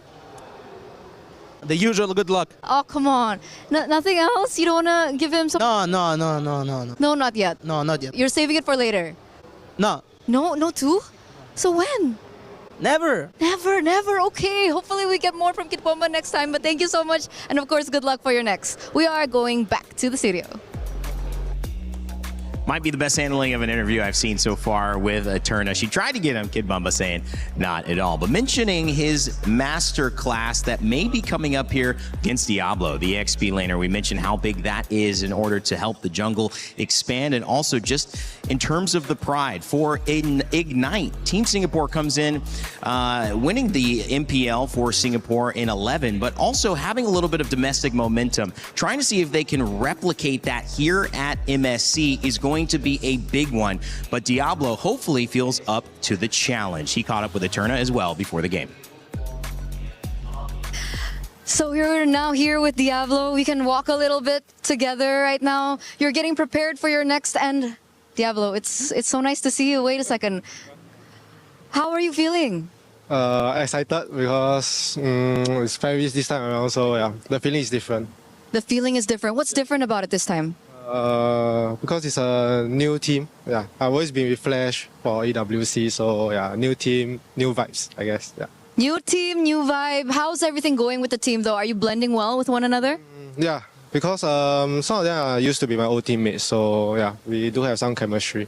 Okay, so the chemistry is down, and obviously I think a lot of spotlight is going to come into the EXP lane for you in particular. What do you think about the meta right now? Definitely getting used to it, but I think it kind of favors my team quite a little. Yeah. Favors your team. Can we know why? Because I think my jungler is a very good assassin player. Yeah. Okay, so but are we going to be expecting, crazy picks from you? Because you seem to always stray out of the meta, Diablo. I think it depends on whether the draft allows it. Because right now, I'm more tuned in to play for the team rather than for myself. Yeah. Okay, so we'll see, right? But if you guys want to see it, maybe if I make it far, I might bring out some cheese picks, yeah. Okay, we're waiting for that. Once again, good luck for your next match. And Diablo, it's really nice to see you again. Let's just go back to the studio. Goodbye. Always a blast here. Hearing a little bit from Diablo on team, I believe that was team Ignite, yeah, correct, guys? Gaming, yeah. And he was talking about Kelvin, his jungler, having a little bit to add to this meta, especially with his confidence on assassins. Played some utility jungle, but I think most of the jungle was utility up until this latest patch. Yeah. How do you feel, Rinmar, in his confidence for his team? Oh no, Kelvin is young. He popped off during his championship win with in MPL Singapore. He was a long-time development league player here in the Philippines. Finally got his first big break and then became a champion now at EWC. So I'm sure he's carrying going into this tournament with a lot of confidence and a lot of momentum for him personally. Yeah, I think overall, Singapore, Kelvin, Jay, Diablo, I'm excited to see what they bring to the table. During that interview, they talked about cheese picks. They talked about if the draft allows it. And Singapore is never scared to throw a little bit of spice into the draft. And kind of backpacking off of what we were talking about in some of the last drafts, the meta is a little open to that. There's possibilities. We've seen some crazy things from them before. I think back in 2024, what was it? The mid lane. Fanny, was it? Oh, wait, no, they did that during the regional. Decimation, I can't remember. Turislo? No. I can't tell you. We'll come back. She's like, I would try. We'll come back to it. But we've seen some crazy things before from Singapore, so I'm excited for it. Was he referencing NIP Flash at that time? Because they got third or fourth place.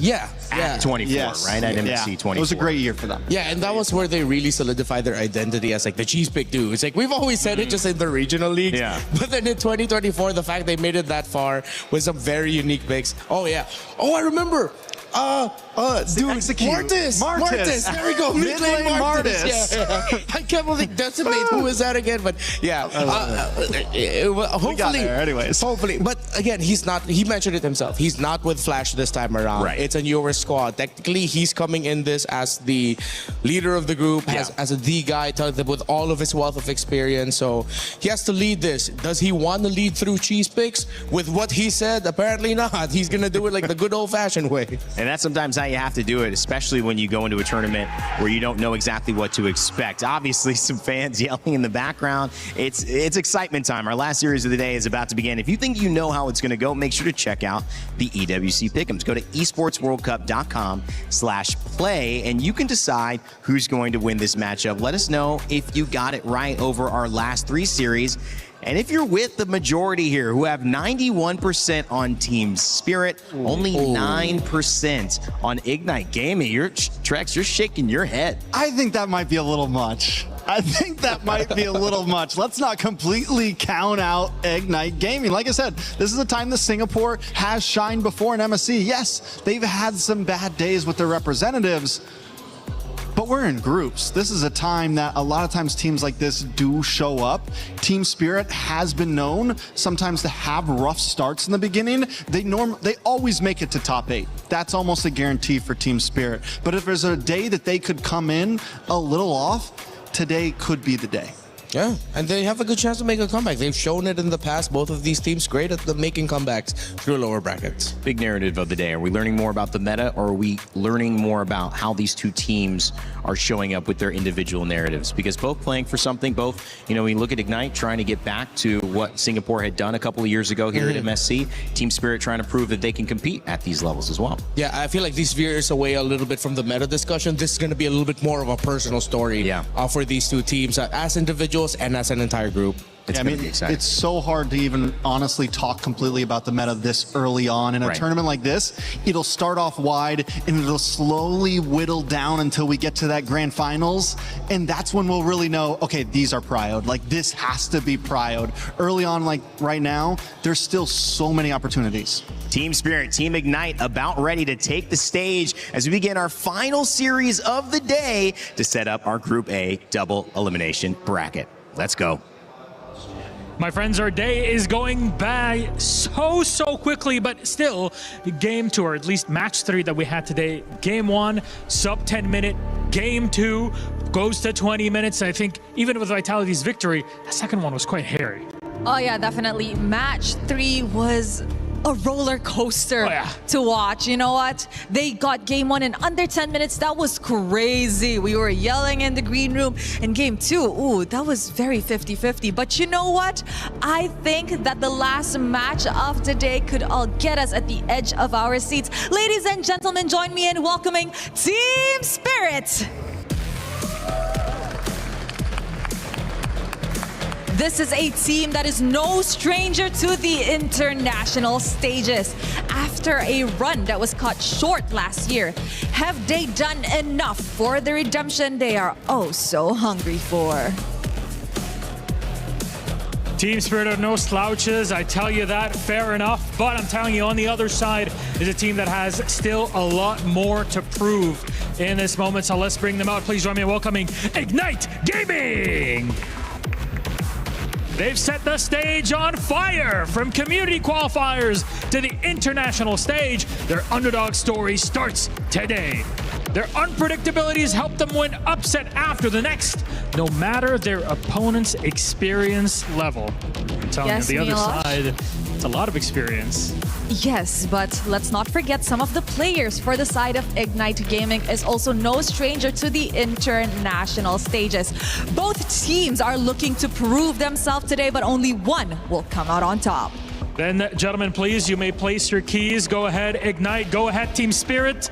You may go place your keys. Captains, remember, shaking hands before we start off our game, because it's all about fair play, right? You want to be very happy and thankful. You're getting to play at this level, and there it is. Gentlemen, we avoided the fist bumps, and we got the handshakes in. Our game is set. We're all ready. I'll send it back to our desk and get this one rolling. Team Spirit ready to go up against Team Ignite. What a game we've got to close out day one here of our group stages. We've got plenty of days. I think it's 9 here with MLBB on the Lenovo Legion Gauntlet. And so the road is truly just beginning. But it all leads to that one trophy in the middle, the MSC champion. Will one of these two teams be lifting it at the end of this competition? Well, today is certainly a way to find out. By the way, just to let you guys know, watching at home, you can get 2 champions in one game. My Champions Pick. That event is now live from now until July 27th. So make sure to scan that QR code and have a chance to get some exclusive MSC skins and pick your dual champions and win 50,000 diamonds. Man. Lots of goodies available for all of us there, and hopefully we get a goodie in this one. As much as Diablo says no cheese picks, if it's not gonna come from him, hopefully it comes out of anyone in this game. Just give us one new one. Or is it too greedy to ask? We've got D-Roth, Brody, Eudora, Ling making a comeback. Just one more and I'm a happy boy. I think we could definitely see it. I know they said they were going to keep it simple, but I got a feeling we see at least one more unique pick in this best of 3, especially if it goes the whole 3. And if there was any match that I looked at today that I thought was going to go 3 games, it would be this one in front of us now. Yeah, but Team Spirit, and with what Kim Bamba is saying, much happier with the results of their scrims this time around. And I'm sure everyone remembers the interview that Kid Bamba had after a tough loss they experienced against Onyx Philippines in the very first round of knockouts last MSC. We saw the emotions for Kid Bamba flow and for Team Spirit as a whole, because for them it felt like they were just repeating the clock again off of their biggest international loss. It's been a year since then. They've won so much more and they've gotten even more wins in big international matches. But I'm pretty sure just ever so slightly that's in the back of the heads of Team Spirit, and they will do everything they can to avoid that.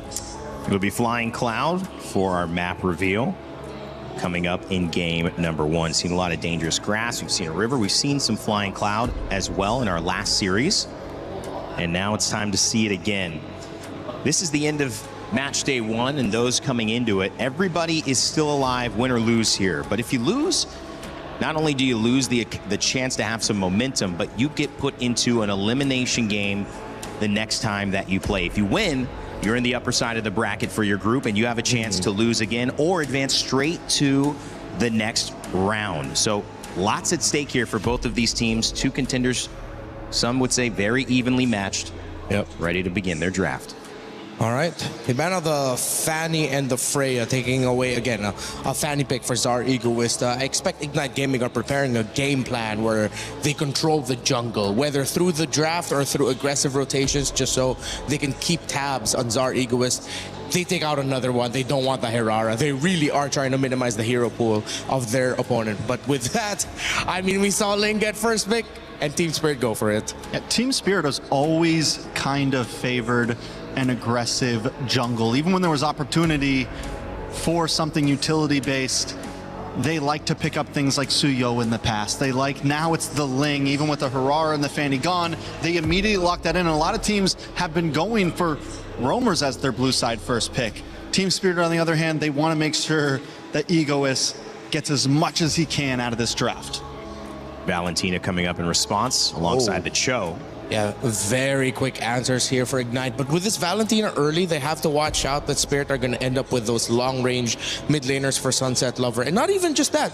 He's great at heroes such as the Lily as well, but they're playing it close to their comfort. They pick up a Juice in. So Team Spirit, you know their mindset. It's control, but through multiple angles, through a very strong EXP laner, through a jungler that rotates fast, and of course one of the most annoying mid laners to go up against. It's an aggressive lineup right now from Team Spirit, but I will say Ignite have some ways to close the distance, have some ways to get in onto this Jushin. The Valentina isn't horrible against it. Yes, it does get outranged, but with the Cho behind it who can quickly dash through that beacon, quickly look for those pickoffs, the Jushin doesn't look as strong as it normally would. We're seeing the Valentina a couple of times here. Trex, why do you like it or not like it? I think a lot of it just comes down to the matchup. Right now, it's great because you get to steal these skills. It has movability. It has opportunity. And here in this matchup, I do kind of like it, especially paired up with the Cho. Normally, the Jushin has so much priority and so much control, and the way to get past that is quick dashes. Quickly close that distance and don't let her just keep that beacon on you for more than a second or two. Yeah, for Ignite Gaming, you mentioned about aggression from Team Spirit, but Ignite, they want to match it. This is going to be ending up as a battle of who gets a better early game. Those little decisions that make the difference between you losing and you winning in the first 3 to 5 minutes of the game. I think we might get our wish of this will be one of the closer, more exciting games, because based on the first 3 picks alone, you're going to see a lot of aggression and a lot of trades. I really hope we don't get that type of game where it's like, oh, this lineup, both of them, they're great for fighting, and then they both just play so defensively, waiting for that turnaround moment. I hope we don't get that. I think a lot of it will come down to what Team Spirit locks into their roam position here. Right now, with the Cho, with the Suyo, Ignite's going to want to play opposite side of the river. They're going to want to look for those pickoffs. We're going to want to see this Cho hanging out on Team Spirit's side of the map. So if Team Spirit can respond to that well and maybe push back and stop that from happening, look for those pickoffs themselves, because you're right, both junglers want to try to get a kill or two in the first 5 to 6 minutes. Yeah. With there being a Cho on the side of Ignite, I would like one more pick with maybe much better burst, something that can really make the most out of the pick-off style of the Cho, but Team Spirit still end up banning the Brody. So that was the pick that I was thinking. Now they might just be stuck with a typical carry Claude trade. I don't see a Harith slotting in here anywhere unless like they're really confident. I think we're still going to see the traditional basic attack marksman. I like the Claude here for Ignite. You're able to escape away. You have the BMI with all the dashes already with the Paquito and the Ling. I think carries a little bit too immobile, a little bit too much of a sitting duck. Oh, yeah. Oh, wait, Moscow's still open. Is Harith also still open? Yeah, Harith is open. Moskov, another decent pick, especially if the Paquito tries to come in. You just kind of stiff arm him away. Yeah. Even make space between itself and the Ling. That's just what I was thinking of, like some instant crowd control. Oh, Uranus is making a comeback. Back at it again. I think this is going to be the Diablo pick. Yeah, definitely the Diablo pick. Diablo. 2 more picks from Team Spirit here. They still need a roamer. They still need a gold laner. What's the big roam pick? Do they go heavy into crowd control here? We've seen Sawo and things like the Grok before. Could be. Oh yeah. Grok Sawo, then something with like a carry to shred through the Uranus. Because you need more shred here. I mean, you have strong burst with the Paquito, the Ling, but you can never go wrong with even more basic attack damage, considering there's a lot of mobility on the other side. Oh, they go Esme? Esme gold? So wait a second, fighter off lane? Oh yeah. So an older approach and tactic where they put double fighters and then they're playing their carry solely through the Ling. Their Ling is their basic attack damage hero. Plus the Paquito. Paquito hurts. I mean, they do have a good damage profile even without the marksman because of the Paquito, because of this aggressive EXP laner. Interesting. Maybe Ignite were reading into that considering they picked up the Uranus, but even with all of that, the Uranus is definitely going to feel the hurt here. You got a Claude here, right? Against so many fighters. Yeah, or the Moskov, either of those two. The Claude would be great, again, as you mentioned, because of the mobility. BMI out. They go down the Moskov route here. Interesting choice by Team Spirit. Another unique approach to the meta.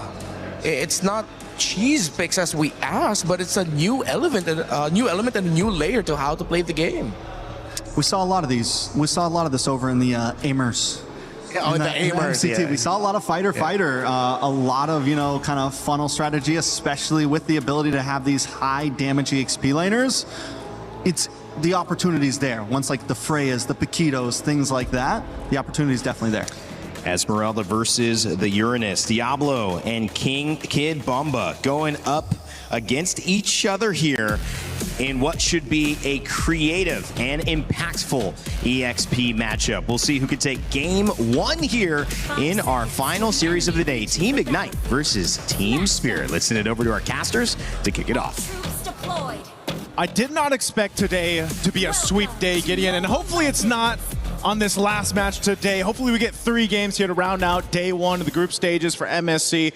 This draft, though, is something we have to always talk about. I mean, today has been it's been a little freaky in the draft, man. I have to admit, it is a little freaky here, but let's see what the adjustments are going to be, right? Double fighters have come into play this time round, and I think that IG has a bit of work to do, right? First off, we're already starting on a different side of the map just in case things go wrong for Moskov. I'm looking at the emblem setup as well, and it looks to be a very, very good spread overall. We're not looking for anybody who's trying to go above and beyond with the Master Assassin on a TS's side. Even the fact that we have a gold lane Paquito, man. You know, the hands of Hiko, again, one of the youngest players before that came through the league, made a big statement on his first international appearance, you know, just a couple of years ago. But the thing is, now you have a Paquito in your favor. You're running this kind of double fighter setup for this composition for Team Spirit. And this is what I like about where the meta seems to be going, as Sawa gets kicked around a little bit here by Jay. But nonetheless, with this kind of idea for a composition, this could hyper scale your Ling. I think you give the grounds for your Ling to go ahead and get scaled up really quickly for Zara Egoist. And again, this is a player who I think a lot of people were looking forward to play. Was it just last year? But he was unfortunately not able to compete just in his MSC appearance last year. But now we get to see it in the hands of a Ling who seems to be rising in stock value right now in the current meta. Yeah, I mean, every Assassin player wants to get their hands on Ling. It's such a impactful style of hero, not only with ultra mobility, but genuinely just an absolute menace to play around. And I think that IG, the question is, how do they eventually punish Team Spirit? A lot of it, I think, has to be directed towards Sawo before level 4. After that, we don't really know, right? Somebody on the side of TS has to make that mistake unless IG can force it out of them. And for now, I don't see that happening, considering the double fighters are just good at fighting early, right? You can't win the 2v2 skirmishes anymore. Even the mid lane is a little bit hard to contest as of yet until Roy is able to find a good ult. And even then, there's only one good ult right now. Yeah, you can see that too. Hiko just going to go ahead and cut in that wave again on the Paquito versus that Moscow matchup. It's not the normal, marksman matchup that we usually see. Good little attempt, SOD thrown out towards that purple buff. And now the turtle is up, and this is I feel like the result of just this composition. I mean, no one's committing to the turtle; they just want to make plays elsewhere. Yeah, this is really, really interesting. You know, holding up the retribution, able to make this invasion happen. And I think if you're in IG's position, if you try to attempt a counter invade instead of taking the turtle, it will be too late, and Sawa will hit level 4. So at that point, you probably don't want to send too many members. Okay, Falling Star Moon does not connect, but that's fine. Jay, good movement for now, as IG's considering how they want to approach this. Diablo's going to open up the map first. He's going to get pulled back, but eventually somebody's going to have to take this neutral objective. This is the slowest first turtle we've had today, man. I mean, they finally go and put pressure on Sunset Lover, but still neither team seems to want to go ahead and secure this. So meanwhile, you have CS doing his thing. He's going to continue to farm up. He's got the SOD available now. So it's just resulted into no one giving it a go just yet. But now this turtle started up by Kelvin. Half health on the turtle. All right, Fallen Star Moon already connects. Is he going to get it? Our Egoist is able to steal it away, but Noam Fury has already been unleashed. Jay forced the flicker out of there as Diablo wants to hop over the wall, takes the flicker. However, Zar chases him over, and with the help of Kid Bomba, they secure first blood. Hiko was making his way for that fight too. If they wanted to go and collapse down, if IG didn't disengage the way they did, then that would have been really bad for IG to go in that fight. We're going to look at the replay here brought to us by SDC. Again, this turtle for the taking happens really fast. Good usage there with the retribution from Zara Egoist. And then they get into this fight that just did not favor IG in this. And they really had to burn some battle spells and, of course, their ultimates to try to survive with all they could. But unfortunately, it was Diablo to go down first. I think it's just unfortunate that Kevin just didn't have the Sever at the right time. It got canceled out initially once the Falling Star Moon came through. And when you're in that cooldown without it, it's really difficult to actually contest for the turtle, especially when your opponent is one level ahead. For now, I mean, this is exactly what I expect from a double fighter composition. Like, these people can take damage for days, and Kid Bubba is like, I don't care unless you kick me, and there's Way of the Dragon. It comes to him, and no one Fury flicker forward. With the SOD already connecting, they can't get any more than this. Zawo finally getting punished. There's the Ionic Edge. Collapse on, backline getting attacked. Blade of Tempest as well. Gets one, looks for a second. Zaryaguis can't take any more damage than this, and they back away.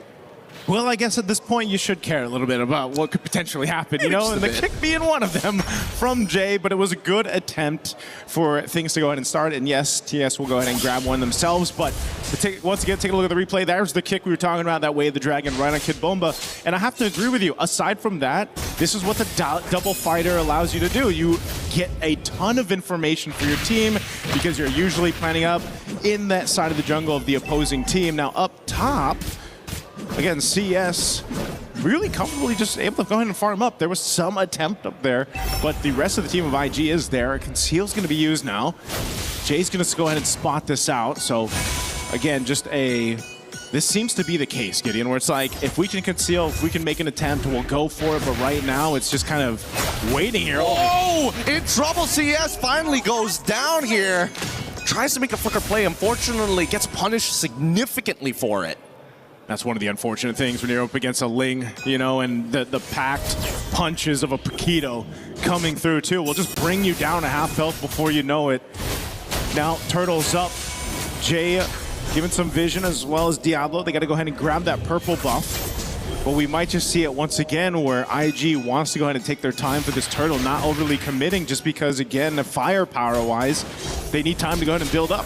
Speaking of which, I am interested in the item build in just a second here. Hascall done by Zaryaguis. Let's see how this is going to play out. He still has Tempest of Blades, so it's really difficult for him to actually, you know, not miss the Retribution. He hits it. Now Kevin is dead. Pretty easy work for Zaryaguis, with the rest of his team covering him. They didn't have to use too many ults, and now they get Diablo, Minoan Fury as well. Flicker 4 doesn't catch anybody, and that's a double for Zar. This is going phenomenally for Team Spirit. Yeah, Team Spirit, a lot of tools in the pocket to work with, and now in the mid lane, Jay trying to keep them from taking down the tier 1 turret. He's going to take a couple shots, tries to get away too, and he'll live. But man, it's costing IG a lot in these skirmishes, and now the bottom turret will be worked on Hiko. So at some point, IG has to be able to go ahead and kind of recalculate here. As we look at the replay, once again, this was an easy objective take. Zaryaguis does win the Retribution. You know, that's one of the things, again, this is a very skilled player. He's young, he's just aggressive, likes to pick these hyperscaling heroes, and it'll come down to the Retribution where he's just able to go ahead and cap it off against Kelvin. And there you go. You can see in that replay, he's going nice, knowing that he's done good, his due diligence, and not to mention that he is in a position to actually hard carry this game like he's meant to, right? Oh my god.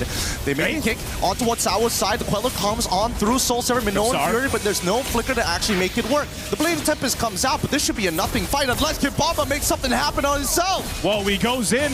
He's going to drag him back. Jay, there's an SOD, though. Are they going to follow through? It connects good, but now they need to maintain the battle lines. If not, things are going to get worse. And Roy, he's thinking about it. He's got that Blade of Tempest, but the problem is, without the Shadow Steps, he can't pick up and actually make full use of it anyways. Now, with that being said, despite everything that has happened, 5-2, it's a 4.4K at 8 minutes. Yeah, and you see 2,000 of that 4K, Gideon, is on the jungle for Team Spirit. Zaryaguis, nearly 2,000 gold ahead right now, and that's why, you know, one of the things they're trying to do is get this point where IG can, you know, even out the jungle a bit, because again, even when it comes down to a level gap, that plays a part.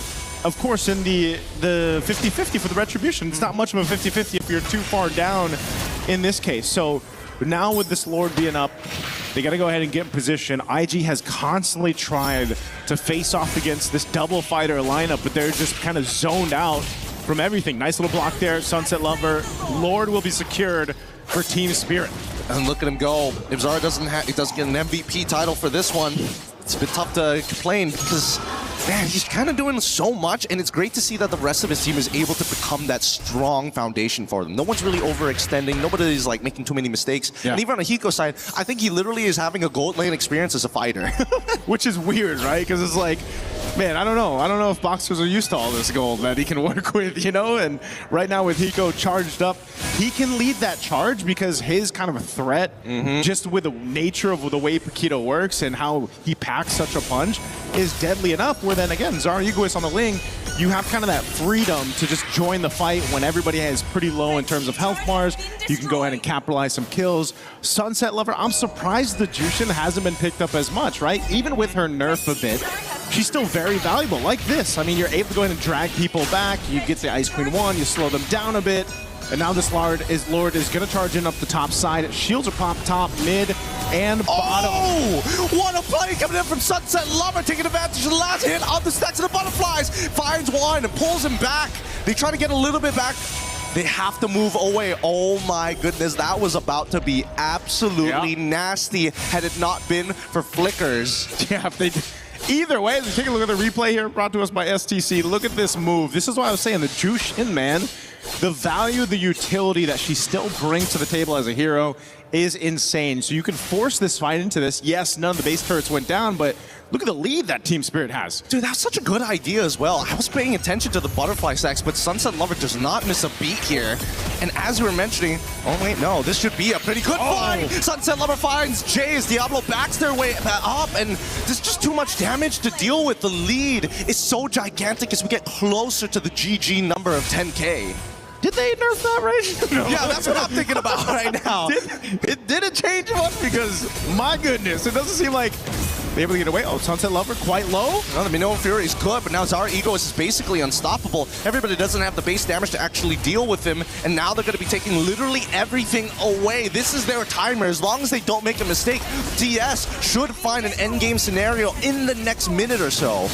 Massive lead, 11,000 up plus. Oh my Look lord! At the difference across the economy here for Team Spirit against IG. This is not looking good at all in game one. Again, we're just approaching the 12-minute mark, but it feels like, you know, for IG, they've just been kind of trying to buckle up in this game and taken for a ride. I think IG were not prepared to deal with DS and their double fighter shenanigans here. And not to mention how polished it really is. It makes you wonder, had they just gotten rid of a couple of other picks? Maybe if they got rid of, I want to say Minotaur, but I think the Jushin is a lot worse. Yeah, maybe the Jushin right now, this is... I mean, I'd say, do they want to contest? No, you don't. When you're down this much, just let the Lord go in the hands of TS. Get ready to somehow defend. But the bad part of this is 2 of your base turrets already gone. You're down at this much gold, so your fighting prowess is pretty much non-existent right now. And even your tankier members, your tankier heroes are getting shredded down. I mean, even if Diablo tries to get in that front line, the problem, the risk of that is he's just going to get dragged through by Sunset Lover, like we've seen. And so you have to be able to buckle in on this one because this defense, as crucial as it is, it's very dire for them. The Lord is going to make its way down mid. It really is, and I think there's a way for the entire team. If they can just zone out specifically CS, then I think they have an opportunity. But here comes the conceal. They're going to take their time. The kick is good. It lands on the correct target, and Minoan Fury is going to be taken away. They try to turn this around, but Zara Egoist is able to find one as Hiko kills Jay. And at this point, the base is already done for. A good idea, however, executed just a little late and no way to delay those waves. Such a clean performance from Team Spirit, a clean game. Again, I think a lot of people are wondering, you know, this version of Team Spirit coming through in this MSC 2026 at EWC, man, how would they be? Again, they had a first-round exit in their last international appearance, you know, and this is a different version of it, a more refined version of Team Spirit. Yes, it's only their first game and their first match, but so far, from what we've seen, it is clean. And for a team to bring in this kind of composition, the double fighter, make it work this well, it's kind of scary because, again, what more is up the sleeve? Yeah, it's pretty crazy because there are certain aspects of this particular composition that just work so well against each other. The fact that Sunset Lover and Sawo survived the earlier stages and then suddenly became this massive driving force. No matter what you do, our counter-engage will always be better. I will make you run through the mud. I will make you do everything in your power to tax you so you can't get to neutral objectives or any of our quote-unquote backliners.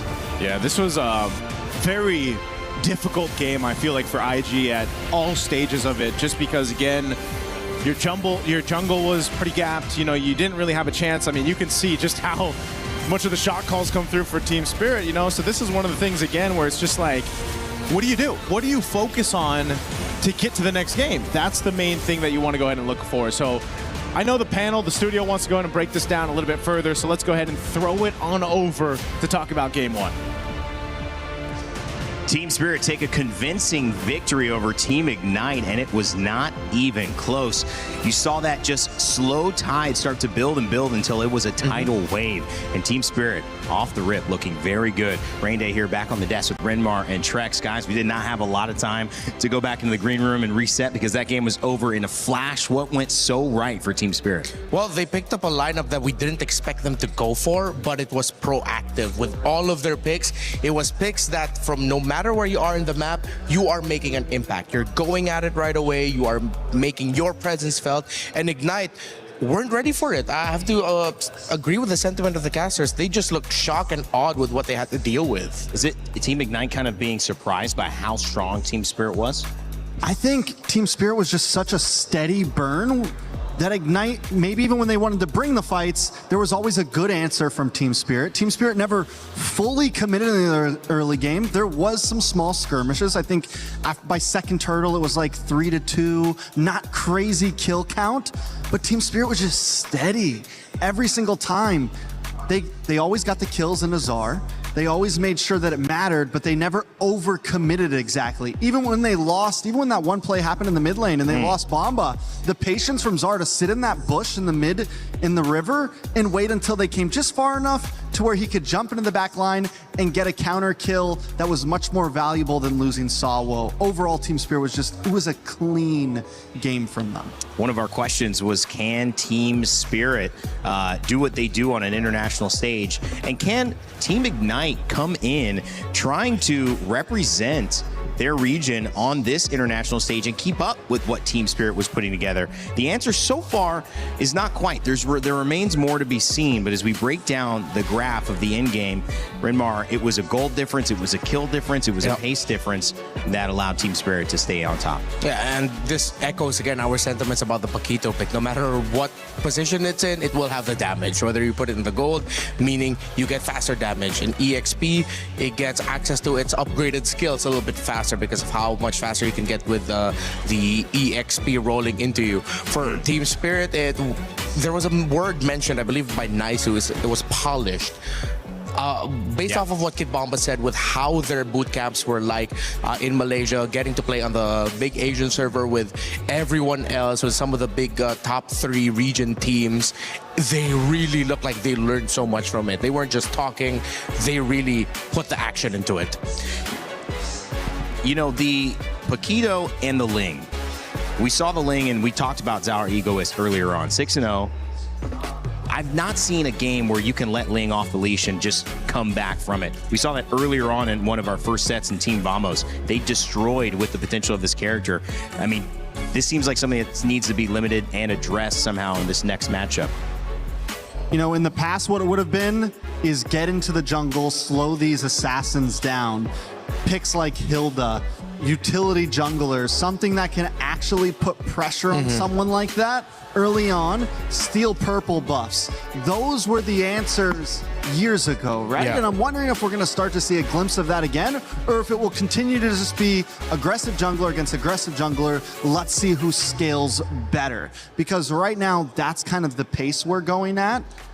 And I'm wondering when that's going to switch up. Because, again, I mean, you know, it was Ube that destroyed the assassin meta years and years ago, right? It was things like that. That's what brought the utility jungle into the meta, first of all. And I'm wondering, will that counter response once again at MSC this year? Yeah, maybe. Let's see. Is time really just a flat circle? Or are we going to go back to what? The Estises, the Matildas, the healers of the world? I don't know, but I like that day one, and even though we're not done yet, it's already set a precedent again of just the options are wide open. Yeah. And who is brave enough to take these risks of these unique choices are often rewarded. Again, Team Spirit is another example of that. With what they did here, you do not see this kind of lineup often, but when it works, it really works. And it put them in a great position here here as well to excel in game one, which sets them up now to lose 2 in a row if they're going to be into that lower bracket on Group A. If they just win 1 out of those next 2, they're going to be feeling really good about their chances to advance to the next stage. And speaking of your chances, you've got a brand new chance to check out a new interactive effect for Rhino Day. It's now available. Check out and join the celebration. You can see all those new interactions there in the shop. Looking pretty fun. Make sure to grab your chance to enjoy it here with the Rhino Day. Happy Rhino Day, everybody, around the world. I keep saying it sounds like Rain Day, Rhino Day. Oh, yeah. We're just throwing it out there. I'm comfortable with that, so make sure to check it out.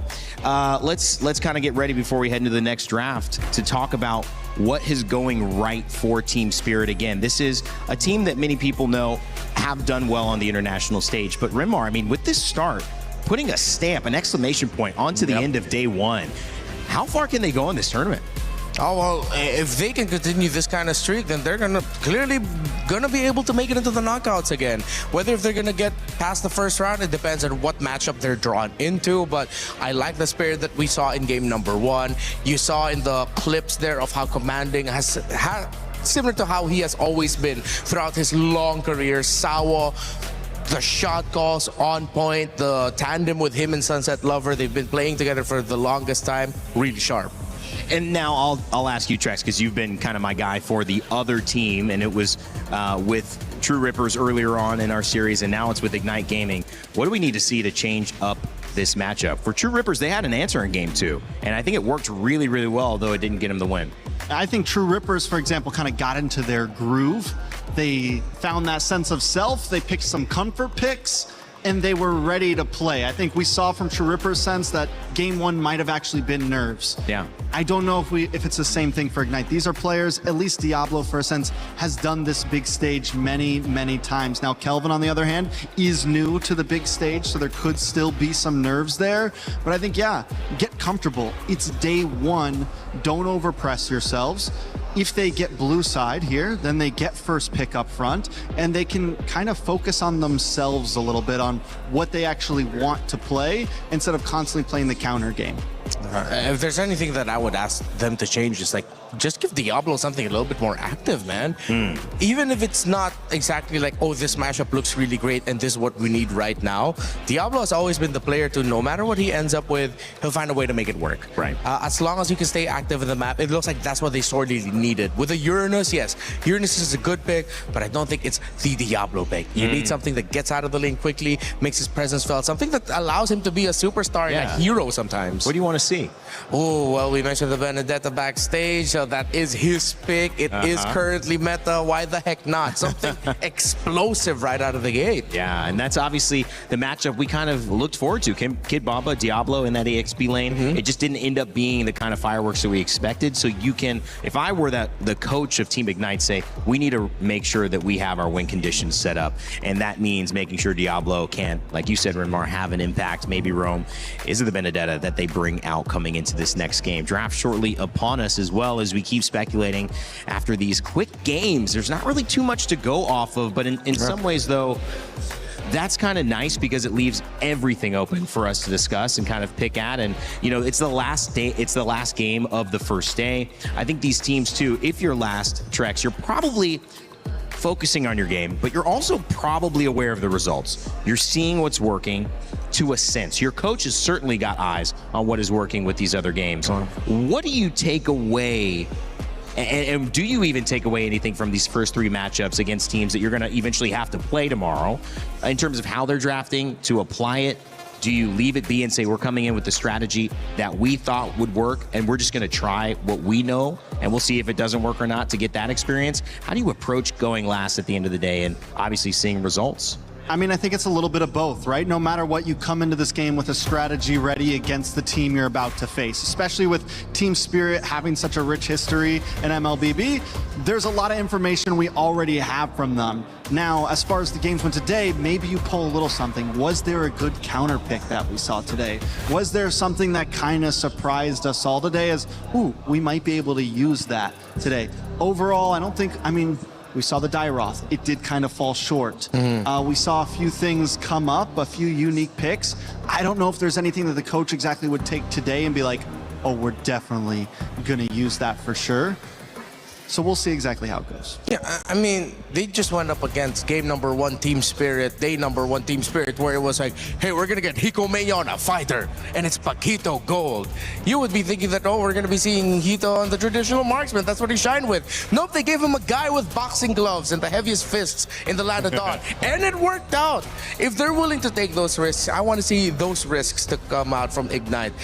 Just pick up heroes across the board that can have an impact, be aggressive, and make it exciting, make it a fireworks show. We ended up going back to 2022 where all we got was Esmeralda versus Uranus, and no one enjoyed that back in the days. You know, I think right now Ignite has to think about Team Spirit is no longer a team that you can just bait into the chaos, right? I think even from that interview that we saw with Bomba and him saying, "No, I'm not gonna talk smack to anyone. Yeah. All I want to do is go even." Maturity, This guy said, "All I want to do is go even in the EXP lane." This is a guy that used to always try to win. This is a guy that, you know, used to always try to like, let's do this, let's play.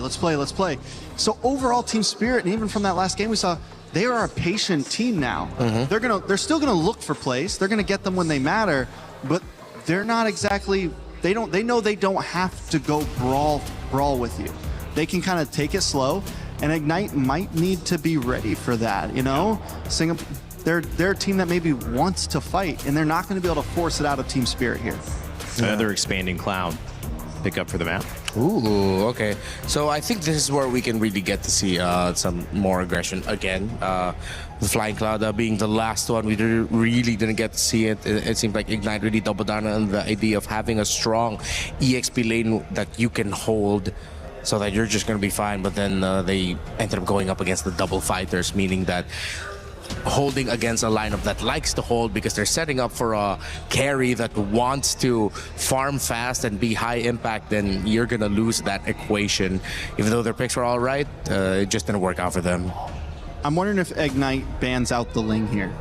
You know, earlier you asked me about the Ling. Maybe that's the real answer to it. It might be time to finally put on the ban pool. That would force Team Spirit to either ban out the Freya or the Harara. Yeah. Right? Or do we leave both open and do we finally see the Harara versus Ling matchup?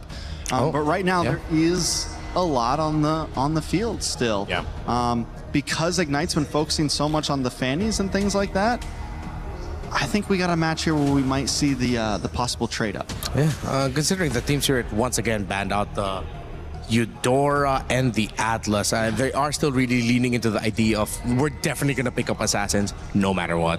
And the Eudora has been a big kind of even pick in mid lane to allow some type of stun, some type of CC, potential outplay or slowdown of the Assassin so far. But Trex, I saw you pointing at that ban. Well, that just means there's a lot on the field still. The Marcel it's a good ban, but it's also a throwaway ban because of the fact that we're seeing Atlas and Eudora banned out. We have Freya, we have Harara, we have Jushin still. There's a lot on the field to be traded with, and now it's up to Team Spirit. Do we give kind of a off-brand ban so that we can get the two or three of, you know what I'm saying? Yeah. We get the swing back. Harara has been monstrous. They do it, so it's a Belleric ban, meaning we have Freya and Harara both normally have been banned consistently are on the field. Yeah, Freya, Harara, Ling, all still open. Wealth of choices here, which means Ignite are willing to trade out. And in first pick, which means Ignite are willing to trade it out. Team Spirit can't get everything, and Ignite might just be able to, math-wise, end up with more by the end of their first 3 picks. Wow, so they go for the Ling. So they take it away, and they say, this is ours now. You're going to have to figure something else out as well. Does that mean the Freya goes to the side of Bumba and Zhao Egoist? Ooh, go Freya Harara. Yeah, I'm okay with the Freya Harara. Just go for damage right away.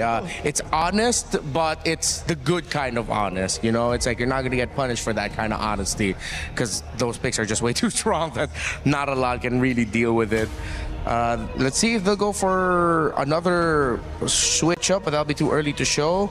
I think Ignite might end up walking away with a Paquito later on. They don't need Harara here, because no matter what, Ling's already been picked, so they can pick something else here, get the Harara in 3rd pick, Right. the Jushin. Push it back. Yeah. Okay, so that's another game for Sunset Lover and the Jushin this time. And it was impactful. It did give a lot of difficulty for Jay and Roy to be able to hold the center. So Ignite here. Did they lock in what's been the popular pick? The Valentina. It didn't do amazing last time.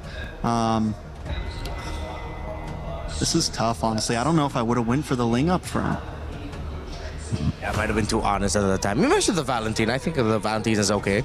Or you pick up your gold laner now, so you can just start taking away gold laners at the second phase. Yeah, they do. They end up picking up with the Brody, and then they'll go for the glue. Good chance it's going to be in Rome, but of course I can still be flexing to the EXP lane. And as you expected, Trex, there's the Hirara at third. So now you're just going to be playing a lot of trades through the mid. I would like to see Ignite consider a Lilia for their glue, just so that it's that constant pressure around the juice and then whichever roamer it's going to be paired up with. Or if they want to go for instant burst right away, or if they want to play around the box. Aniv is alright, but actually no, I'll go back on that. The Eve might actually be too difficult against the Freya, Hirara, and Juicin. Excuse me, the Eve, yeah. The glue's a clean pick, though. I like it against the Freya, against any kind of big brawly fighters. It's a great stopper. Yeah. And also, as you said, most likely will be Roam, but there is flexibility to it coming into second phase, something you do kind of want on blue side, because you don't exactly get last pick. So more bans coming in from Ignite. They're taking their time this game, honestly, in terms of picks, in terms of bans. They take out that Minotaur, back over to Team Spirit. Yeah, I think they realized that the Minotaur and Juicin together was just annoying. Too much crowd control together, plus that extra heal popping out of the Minotaur actually saved Team Spirit a lot in the last game. Esmeralda also banned this time around. Stolen is the Ling, so that'll be on the opposite side. And again, some priority for Zushin on both sides, repicked. They take out the Uranus. Uranus also banned. Which, even though Diablo didn't have the greatest game on it, it can still be a nuisance. And it's still an option, right? Yeah, it just limits his choices at this point. So on this side, last ban from Ignite. Do they continue to home into the roam here? Or do they focus on the gold? You mentioned them possibly taking on any gold laners. We haven't seen any. I think at this point they know that there's not like that one gold laner that just owns the game at this point, so is it really worth? Yeah, you ban out the Harith, they pick out the Moskov. You ban out the Moskov, they get the Harith or the Claude. So you might as well get something that might have a bit more of an input, and they go with the Arlot. Yeah, it looks like they're not going to be playing around the static mid laner. They want to get somewhat close to mid-range, a lot of dive. And the Arlot makes sense as a ban. They're still respecting the possibility that Freya might go gold, and then you suddenly go get an Arlot EXP. Suddenly, team fighting for a lineup, playing around the Brody looks even more difficult. So they cover their bases, and oh, they do not have the damage to deal with this Barras unless they pick a Lunox at mid. Barat's roam, though? It's a Barat's jungle, it so looks like. Where's Hirara going? Wait, no, you're right. Team Spirit's getting spicy right now. Barat's EXP Freya gold? Yeah, then jungle Hirara, mid Juicin, and then... Unless Hirara goes somewhere crazy. Mathilda roll. Yeah. It's got to be Hirara jungle, so yeah. Barat's EXP. Wow, Kid Bamba with the Freya gold. bats. They're going for the fighter. Yeah, they're going for the bulky offlaners again. They go Mathilda. Just so that you get the or no, they still go Cho. Team Spirit, you are surprising us in the best way possible. You're packing up picks, and it makes sense. Again, it doesn't have the damage profile early on, and even once it gets later. But let's see if the Lillian Brody might be enough to melt through this overly aggressive, high damage, high crowd control, very tanky frontline. What I love about it is it's showing how much trust they have in their brand new jungler. Picking up these funnel strategies where they know that, listen, we're going to pick this big bulky box and just do your thing, Czar. And right now, the faith that they have in him is showing up. All right, Team Spirit getting a little funky here with the Barats on the side of Kid Bamba. He'll go up against Alice on Diablo's side, and we'll see if Ignite can pull it back even or if Spirit will close it out 2-0. Let's send it over to our casters to get games 2 started. Coach Coldstar and the rest of Team Spirit are cooking in the draft, and this is going to be a big statement if they end up 2-0 with this kind of draft. Gideon, this is so, I want to say, unusual for what we're seeing, but I love to see it, man. The meta is continuing to focus and shift into different ways than what we're used to. There have been rumors about this Barat's EXP. The question is, I wasn't really expecting it to show up this early on into the tournament, but now we're also seeing what's going to happen on the opposite end, right? Like, the big problem with the Barat's EXP is how do you maintain your stacks consistently, especially both junglers starting on that side of the map, so you don't really have anything to, like, maintain your stacks in the meantime while you're waiting underneath turret or the enemy side. Yeah, this is one of the things that we'll have to see executed through Kid Bomba. Again, Barrett's XP is not something you see too often, but it's tanky enough. Yes, he's going to struggle a little bit to get some of the stacks, but then again, maybe it's going to result in something where, he's just trying to set up the Daytona's welcome for the team. Again, your crowd control utility on this composition from Team Spirit is just kind of out the roof because you have a choke kick, you have the lantern flare and the beacon from Sunset Lover, and this gives a lot of space once again to just funnel things into your jungler and the Hirara. We just saw this earlier today too. If you manage to go ahead and scale crazy fast on a Hirara, and let's say even you to the point where you pick up Sky Pierce and you got 8 stacks, dude, you are a killing machine basically in your own right, and you're hard enough to catch. Yeah. So when you're centered around that and you have all the crowd control in the world, that's the difficult part for Ignite Gaming if they want to go ahead and fight this. Now, the Ling for Kelvin can essentially do the same thing, but you're playing into that. Your Lilia does a lot of this early game damage. Eventually, the Brody can scale up as well. So there's a lot more, I feel like, possibilities for Ignite Gaming to make use of. Speaking of possibilities, I'm thinking whether or not Kid Bomba's entire purpose is to just bog down Diablo, right? Yeah. Go for the Daytona's welcome, eat him up, make sure they don't have an access to Throne Ruin. Iframe's already out, Throne Ruin coming through, Flicker, Diablo connects onto 2 as the Daytona's welcome connects as well. Pinning him against the wall, Hiko takes out Jay, but now the Bladed Tempest is out. First blood is done, but there's only so much he can do. Hiko catches him mid-air as his first turtle has turned into a bloodbath. He looked like a Valkyrie there. I mean, he was in the air and he flickered for the kill, and he got it. 2 kills for Hiko on the gold lane of Freya. That is, once again, just a team-fighting upper hand that we see from Team Spirit. Again, this was a great gleam into the Throne of Ruin setup. Look at the health bars of Team Spirit here. They get so low, and you'd think this is a great point to follow that Tempest Blades, but man, Hiko had his mark and locked down Kelvin. Really good stuff. Even Kid Bomba was making sure, like, hey, I see Kelvin coming down. I'm going to make an attempt with the Daytona's welcome, despite everything. Yeah. I think it's really great, right? It's about denying the follow-up from your opponents, and I think whoever makes that big impact at the very beginning of that fight usually makes the difference here. Despite Diablo having to lose out on a big chunk of EXP, I think it's all right. I mean, he did lose his Flicker, unfortunately, but that doesn't matter. They've got to wait until the next turtle before they're even going to consider another team fight. Yeah, that team fight basically showed us that kind of this choreography here. As you see it again, the Gleam, the Throne of Ruin being used up. But I feel like even if they land those, they're just not, unfortunately, in that position to go ahead and capitalize it unless Kelvin is there. He's a big part of this. Daytona's welcome, though. Well, it's already good, and I think they should be able to find a kill here, but the Bladed Tempest will allow Kelvin a way out. Does he still have his pinch points? Yes, he does. And now he's going to exit from this area.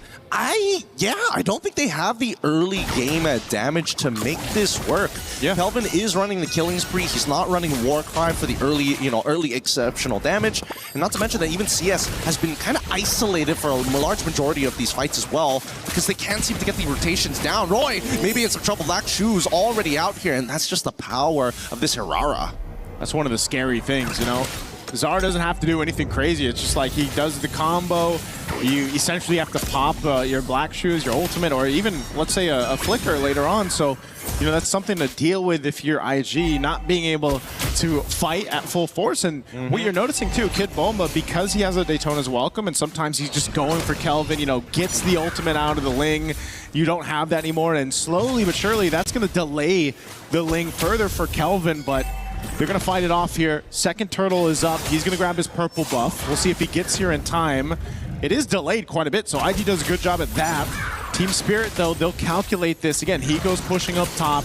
towards that top turret. Here they break out though. Yep, they're slowly attacking him. Sawo spots out where the backline is supposed to be. Hiko's thinking about maybe going for it, but he's shown presence here on the map.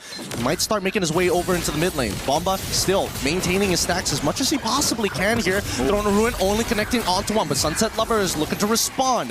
With max stacks on those butterflies, Sawo finds the kick in a perfect angle on top of the glue. Jay should explode here, but he's got nobody to jump on, and Sawo just makes it out with a sliver of health. CS takes him out, and now Hirara looking for an opportunity, but unfortunately just ain't enough, and even flickering forward with the Daytona's welcome. Kid Bomba getting at the trade, misses out at the very end. Unlucky for Team Spirit, but it's not over apparently. Jay decided to take matters into his own hands. Okay, I understand what Jay was doing there. They had a whole lot happen for IG in that team fight. Oh they my really God, punished. Oh, Calvin.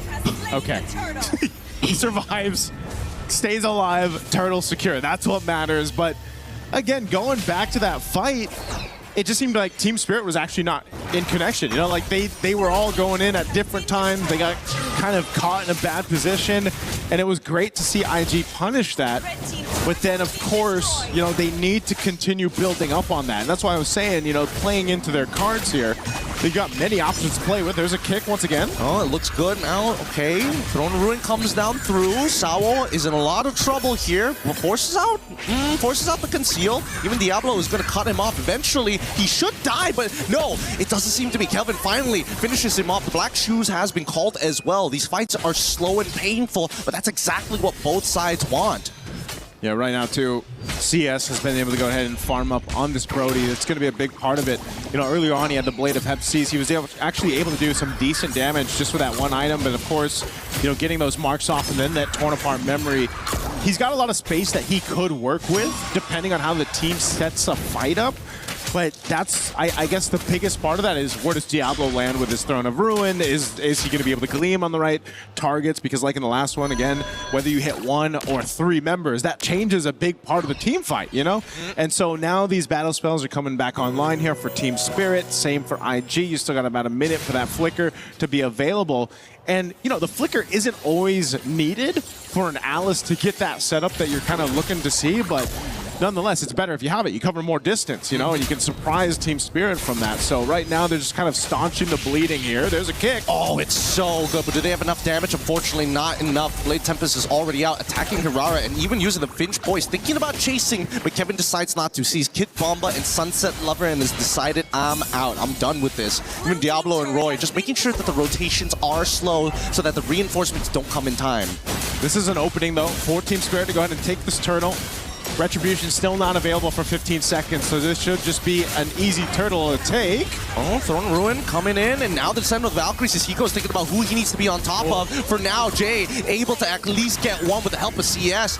Are they not going to punish this? I'm expecting a punish here, but Sawo going to go for a completely different target as Diablo is dead. Hiko takes out CS, and can they? No, didn't see it, but Roy will pray so hard. Like, how do you get rid of this Freya continuously walking in your face? Kevin is gonna try. Oh my God, he's about to get Sunset Love. Finch Poise gets him. He might actually outplay this, and he does. He gets on out of there just in time. That's what we need to see from a Ling if it's picked up. Great play and movement there from Kelvin.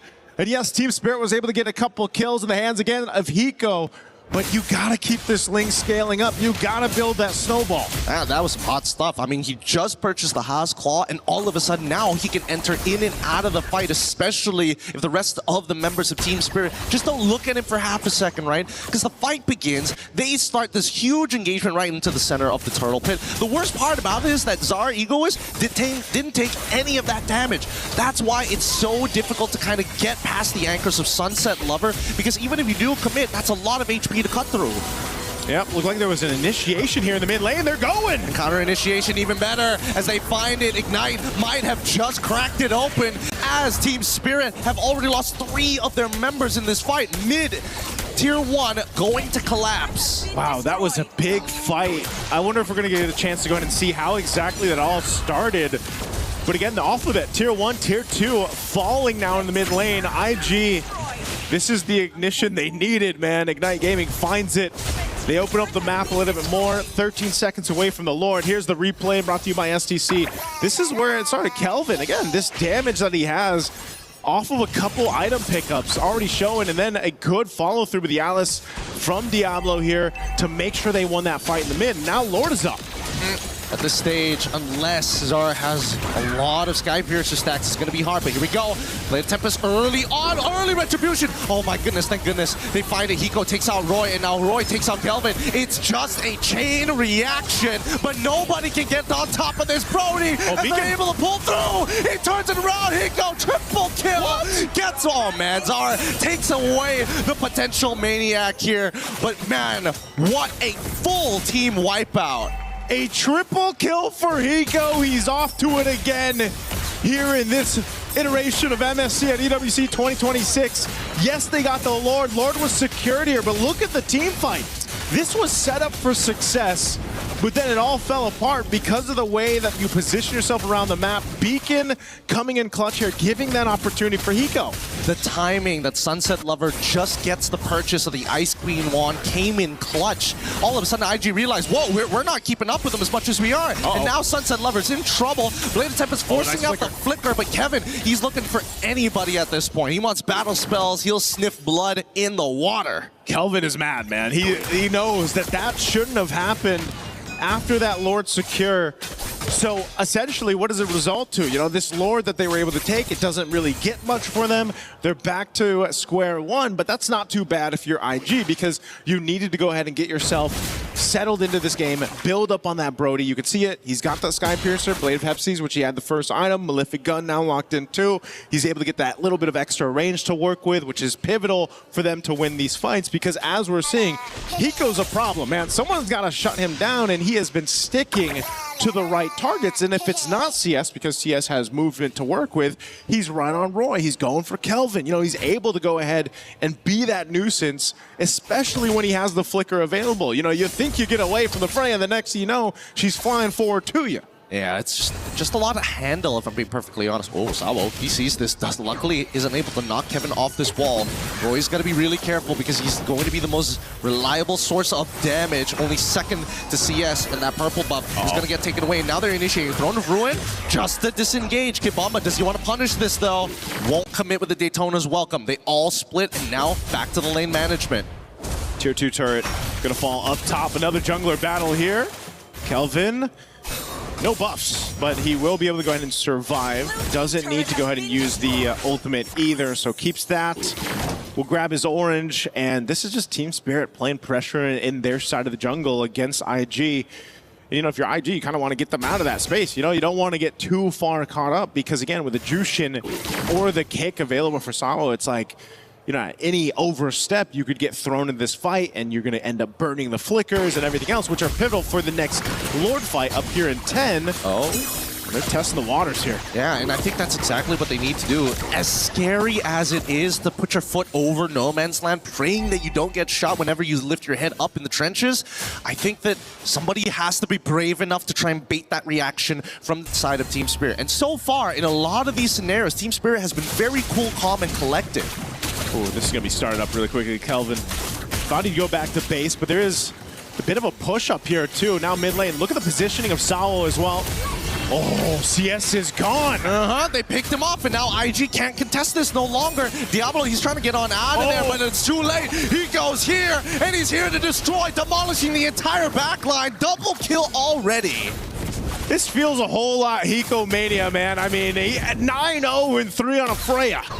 It's ridiculous, and I mean, it was Bruno initially, and now it's this Valkyrie, and it's so scary to see Spirit in this almost psychopathic mentality, right? Like, nothing seems to be phasing them. We're not getting much reactions from these guys as well, yet they are playing like absolute machines. Sawo knows, right? Sawo knows. He knows Kelvin's there. I would assume so, unless, again, buff is not available, so maybe they just think it was stolen and Kelvin is elsewhere. But now they'll start to make a move across the map here. Team Spirit has that advantage. I mean, turret-wise as well, they've opened things up a little bit further. They're going to try to cut that wave up top to keep it from pushing as the Lord makes its way up top side. But Kelvin's still there, so Right now, he's going to work on it. Again, he should be able to clear this out pretty quickly, but you can see two members, Team Spirit, Saul and Zariguis, they're here. Oh, good Finch Boys coming in from Kelvin. Good reaction time just to buy a little bit of space for the team to just breathe for a moment, look at the map, and now simultaneously these waves are not going to be able to crash in at the same time, but at the very least they can delay it and then hit them one by one, minimize the structural damage overall. Yep. He's going to go ahead and cut that mid-wave again. So good usage. Again, this is what you expect with the Ling. Look who's on him, though. Zariguis. I don't think that this is something that Zar should try for, not without help, or at least a single bit of CC. Look at how mobile they are as they're looking to steal away another purple buff. Yeah, this is one of the things, though. They can't really knock down these turrets easily without getting in range. One of the disadvantages of not having that traditional marksman that you're used to seeing. So even with that Lord, they'll do a little bit of damage to the base turret up top, but essentially not able to start taking them down. So IG, they're still okay. I mean, I know this is a 4,000 gold lead for TS, but IG, based on their team composition, might have a chance to go ahead and win a big team fight, play the map. Kelvin is doing exactly what he needs to do on the Ling. He's finding that space. He's buying that time. We're already 16 minutes in, and probably not exactly where Team Spirit was hoping to be. Oh, he just got off the Finch Poise. He's in trouble right now. Gonna get dragged. He's got the Bladed Tempest here, but the question is which direction to go. He tried to outplay it, but unfortunately, it's just too much damage for him to handle, and now the rest of the team might just be in some troubles. The way the Dragon has already been used, they're trying to pull him away, and now they pull him right in front of Roy. He doesn't get it off in time, and the rest of the team is now in some huge trouble as Team Spirit. Oh, they're gonna let Hiko die for this? Nah, they just want to punish Jay. That should be it. That should be an inhibitor turret unless they can stop this. And they hit it. I mean, what can they do at this point? Under tower, they literally can absorb all the damage. They're gonna chase down Diablo too. They're gonna whittle him down enough. They got a mid-wave push here at TS. Looking to cap out a game. They're gonna be able, they might actually, no, wait, hold on. Roy, how long until these come back up? I have no idea. Now, apparently, his Eternal Black Shoes as Diablo get kicks out, and that is going to be it. Look, Kevin, does he have it? Retribution, anybody to try and clear that wave, and manages to do it in time. Oh, Kelvin will keep them in the game for now. IG buying themselves a chance, but the Lord is up, and Team Spirit will make their way forward. Yeah, the purple buff's going to be taken, but based on what we just saw in that team fight, that misplay from IG, Team Spirit will get themselves this Lord and get ready to go ahead and once again get towards the base of IG, capping out potentially this series. Yeah, but now the rest of the team is actually scaled. There's some real damage here from the side of Ignite Gaming. The only problem is whether they can consistently peel Hiko, and that's the big issue. There's so much CC across the board that splits them apart. Here's the good thing. What's the good thing? A lot of the battle spells are down for Team Spirit. Okay, that's not bad. And what we've seen so far for Hiko is he's wanted those flickers to be able to make those plays, right? So there is a chance here for IG to go in and clear this out. Conceal going to be used. Kelvin's going to go do his own thing, cut that wave if he can. This base turret's going to be worked on up top, though. Base is going to be fully exposed. Half health on this Lord. They're on the defense. They're going to go and try to slice and dice their way through this as Lord is cleared out. Now Team Spirit, what does Kelvin do here? Do they just want to clear out the waves? Yeah, I don't think they have a real answer to this Lilia just clearing these waves, and not to mention that if they overextend themselves, there's a good chance Diablo will respond in kind. It's going to at least be a Wishing Lantern purchase coming in from Sunset Lover, and I can't think of a way for TS to really force the end unless IG makes the mistake and accepts the challenge of the fight. Yeah, this has to be one of those cases where that end angle for Team Spirit is they got to get a pick. Oh, House of Blades used. Kelvin's going to be fine. He can just Finch Poise on out. But, you know, essentially when you're waiting for this, 90 seconds for that Lord to be up, this is, again, very similar to what we saw in the previous match where you had 80 stacks on the hero. This one's 77, but nonetheless, still deadly. So dangerous. And I mean, at least for Ignite Gaming, they're playing the tactical approach, right? Just continuously be hidden shadows across the map. Make sure that TS has to react to you. And if they respond, they're the ones wasting time and not the other way around. Okay, Hiko pops that ult. And the Flicker as well, leaving Jay all by himself. And now the Conceal comes through for the side of Team Spirit. But really, no need to fight here. Just wait for the Lord in 60 seconds. Yeah, interesting that he attempted that. I think that was more of a maybe a limit test type thing, you know, just see what he could end up happening. But he's not going to have the flicker now for this Lord take. Oh, I just saw the items, and Jay has been a very naughty boy. He goes for the Genius Wand on top of everything else, and there's only two people that really benefit off of this, which is the Alice alongside with Roy on the Lilia. He just wants to shred that magic defense, man. You know, shred it enough where then maybe the Lilia, maybe you have Diablo contributing to those fights, getting them down. Because, again, what is Jay going to essentially do? He's going to find his target, he's going to stick onto them, whether that brings them back to the team or not. But yeah, maybe if he was a little more durable here, a little tankier, it could help them in the long team fights. But right now, they just don't have much of a choice, Gideon, given how the nature of this game is gone. You're down this much gold, which at a certain point, it doesn't matter so much about the gold difference. It's more so how they're executing things. And this Lord is up, so they want to get in position, it looks like, to actually contest this one. But they're going to have to get here fast if they want to. Already half health on the Lord.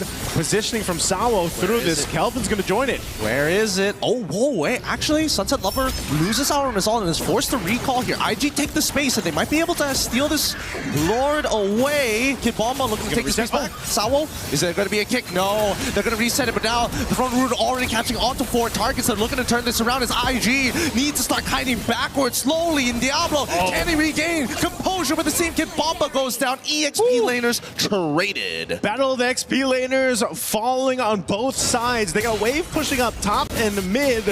And this is the advantage right now of having the base turrets down. Team Spirit has an angle here to go ahead and start up this Lord once again, even without Kid Bomba.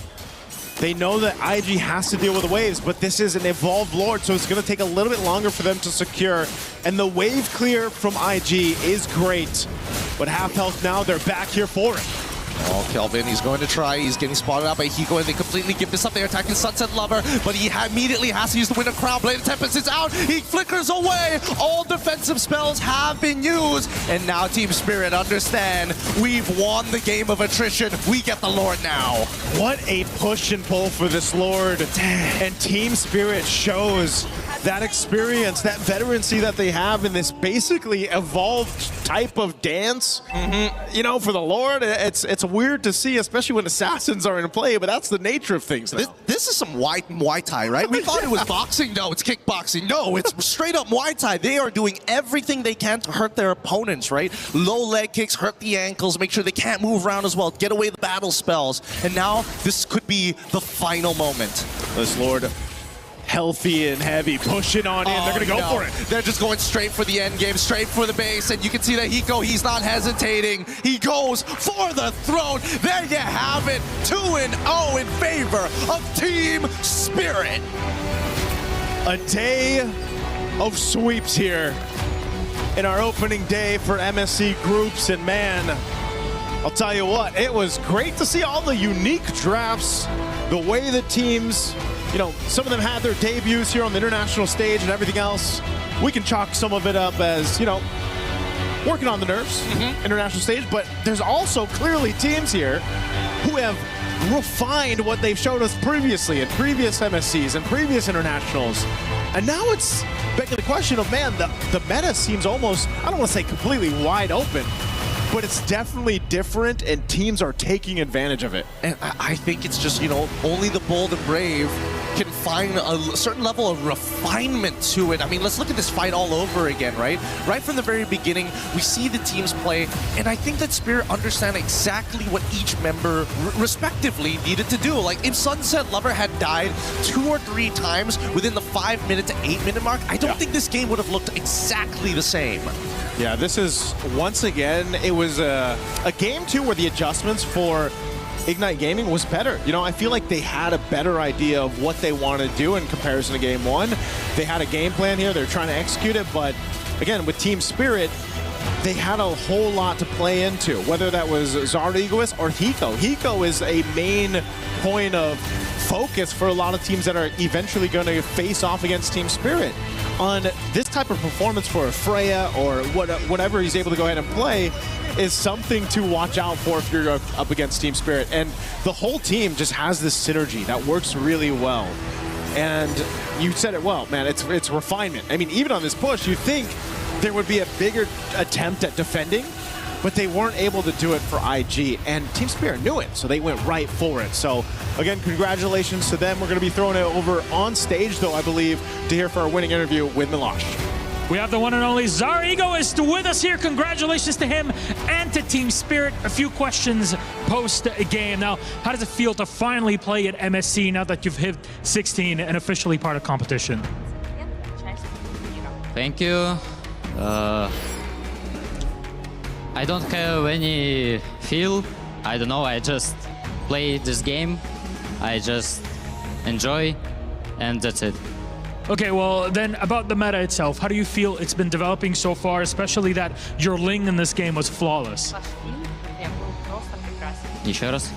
Как вы считаете, сама мета, как она развивалась? Особенно, что ваш персонаж, Линк, был вообще просто великолепен. I think it's very good meta for me because I like play assassin hero, and yeah. You looked very comfortable. Look, I have to say it. You have Egoist in your name.